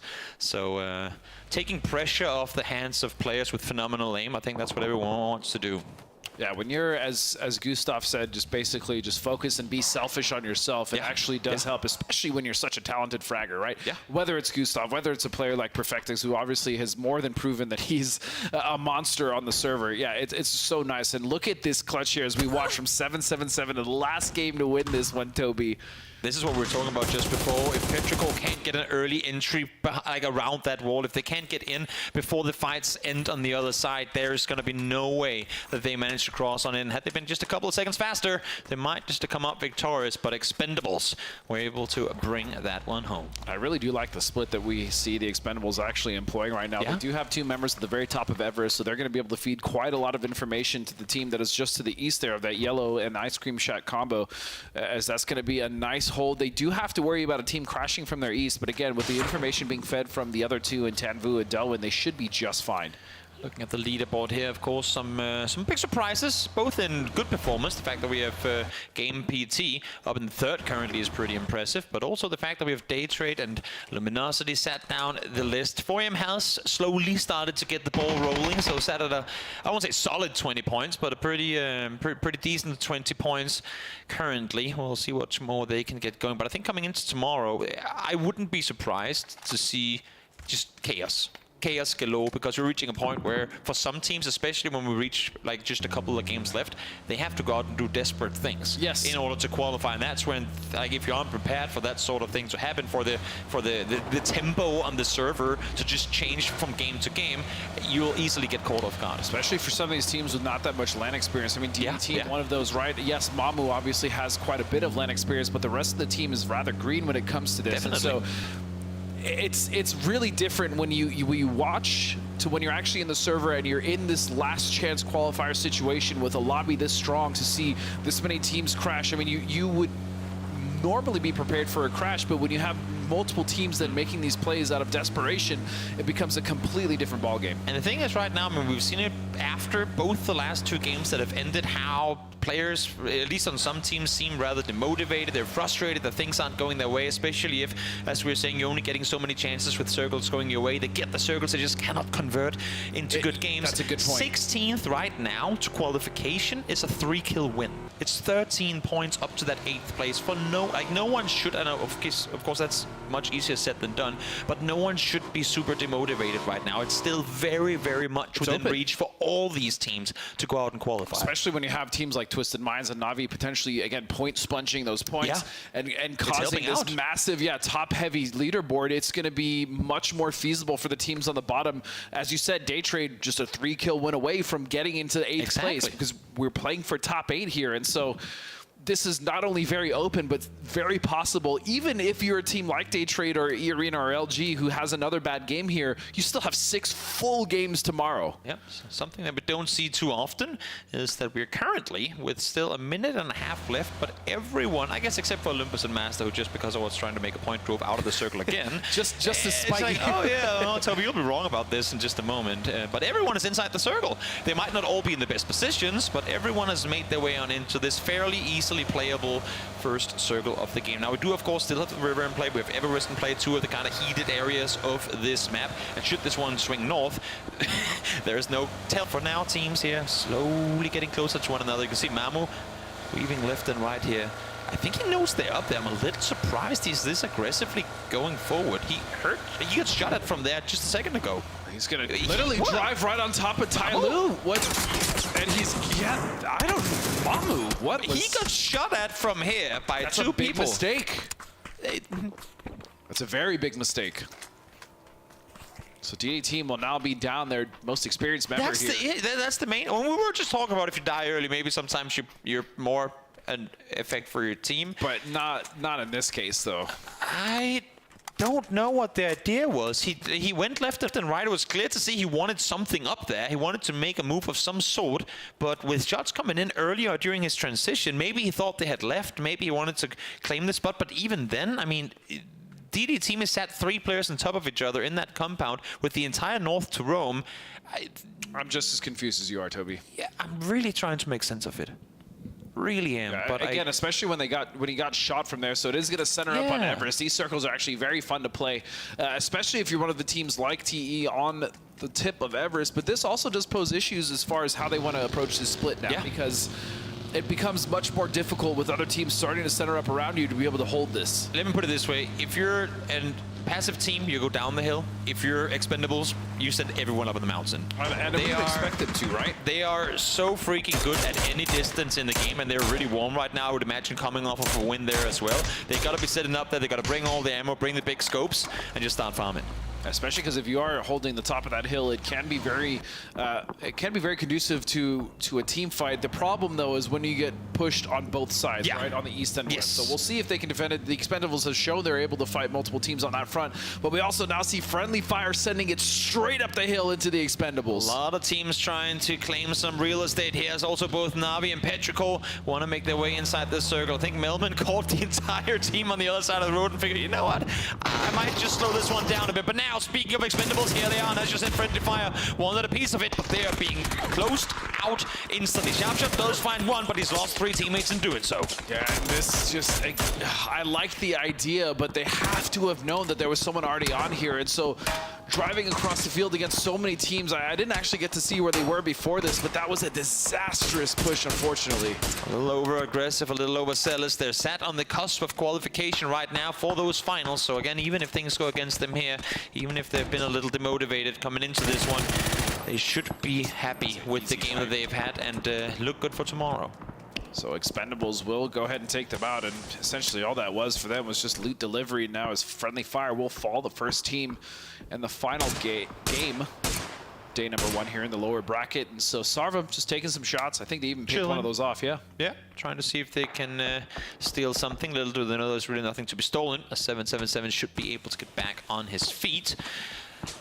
In the meantime, everyone else trying to wrap on in. We don't really have anyone on the southern side. I mean, Gatcat, Chopsticks, that whole area somewhat unoccupied. George Pole proper not really being utilized at all either. So areas of the map that we have seen, these circles swing towards the hospital as well, still open. It's just one hard shift away from being the prime real estate.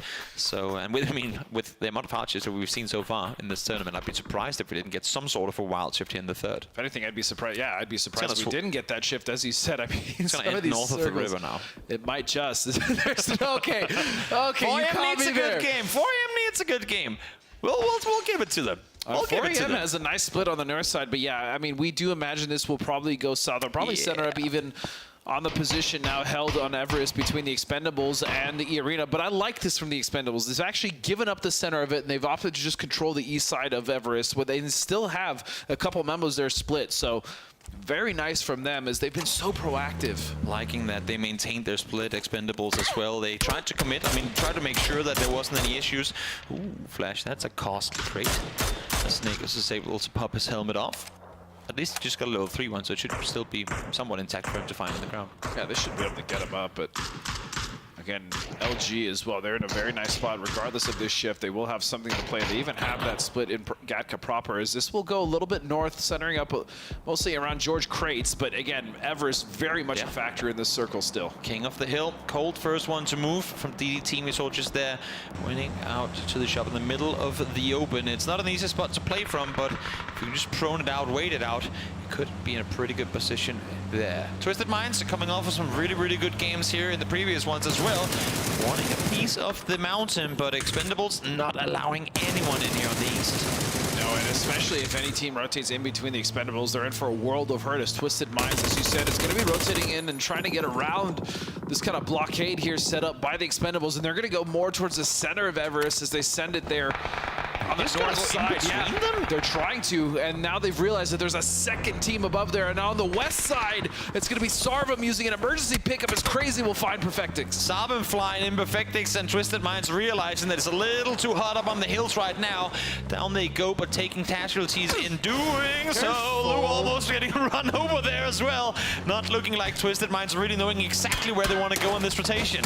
There's really no good spot here as the Arena now taking shots from above. Mighty has found a little bit of damage already, and they're going to make landfall there. It's very uncomfortable there for Twisted Minds. And again, another game where if they potentially go down early, it opens up the leaderboard for the rest of the teams underneath. Definitely does. Lou trying to get healed on up as his IGL falls right next to him. Maybe he can lob a smoke to get the rest on through, but even then they're going to be in trouble with teams still on the other side. Sarvam flew in early.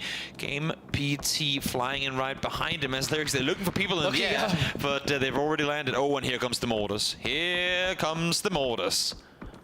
Mortars coming in from the west side could devastate any of the teams, especially because there's no cover on the top of that mountain that would protect you, at least from mortars. As look at 17 now making their approach. They have a nice little foothold here into the southeast, and so they could push up onto the Expendables. And look, they're actually consolidating here, Toby. Yep, Delwyn saw it, saw them coming in. Doctors comes down to 45, but I'm honestly a bit surprised that they're not just at this point saying 17. I mean, either say 17, you can come in, we'll go up on the mountain, or give up the mountain to take out 17. I'm worried that if they try to take the fight down below, other teams will try and punish them off of doing so. Daytrade in particular, down towards that western side, it looks like a pretty obvious third-party opportunity for them. So the fact that Expendables are trying to maintain this 2-2 split still is, I don't want to say worrying, but I feel like at some point soon they're going to have it. It's very risky for sure. It is risky. I agree 100%. As we were praising them for that split earlier, now I do think it's time to consolidate. They have to know that there's a team coming in on the southeast. Exactly. I mean, they do know. The question is whether 17 is realizing that it's a 2-2 split they're running into. I think if they knew, they'd be crashing straight into the buildings. Yeah, that nade was so close to actually just finishing off that duo there of Twisted Minds. We do see Forest now. They did rotate into the south. They have a dip to work with for the time being, as LG is going to be right above them, sitting in North Gatka, and this is going to set it right on Everest. I absolutely love these circles, Toby. They are difficult to play, but also oftentimes you'll know whether or not to be in the south or the northern side, but right now it's dead center. E-Arena, the current king, sat up on Everest, but I've seen it so many times where the team that currently has control will not be the team victorious by the end of the game. Especially when you have multiple teams pushing up on each side. Daytrade now trying to defend a crash here from Forest, and Master's actually going to get flushed there. But Forest is making the case for a fight, but they're getting third party by LG. So many teams trying to shoot him from the side. Luminosity not wanting to go full in on this one, but taking what they can from a distance. In the meantime, Petrichor, Na'Vi fighting up close as well. Scabby Munto trying to fend off here against Belmoth, who just exactly gets out of the building before the nade pops. Another game, though, where Daytrade have the position. They just can't defend. They just cannot hold these fights. And now 17 will come barreling around on the north side of this, and they'll take control completely. But look at LG as well in the west. All the teams want a piece of the pie here. They know that 3 points are good points, and at this point, with just 7 games left to play, they need everything they can get. Luminosity are pulling up. They're realizing now that 17 is here as well. This is going to get really chaotic, because look at this. Luminosity are still looking on the southern side. Maybe they haven't even realized that 17 is up top. This is very dangerous. They do have a nice wrap there, but yeah, they must be aware of 17. They're falling back. Pulling up early. Yeah, they have to know that they're up here, especially with these smokes now. So they will take over this compound. 17, though, will take a stronger position up in the north in those ridges. Whoever called that, whoever called the disengage, thank you, because it looked to me like Luminosity were running straight into a trap, thinking they were going to get that one, getting backfilled by 17 Gaming, which could have caused their downfall. Petrichor goes down 13th place. They're done for the day, sat at 7th coming into tomorrow. Luminosity now with a very big chance of as long as they can just. The thing I worry about for them is actually Suju, right? Sitting in that ice cream, just prone. With the rest of 17 looking back, able to kind of overwatch, especially when you're putting pressure on a team like that, when they know there's someone to the north, they're probably not going to expect someone just being solo there. While this fight is brewing, we're hopping up towards Expendables and 4AM. 4AM just crashed up here. They know for a fact that Delwyn isn't here. They've caught the split in a perfect timing, and I'm loving this. I cannot disengage proper, but at least just a step back and then try and throw some utility, try to buy some time for your teammate to get up here. But Crazy lobs a nade perfectly over the top. That's going to have to force. That's going to force Expendables to have to take the fight. This is actually such an important position in this circle because of the way that you can pull up and then also just move up on foot as a team. So 4 angry men would love to dispatch the team of the Expendables, but Duckjuice firing back, trades coming left and right as this is down to a 3v3. Crazy is down as HSSM trying to go down to the other angle, but Tanfu as well getting the top side of this, and he's gonna find one. Expendables are on one. They're here to win it all as they push further forward. Tanfu peeks up, finds the first one. HS tries to get the kill in return, but not gonna happen. He's a solo player left alive. He wants to punish them for being down low, but now Tanfu falls as well. HS though forced to go back into hiding as shots are coming from over the top. You'd have to imagine that with Duckjuice there, is he gonna go for the rest? He should, but no, not yet. He wants more because now Delwyn is here to help. Yeah, fortunately for both of these teams, it's actually gonna be Delwyn to find that. E-Arena was not able to get as much of the damage on them as they wanted because of the fact that Na'Vi is pushing on the other side of the hill. 4AM had a 4v2 entry to that fight, but Expendables were able to fall back and use their utility to keep them alive for long enough to stay put. And now, let's just say that Luminosity getting blown to pieces by 17. Great utility use, use the molly to isolate, force them into one same position, and then Lup nades on over Sushu now. It's going to keep Relo blind at least for a little while. Relo knows that he has to make a heroic defense here as he does do a little bit of damage here on the side of 17, but again, they are just so good at constricting the space as Flood is just gonna have to back off. Has to leave 30 alive. You know there's still placement points to fight for, and right now, if you're Luminosity, you'll take anything you can get. 18 points in the day so far. They can still be claiming more as Flood tries to make the run up towards this hillside. Na'Vi have been fairly quiet this game so far, and now they will be able to move up this, and I worry about the rest of the teams once they're able to find their footing. Sheila will go down, and this is a fight on the northwest side here between D+ Kia and Sarvam. And it's so hard for them to really do anything, especially with Na'Vi peeking down from up high, because E-Arena doesn't do a whole lot to suppress Na'Vi. They get free roaming opportunities, free space to try and peek down the hillside towards the north. There should be some pretty simple flushes coming through, but as I say that, KM peeks on over, fights the first. And E-Arena finally coming alive again. They've been at the top of this hill for so long, Toby, trying to get damage onto the teams around them, but finally starting to put the pace on to, I say Na'Vi, as it's going to be actually Twisted that finds a knock on KM99. Everyone's trying to get a little piece of the action up on the hilltop here, and E-Arena, in my opinion, has allowed too many teams. I know you can't keep everyone off Everest, but allowed too many teams too close to really dictate the flow here. On the other side of that, Na'Vi in full control. They know how they want to play. They know what they want to have other teams do in response to what they do, and today has been a complete upset of the winners bracket performance that we saw from Na'Vi. And a full reset from them as well is going to give them a nice foothold here. Again, they're in the circle. They do have to somewhat worry about maybe a couple solos coming in and behind on the west side, but Na'Vi actually with a nice position here. They've already got one member of E-Arena eliminated. They should be able to push up and take control, as you said, the Kings of the Hill. Snakes trying to creep their way up towards the mountaintop, but Flood and Zenith, it's going to be a long run up. There's Tanvu through the leaves, spots Xiaobei, has an angle, and Lil goes too, but can't quite find him on the backside of the smoke. So they will be able to recover Xiaobei, and I like this position for 17. Even though on their low ground, they're kind of avoiding all of the chaos that is happening on the north side of the circle or the very peak of Everest. As Zenith tries to go for something, Baron Peak will find it. He'll get that point as well as the elimination. Yep, snakes galore on the other side of the circle. As you'd imagine, Baron Peak falls in just a moment as well. There he goes. 6 teams left alive now as this first day of losers bracket is about to come to an end. The fact that Twisted is still alive after sending it to the top side of that for so long is impressive as hell, as they're also able to maintain 3 members in this. Now Na'Vi has to be wise about this one. If they allow 17 up this hill or to check any control at all, they could easily get in trouble. And for E-Arena as well, maybe allow them to wrap over, because now Na'Vi is fighting on the other side. This should be the go push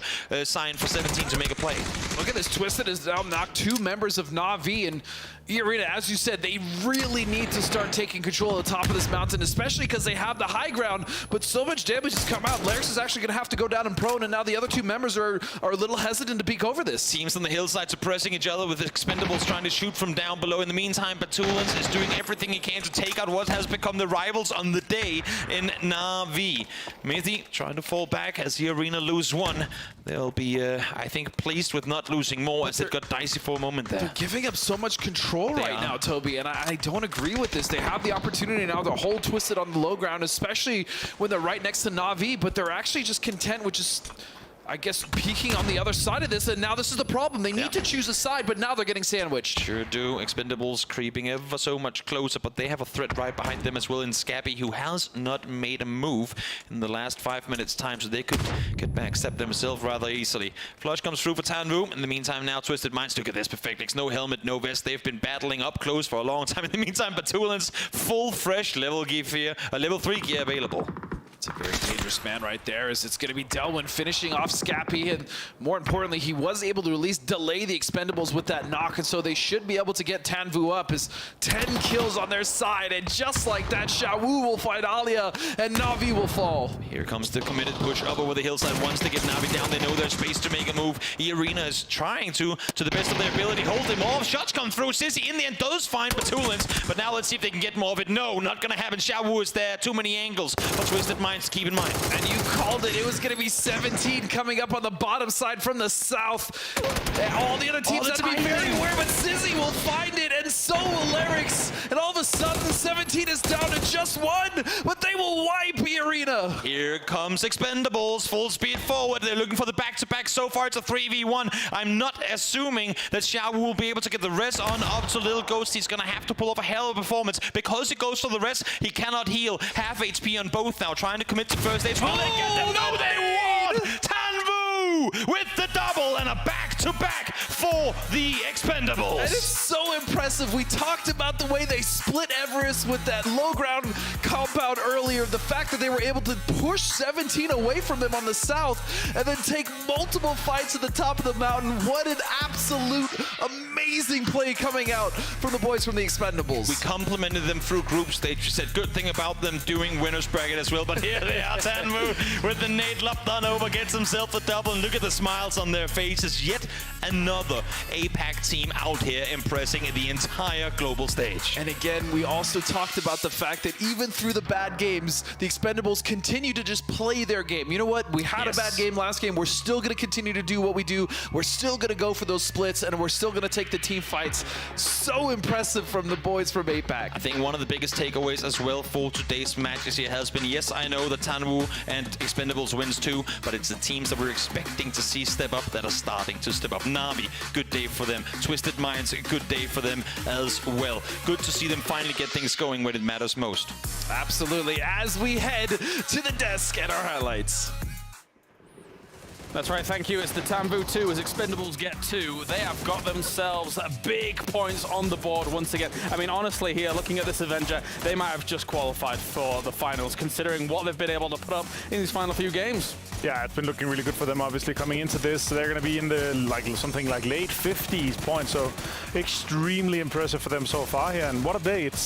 I gotta say, though, their Erangel circles and games in general has just been absolutely wild here. Back-to-back school, and then we end on Everest. Perfect big circle and Everest as well. It's perfect. I love it. Yeah, brilliant stuff. Really testing these teams in the losers bracket. I mean, have we ever seen a string of back-to-back ridiculous circles like this? No, not like this at least. Like especially like it's so legendary places as well, right? Yeah, yeah. Expendables 12 though for another time where they had 11. So 2 insanely big games for them, of course. Yeah. For them to qualify pretty much on day number 1. Very impressive stuff here, especially on a finish like Everest. When it comes to holding down Everest, we saw Expendables be challenged multiple times, actually, by the likes of Friendly Fire, by other teams that were trying to kind of wrestle this position away from them. And the amount of teams that can coexist on even top of Everest, never mind the sides of Everest as well, make it a very tricky circle to play. Yeah, for sure. Like, especially when you have that kind of perfect circle around it, right? Then it becomes like one top hill, and there's so many crevices, so many rocks that you can play slowly towards upwards. I like the emergency pickup try though to get on the top. It was fun to see, but yeah, of course in a situation like this, it's just rough when everyone's already high ground. Yeah, definitely. So, I mean, looking at how this is playing out here for Expendables as well, obviously we already have, the cast has mentioned it as well, APAC looking fantastic, and now with the fact that we've got the Expendables also, once again, looking great. I think that this is just a region we not only have to keep our eyes on, but consider for potential champions on international stages very clearly now. 100%. Like what we've seen from Cerberus, also, I mean, Expendables is in the group stage. They were crazy good. They're extremely close to qualifying in the winners bracket. They were a few points away, and here now, of course, the top 4 teams with 22 points going the Expendables' way. And a team that we haven't talked too much about, E-Arena, actually getting themselves a top 3 finish here along for the ride too. They, of course, were actually in dead last before this game and have got themselves some decent points there. But Delwyn able to stand out here for the Expendables. Yeah, another great game for him. He obviously showed what he was capable of prior to this, especially in the group stage. And now with 5 kills. Also, Tanwu, another good showing from him coming in with this. In general, like these guys have been just having a fantastic day. And as you said here, very likely that they're just qualifying off day number 1, so they can play whatever they feel like once we get into tomorrow. Delwyn taking that man of the match here, brought to you by Quidia, and looking good whilst doing it. That being said, though, there were 3 members here of the team that were getting about 500, 600 points worth of damage coming in from a vantage point quite like that. And really good use of utility as well. I think that it can't be understated that some of those crevices are easily exploitable by things like nades. They were able to make great use of that. But across the board for today, it is Twisted Minds that's going to take the top spot. And, you know, you can probably thank Perfectix for about half of all that. Yeah, something like that. Yeah. In like early 20s, he's going to be sitting around there, so really good to see, of course. Fantastic if you have him on your fantasy team. And 4 teams are going to be in our double digits here. Navi, once again, with more than 10 points here, 11 to go their way. Yeah, very, very good stuff. So, I mean, actually, we could probably guarantee 3 teams already through, right? Like Twisted Minds, Navi, looking great for EMEA, and then... 69, nice. Very nice indeed. And then you have the Expendables wedging in between those 2 here with now really 59 points. Those 3 have been absolutely popping today. Yeah, they have. And as you say here, with these 3 teams, like, it is just almost guaranteed for them to go through here, of course. So really interesting what they're going to be going back to the hotel and kind of arranging for tomorrow, because of course you can, now that it's the last chance here in the losers bracket, lower bracket, then you can actually deny a team going into the grand final if they are contesting your loot spot, or if they have a loot spot that you want to take, or if it's a team that you don't want to face in a grand final in the best of 18 that have, you know, this kind of pedigree of teams in there. Yeah, I mean, and especially now that we have actually 3 battlegrounds compared to the 2, there is all the room in the world that could actually become more of a focal point. The fact that you have the potential kind of rotations alongside you. But anyway, let's focus on some of the awards for the day. It's the Colonel's Choice here from KFC as we take a look back at what was going on. Surprise, surprise, over towards school. Yeah, it's just, I think the Colonel's Choice today is just going to be Perfectix. And all his kills that we have caught on screen, of course, here. He has 9. He has 1,400 damage and 9 kill in this game alone here. Could have been more, but Lou said, no, I'm going to go ham with the MG3. Yeah, I mean, he basically brought home 10 buckets of chicken here, did Perfectix here throughout the day, looking fantastic whilst doing so. So good job here by Perfectix and Twisted Minds. But let's move on now, of course, as we have ourselves the Dr. Zulaman Halabib save of the day here for all of this. And actually, it was the moment where Ty Lu was having a little bit of a harder time alongside this nice river embankment here, Avenger, and eventually did get saves going. Yeah, of course, this is one of them. I think there could be more, but yeah, this is one of the big ones. Taego, of course, one of the guys that, one of the teams that had some rougher situations. Well, this was one of them, but they managed to get back on their feet, but they didn't get too many points out of that game. And it's time now to take a look at some cars from Abdul Latif Jamil Motors as well, the ride of the day coming on in. And again, oh, look at that, it's perfect. This was a good survive as well.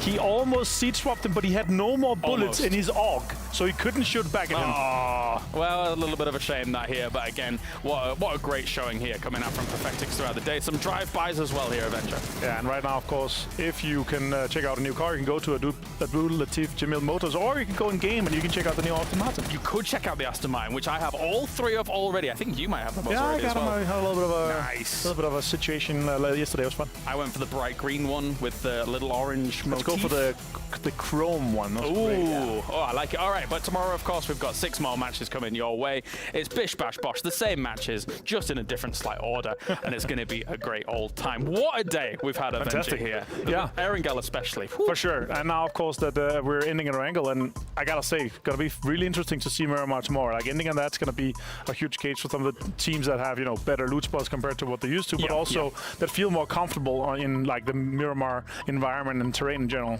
Yeah, and of course, this analysis brought to you by STC Play here as well for PGS2 from Gamers 8. We have had such a pleasure actually covering so many of these games. I'm really loving what we're seeing from Taego so far. I love what we're seeing from Miramar, and then Erangel threw us this huge curveball that we just, again, it bears repeating, we just don't see these crazy string of circles quite like this. Sure, we might get a west circle, an east circle, maybe some coasts, maybe a military, but this was ridiculous. It's also fun how we started the day with saying, yeah, it's it's the same old, it's figure it out, and then they're throwing these kind of curveballs or circles right for school.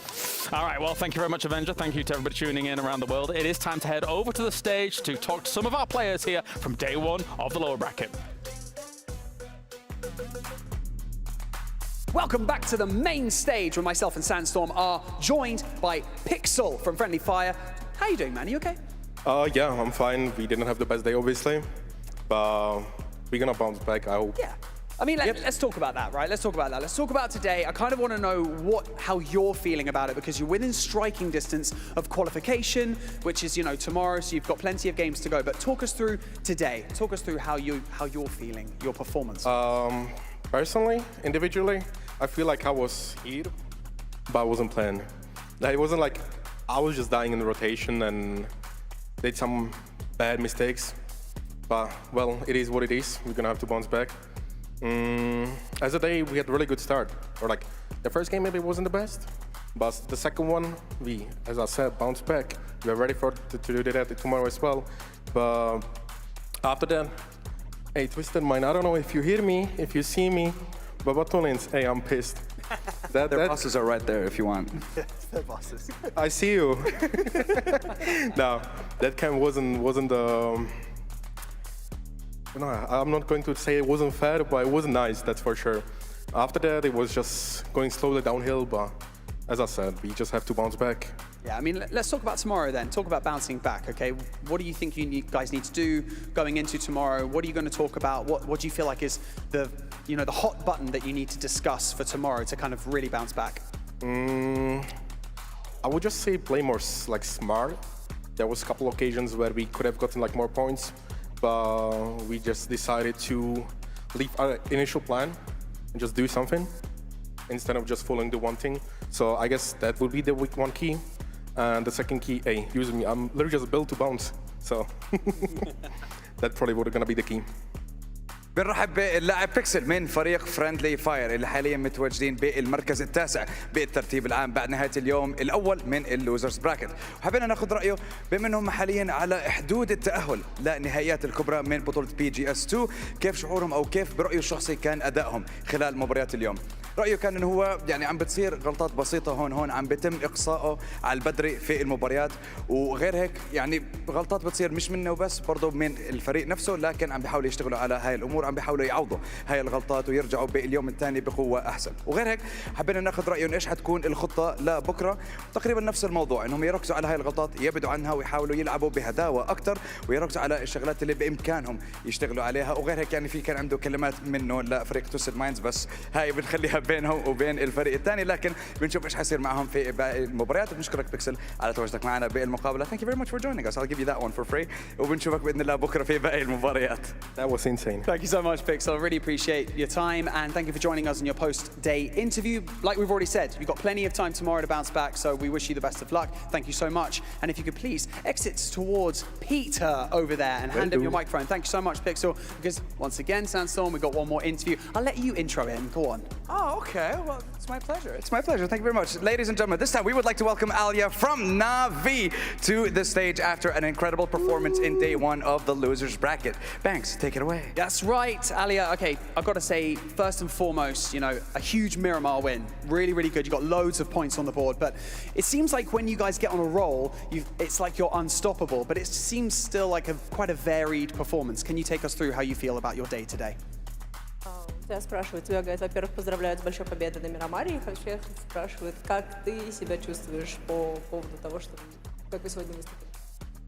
Ну, после виннер-брейкета, когда после такого провала мы сыграли так хорошо первый день лузер-брейкета, это однозначно повышает уверенность.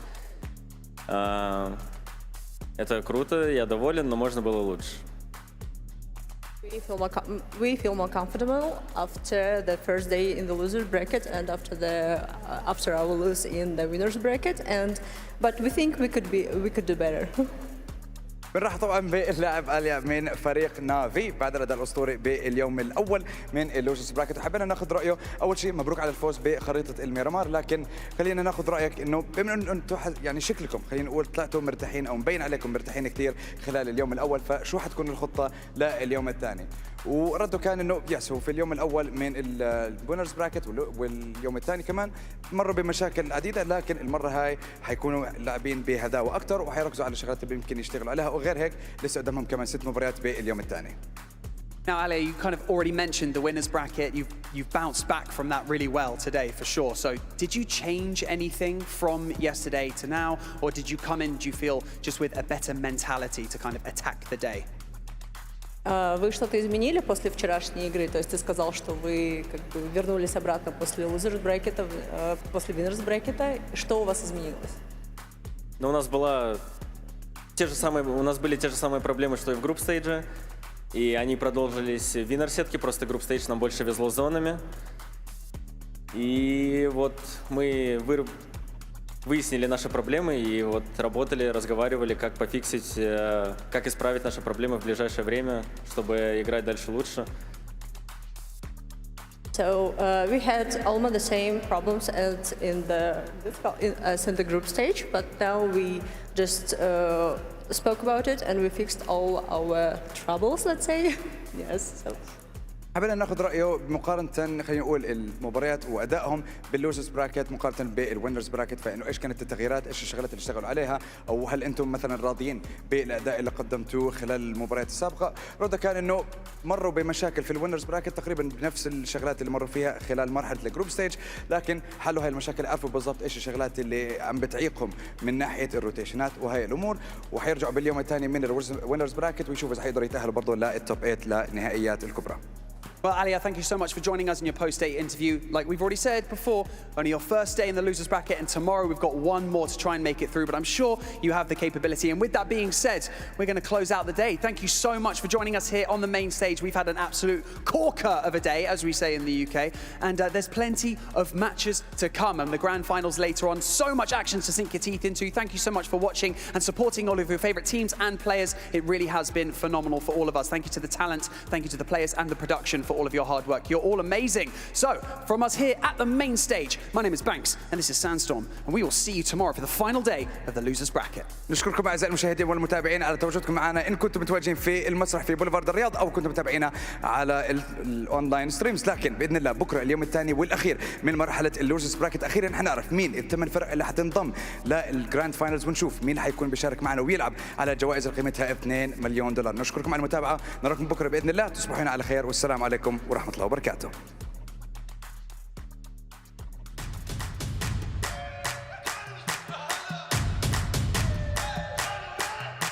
Dragging us down, face on the ground, still we're so proud. Just look at the crowd, making some noise, making some sound.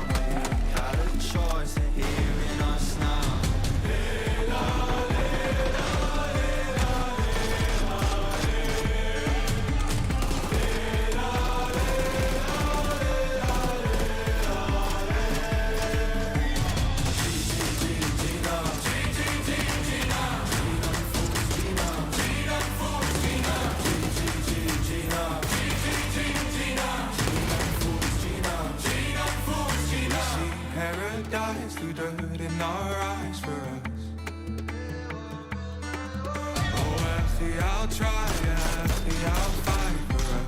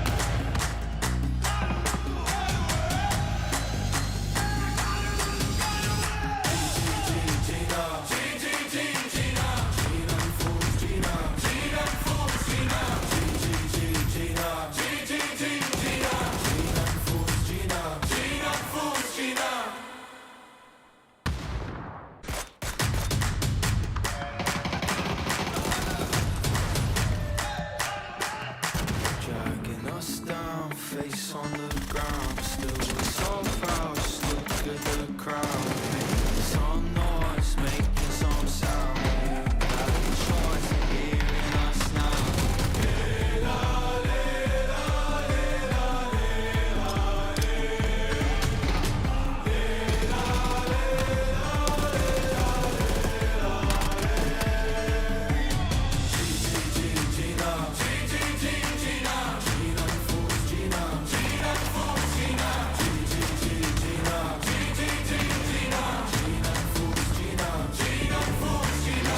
Paradise, we live in our eyes for us. Oh, Effie, I'll try, Effie, I'll fight for us.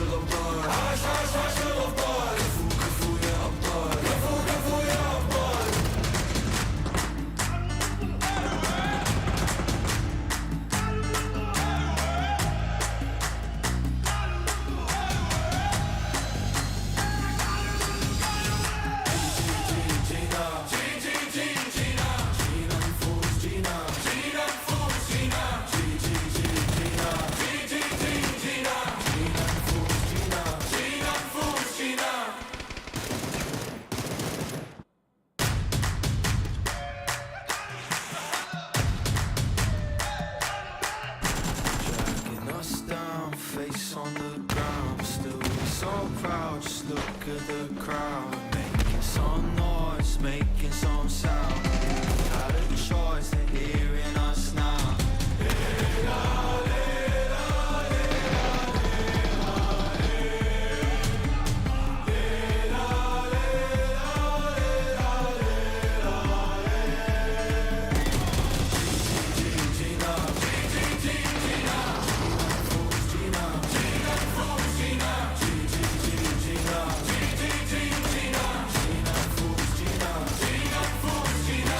Paradise, through dirt in our eyes for us. Oh, Effie, I'll try, Effie, I'll fight for us.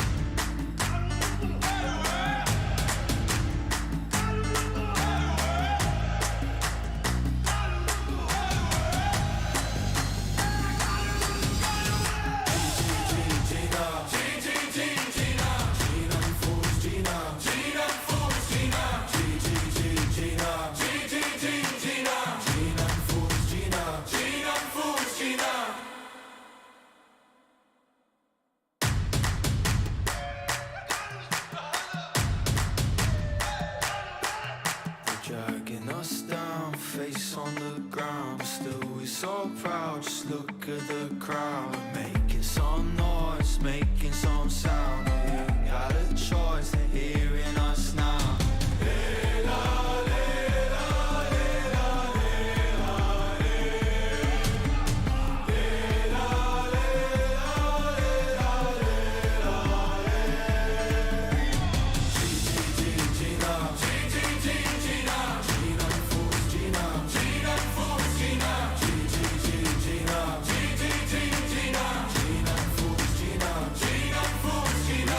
Paradise through dirt in our eyes for us. Oh, Effie, I'll try, Effie, I'll fight for us.